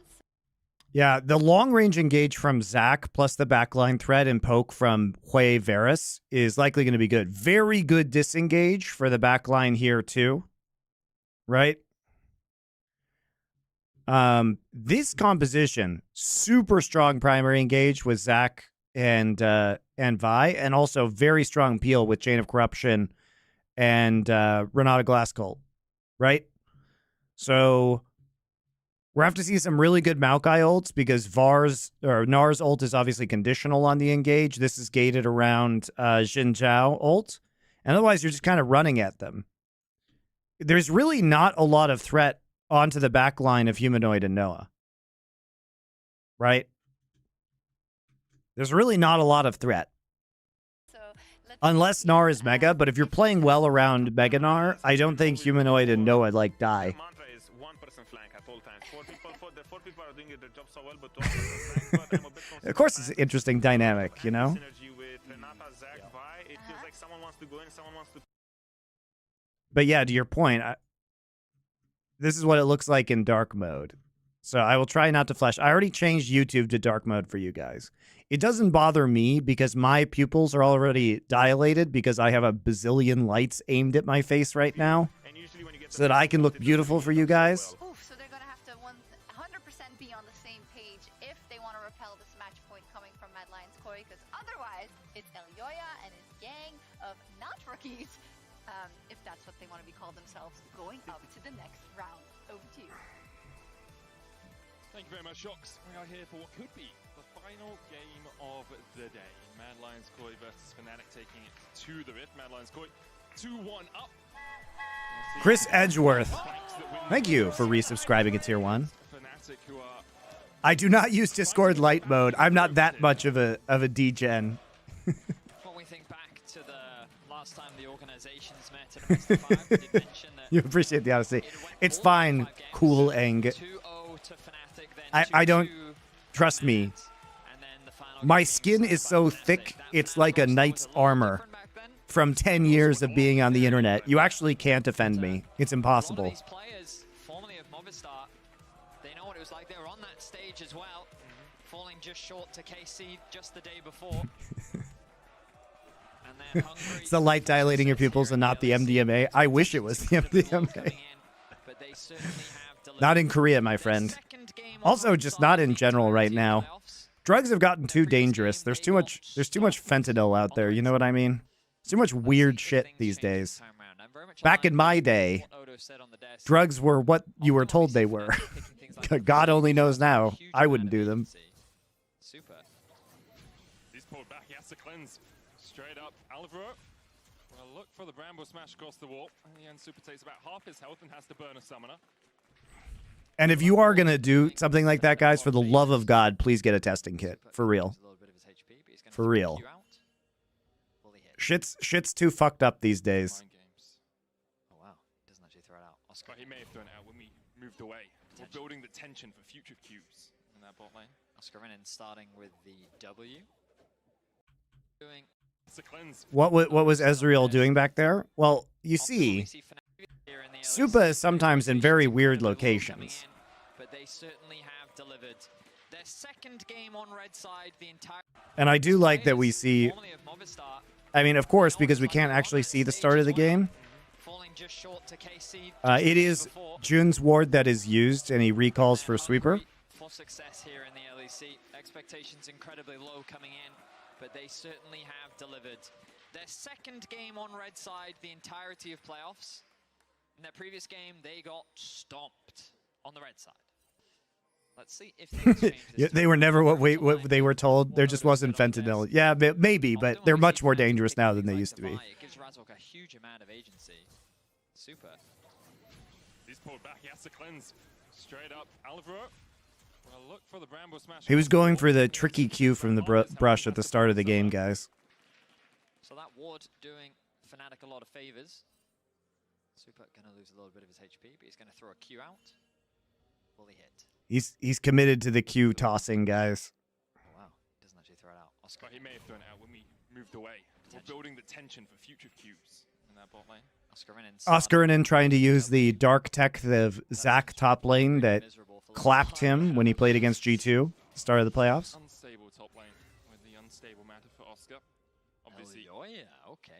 Oh, well, Razor's gonna finish blue. It's some Vi turd time, guys. Here we go. Here we go. Vi equals turd. Razork also has smite. Does he want to bother using it though? Looks like no. Is he gonna go straight to wolves?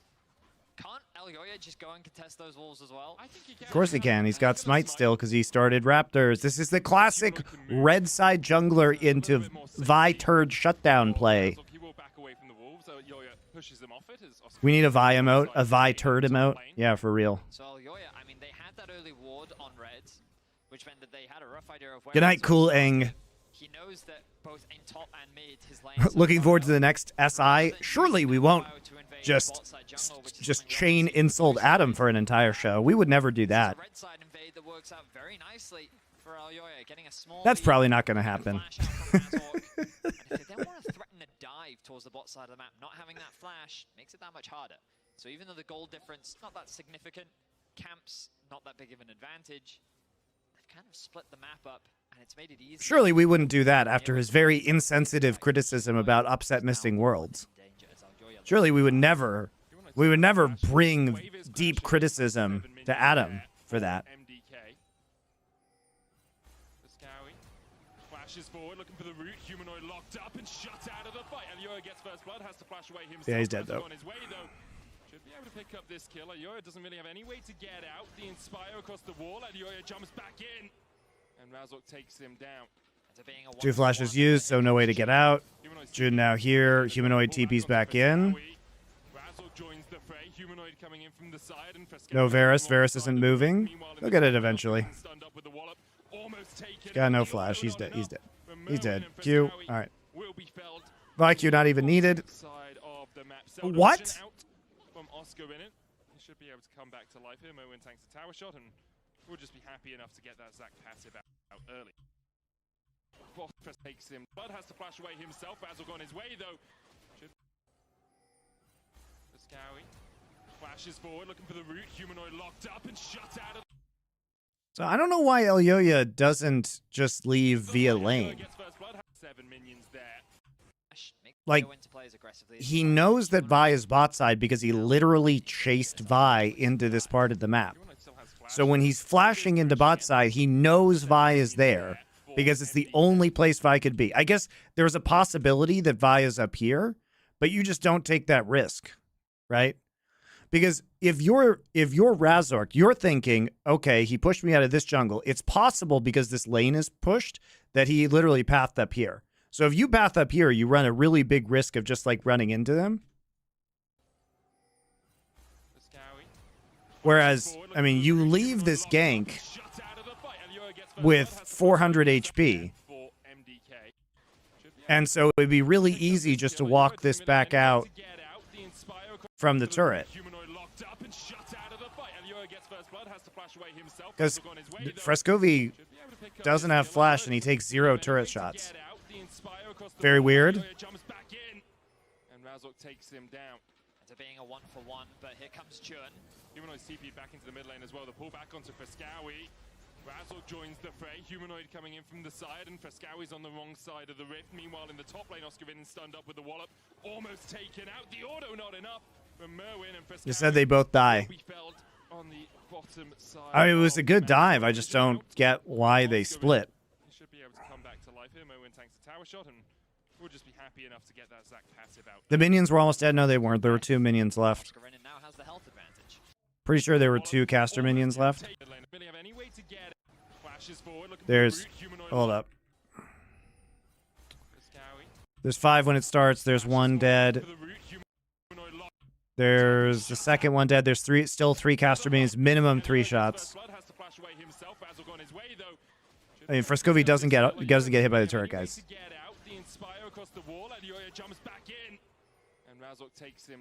And Karma can also tank the first shot. Like, guys, it's just a bad play. It's just a bad play. It was a good dive into a bad decision afterwards. Humanoid coming in from the side, and Frescowi's on the wrong side of the rift. Meanwhile, in the top lane, Oscarvin stunned up with the wallop. Almost taken out. The auto not enough from Merwin, and Frescowi will be felled on the bottom side of the map. Zelda Vision out from Oscarvin. He should be able to come back to life here. Merwin tanks a tower shot, and we'll just be happy enough to get that Zac passive out early. Tactical death. Oscarvin now has the health advantage. Noah's going to interrupt the back. But alright, so Fnatic actually find themselves with an early kill lead. Slight gold advantage as well. That dive, I think you can debate if it was worth it for MDK. They got the flash out from Humanoid, and there's an argument to be made that that alone was worth it, because then they could look for a repeat gank later. Yeah, Frescovi also just didn't have to die, like, trying to walk into that jungle either. I mean, you know that even if you kill Humanoid, his death timer is almost nothing at this early into the game. He's going to be TPing back in instantaneously. Is like as a player. We've already seen it this series. You give him, it's like old Moscow 5. You give him an inch and they'll take a mile. And he just loves to use his lead as much as he can. We'll see what he does with it though. All of the swords must be collected. As you say, was 2 summoners burnt from Frescowi and Elyoya. Both their flashes down. Merwin burnt his flash trying to kill Oscarvin in the top lane, which he did manage to do, but obviously Flubber able to come back with an extra life. Merwin still winning out pretty aggressively on these trades. Kind of to be expected in the Gnar versus Zac matchup as he jumps back in. Oscar trying to get to that cell division. He flashes on it, and look at the healing back for him. Yikes, dude. Oscar's just getting bopped in this lane. So you can see, without me really needing to say much, why this matchup is really miserable for the Zac. He just doesn't have the range to farm, and he has to walk into this type of range to be able to get CS. The reason why he's actually going to be ahead in CS is because Merwin has put so much focus onto trading that he actually lost a decent amount of farm as a result. So credit to Oscar. He's lost his flash, he's lost his passive, but he's weathering the storm about as best as he can. As the Dragon is started off by MDK, it looks like Razork is not in a position to contest. He's going to tick over to level 5 as first objective secure by MDK. You can see Merwin working his way down from top lane to check the grubs, see if Razork was doing them on the other side of the map. They know he's I mean, this is probably why they saved Gnar into R5 pick here. To get the top lane counter pick. He is doing a good job of farming, though, in spite of everything, right? And he's 6 now, so he's going to be a lot harder to dive at this point in time. Towards MDK's tower, and so Razok is primarily here to cover. Help them get the push, and then go back to base.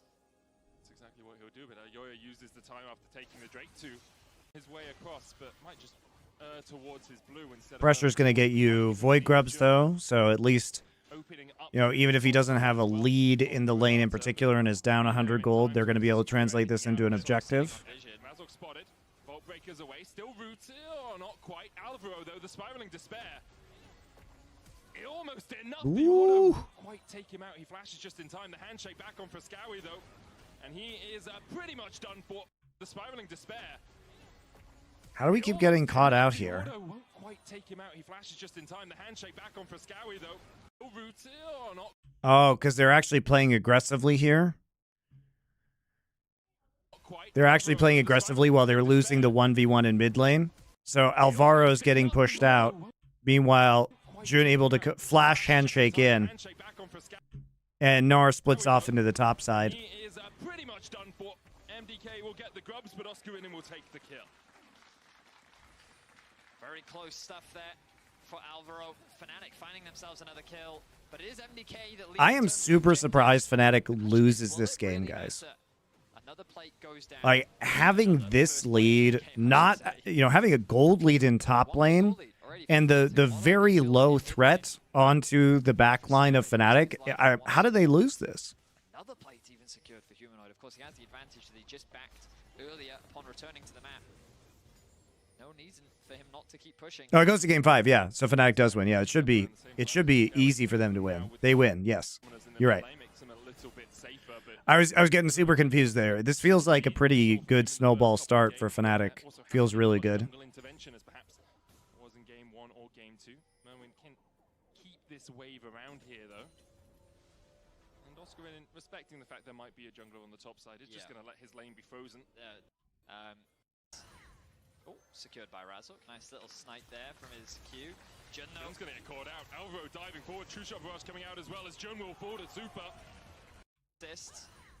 Oh, secured by Razok. Nice little snipe there from his Q. He doesn't have flash because he made the play earlier with the flash handshake. A little bit aggressive for a player without flash. So, I mean, this counter pick not going as badly as it could have for Oscar. He's doing reasonably well for the time being. Bot lane is relatively even as well.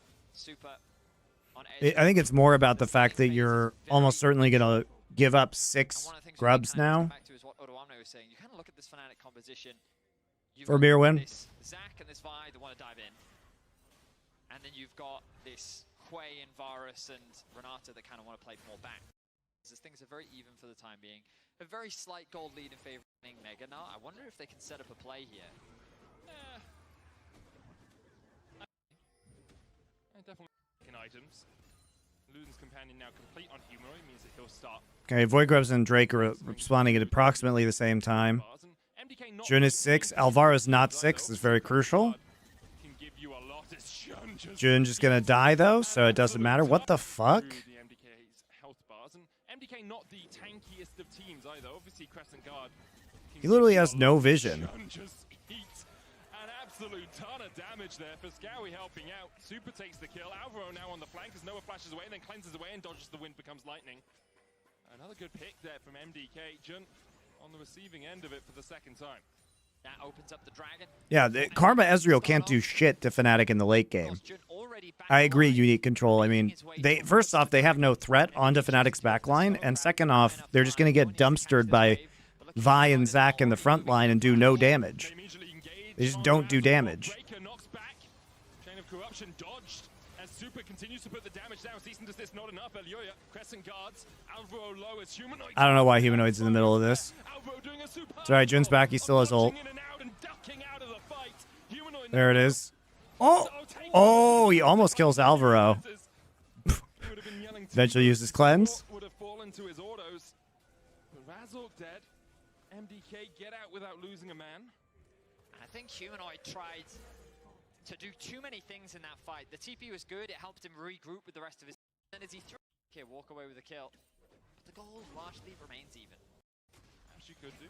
Well, a big thing that could 6% win rate compared to something like his Kaiser that has a 71% win rate, but still a champion he's very comfortable on. So I guess nobody's going to take 6 Void Grubs. We just fought over the Drake and didn't get anything done because June decided that he needed to walk around next to the darkness.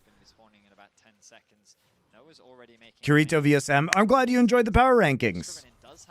Thank you for the feedback.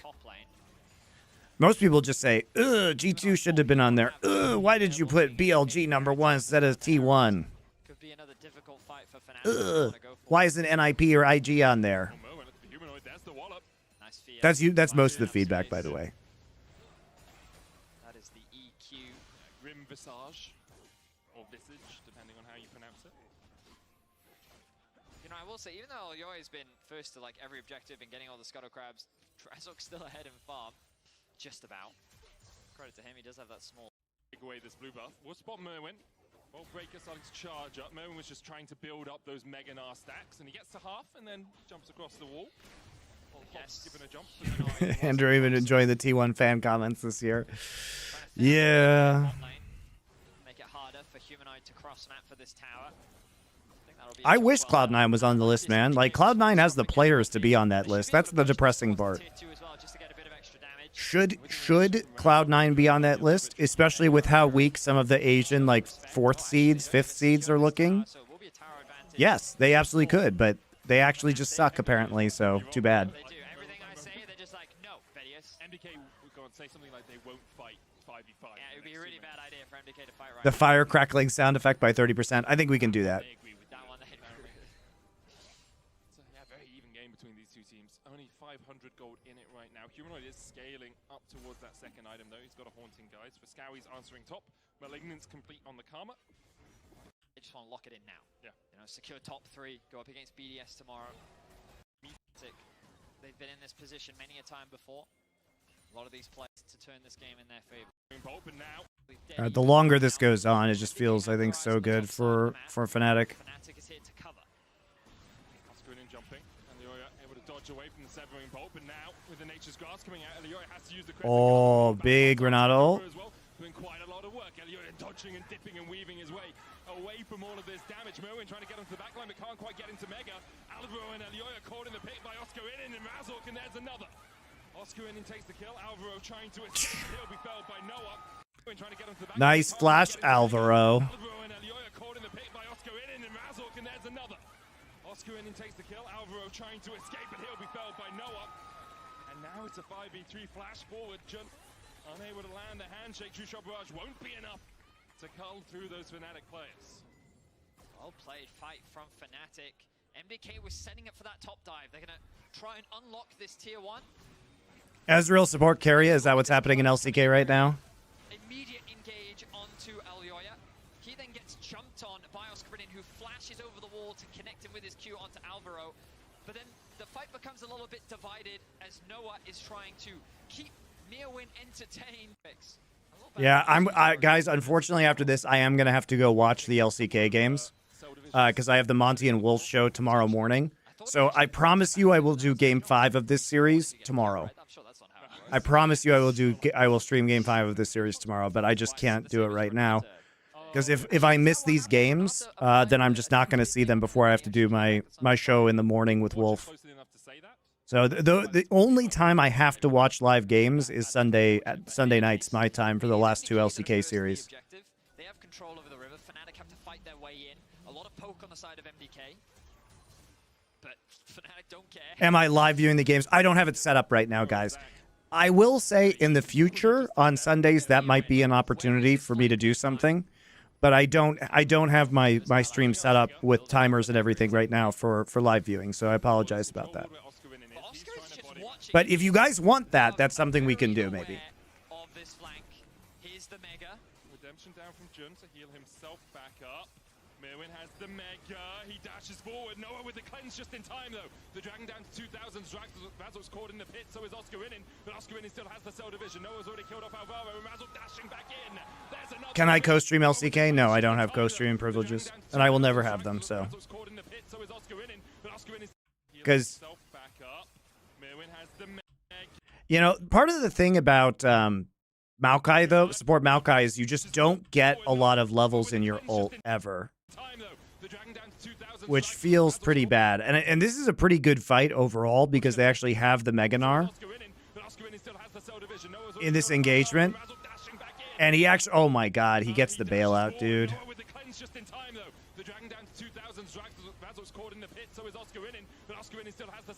June actually gets the bailout onto him right as he ults.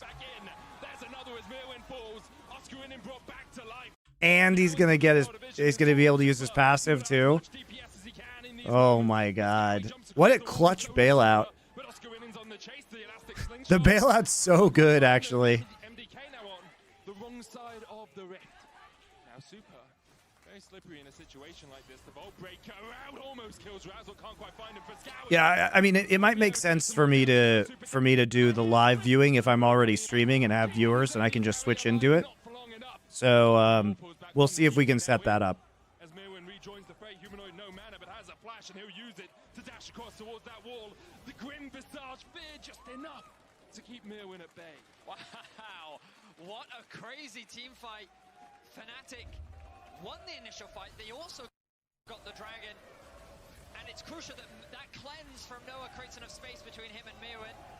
Then this backline, it looks disastrous for Fnatic as their front line is disappearing. It's so, like, look at the timing on the bailout, though. Like, sure, if he dies here, then his passive procs, and maybe he hits the bailout afterwards. But there's still everybody who's alive for Mad. And so to get the bailout out before that, get huge amounts of healing, especially because he can pick up blobs too, just allows him to absorb so much more damage. And then the people are dead now by the time that his passive procs. Dude, I didn't think about this interaction because we haven't seen a lot of Renata, Glask, and Zach, but that's like fucking disgusting, guys. A few more skill shots connecting, and it could have been so much worse for MDK. One more longsword for Super as well.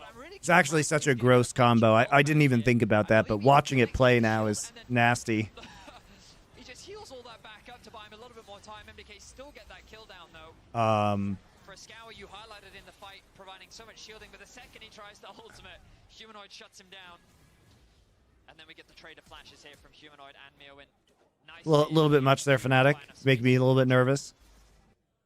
Fights on a knife edge. You can see if Super had an extra longsword, and they're doing. That was the TP committed for. So even though what a close affair. There's a goal lead over him. A fight, like you use the nature's grasp. I think it feels super doomed, guys, at this point if you're Mad Lions, just because you're not going to get a better fight than that one. With like Mirwin in the Mega Gnar form, the positioning good, them playing into you. You know, if you ever have to play into them and we see Fnatic like dictating the terms of a fight and the timing around Mega Gnar, it's just going to be a disaster. There's also this Zach problem. Zach. Whereas I think Noah with Renata by his side. I think they actually just have to force Baron. I think that's what they do. I think they have to force Baron around Mega Gnar timing.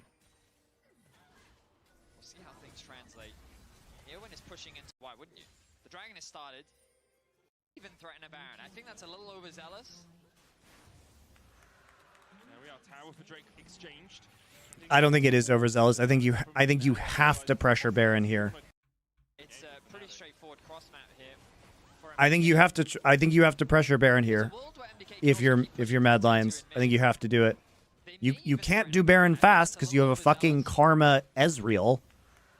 Your Baron speed sucks, but you need to turn on that. From Fnatic, they realize will Fnatic take 2 off MDK if they're going to make it 2 or 3.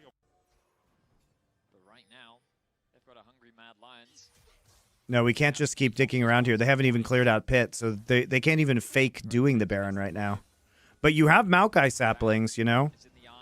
You have Maokai saplings. You have ways Don't have a lot of information. They have a little bit. to try and get good vision control. I mean, that helps, yeah. I agree. This ward is such a pain in the ass for them. To know that MDK haven't started off, and I wonder if MDK actually think they've cleared this out. And maybe have just missed it with Once they kill this, they'll see it. Yep, there we are. Oh, there was a ward there all along. Bot lane, I see him. I do think this is the right call for Mad, though. They just have to be willing to start it. But we're in a kind of a deadlock state. Mirwin looks very uncomfortable on Gnar. I mean, he looked pretty good in lane. Okay, so we just wait.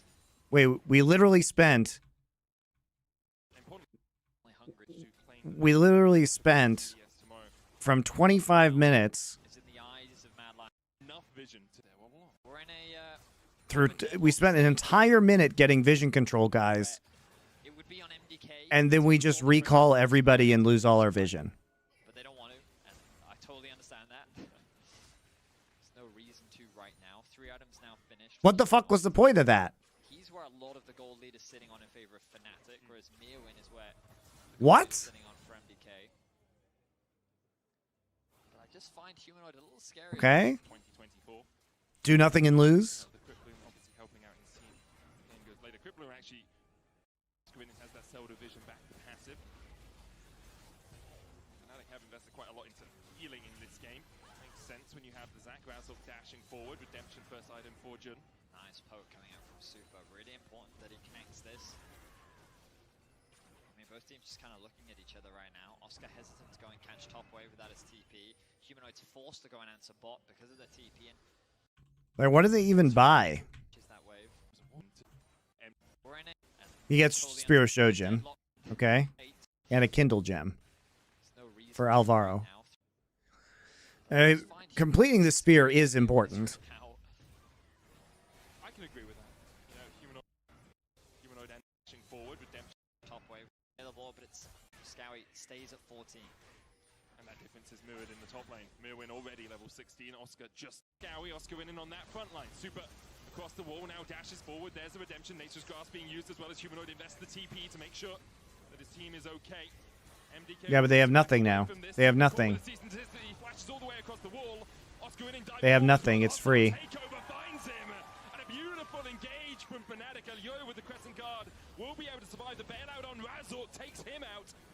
Okay, but super weird follow-up. Why? How did we lose this from Fnatic? Like, this is all really good because you have a ton of long-range damage that goes over walls. So this is all excellent, right? But Mirwin, they're not respecting Mirwin at all. He comes in with a full Narbar. He's able to TP right onto the minion wave. And they just need to walk away at this time, right? This is where the time where you walk away. You respect the Mega Gnar coming in.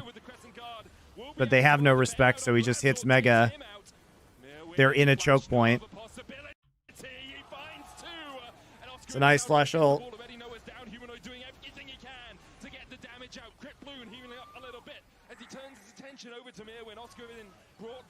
I guess Mirwin dies anyway. Looked a bit dicey there, but they pull it out. Humanoid doing so much damage in that fight. I thought that Super had created enough space between himself and the rest of as they tried to chip that MDK could just turn and kill Razork. But that wasn't quite the case. The TP comes in a little late from Mirwin. We look at this engage as they tried to chip away at Oscar. The TP response from Humanoid. And then Well, to be fair, the TP didn't come in late. They thought they had forced TP. I think what Matt's call was is that force TP and then back off because they were using the Maokai ult to disengage. And then Supa basically is caught farming minions. Instead of disengaging, he's farming minions. And he thinks he's far enough away, but he's able to flash, but Vi already is unstoppable on him. So he tries to pull this over the wall, but unfortunately Hostile Takeover is also there, and they have tons of damage coming in from Noah over the wall too, because they have vision. Means that they take out the Ezreal, and now Mirwin arrives. Really good kill onto Razork into a but then chip away at Oscar. The TP response from Humanoid, and then Super thinks, okay, I'm fine. It's also crazy that he was actually in range of the Vi ult, because the Vi ult targets him. Response from Humanoid, and then Super thinks, okay, I'm fine. The Vi ult targets him before he E's. Because if he just gets over that wall, there's no vision, and Vi can't ult him. Flash is over, but then look at this Renata ultimate. The damage early, but or the rest do. Estimated how much damage. As well.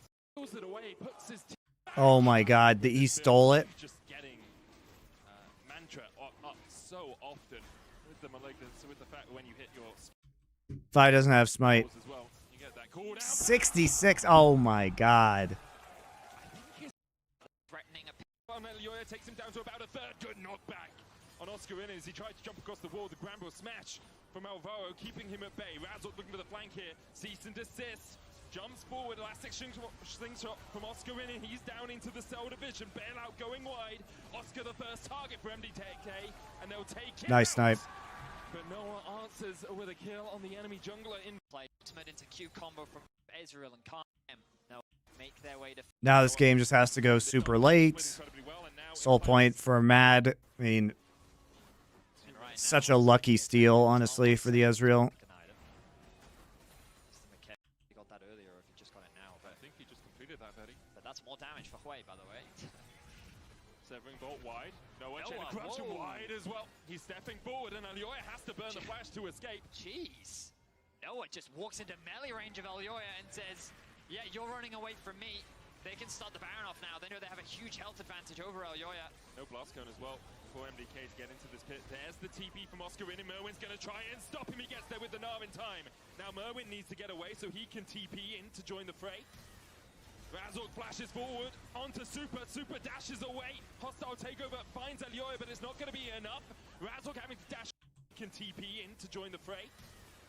Razork flashes forward. So Elioya uses his ult just to knock Razork away.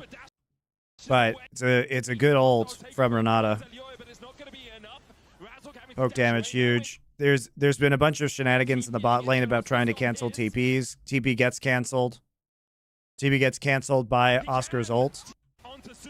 So when I say the shenanigans are happening, so Mega Gnar, watch this. Mega Gnar ults to cancel Zack's TP.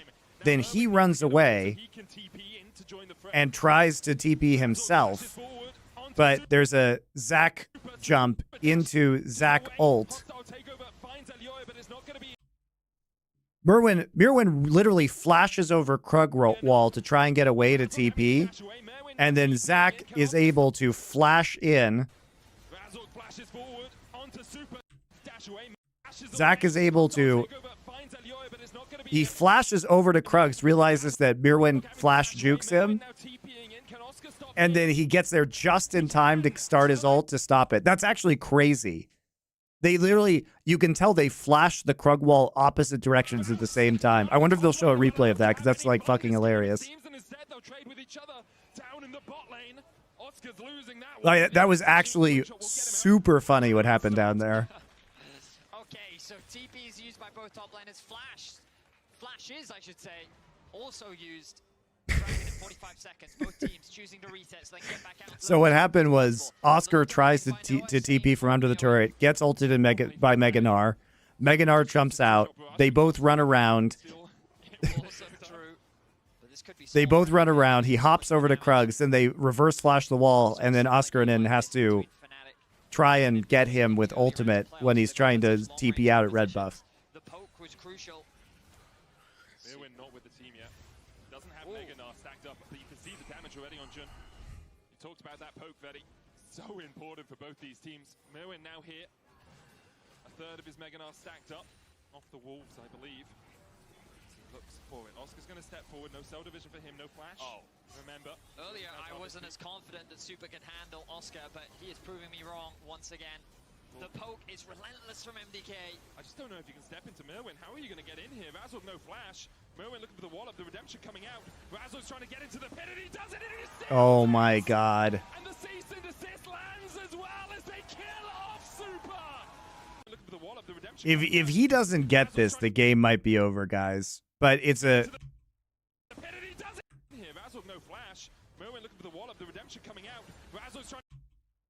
So it's 1800, 600. Looks like Elioya smites early. Yep.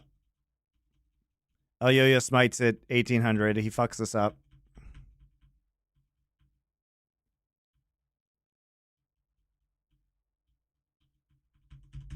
Get into the pit, and he does it, and he steals it! And the cease and desist lands as well as they kill. Get in here. Razork no flash. Merwin looking for the wall up. The redemption coming out. Razork's trying to get into the pit, and he does it, and he steals it! Terrible ult, though. What's going on with this Renata ult? Razork no flash. Merwin looking for the Redemption coming out. Razzle's trying to get into the pit. Like, really? Why wouldn't you put it in the pit where everybody is? Super bad Renata ult. That was sublime. Fnatic need to get out of here. Frescowi low, he flashes. He's gonna take to the Leandries as Humanoid is helping Fnatic drag MDK, kicking and screaming into game 5. What was that fight? It looked so good for MDK. Their positioning. The fact that Fnatic had to gamble. Oh, Alvaro is also gonna die. Humanoid is dominating. One more. Oh, no. Razzle with a big smile on his face. Let's look back. Please give us the slow-mo here, observers. The redemption comes through. Razzle full HP. Oh, no slow-mo. That was so fast. Gets the steal. But he looks so isolated. But look at the damage here. I also think that the damage came through from Noah. And Super just disappeared. Razzle at the very edge of his life, working with Oscar. Let's go. He waits flash. To just melt the front line. In the thick of things, the fact that they survived for as long as they did, truly impressive. And now the Baron is being started off. It was a slow early start to this game, but now the teams are unrelenting. And Leoya, no flash, but he has a blast cone. Oscar winning. It was a good ult? No, it was not a good. It was not a good ult. He doesn't force them into the pit. They have to be in the pit because they're trying to take Drake. Like, you don't put the ult here. You just put it like this. You know what I mean? You follow the Vi with it. Because the Vi is definitely going to lock somebody down and hit it. And they're all contesting the Drake anyway. But he looks so isolated. But look at the damage here. I also think that the damage came through from Noah. And Super just disappeared. Razzle at the very edge of his life, working with Oscar Rinin. No, they can't leave in River. They can't leave in River. Because Vi is ulting somebody. The fact that they survived for as long as they did. They're trying to take an objective. You use the ult on them while they're taking an objective. That's what you do. You're in position as Renata. No flash, but he has blast cone. Oscar Rinin try and keep him at bay. Frescowi coming in from the side, and Noah's down to half HP. 4,000 on the Baron is down. Already Humanoid's teams are unrelenting, and Leoya no flash, but he has 4,000 on the He actually smites early here. the Baron is down. Already Humanoid secures the hostile takeover as well. Landing onto Super. Oscar Rinin may be sacrificed here by Fnatic. They'll get 4 players out with the Baron. Very quick. There's a one-side River. Because now we actually play for the ultimate soul. Dude, quad Infernal with Infernal Soul is so nasty. Especially like on the long-range damage of Humanoid and Noah. Yikes. 4 members of Fnatic down here while Oscar Rinin catches mid. He has the TP and no Mirwin close by to stop him this time. Mirwin goes out of the Mega. Humanoid looking for more, the grasping more. Lands on Super. This is going to continue to step up and to chip away. Alvaro looking for that flank. A ward in the bush will spot him out. Razzle will clear the control. Oscar now. Jhin doesn't block Renata R? No, I don't believe it does. It's not a source of damage. Will we see another twist in this tail, Betty? Or will we be going all the way to 5 at the That moment? was big poke damage on Frescowi. Another crushing more on Elioya. They just can't really find a way to get onto this Fnatic lineup. And Fnatic go ahead when they have that Baron buff, when they have the vision control on the flanks. MDK don't really have an avenue to approach. Redemption down, and that poke from the True Shot Barrage nullified on Humanoid and Noah. Yeah, it prevents effects that trigger from damage, but you don't have to take damage for... Reaches the tower. So any effect that triggers from damage gets blocked, but it doesn't... The Renata ult doesn't do damage. It's not an effect that triggers from damage. It's all about the dragon. 45 seconds until it is back in play. Deathcap finally finished for Frescowi is going to give him a lot of extra damage. MDK have control over the mid wave. That bot wave is pushing in favor of Fnatic, but MDK, they can afford to abandon it for now. MDK pushing very far forward into Fnatic's jungle, really mitigating their avenues into the river. Merwin, though, getting chipped away at the poke at this late into the game is terrifying from both sides. At the moment, it's really only heading from Fnatic. There is no damage given by Renata ult. MDK Super down to half HP. Dashes away. Merwin goes out of the Mega. Razzle pulls the wave up through mid. Waves in mid and bot, not in Yeah, the lethality of Varus with the Hui is very good. And it's especially strong because there is no backline threat when Gnar is not in Mega and on the flank. Nice job. Really good combo onto Supa. Supa's too far forward here. He literally, I mean, he's trolling. He literally just walks into Vi range, and he will get one shot because he gets blown up by Zac, Hui, and Vi. Supa trolled that. They're going to continue to chase in onto Mo in the spiraling despair. Not only the name of the skill, but also perhaps how MDK feel in this game, and Razork secures it. Ivan Martin Diaz will not have it smoke. That's the game. Incredible series. All right, guys. We're hemorrhaging viewers because of LCK, and I got to go watch LCK too. So I will see you for Game 5 of this series tomorrow, as well as G2 versus Mad. And yeah, should be a fun day. So I'll be back on the stream tomorrow. See you then.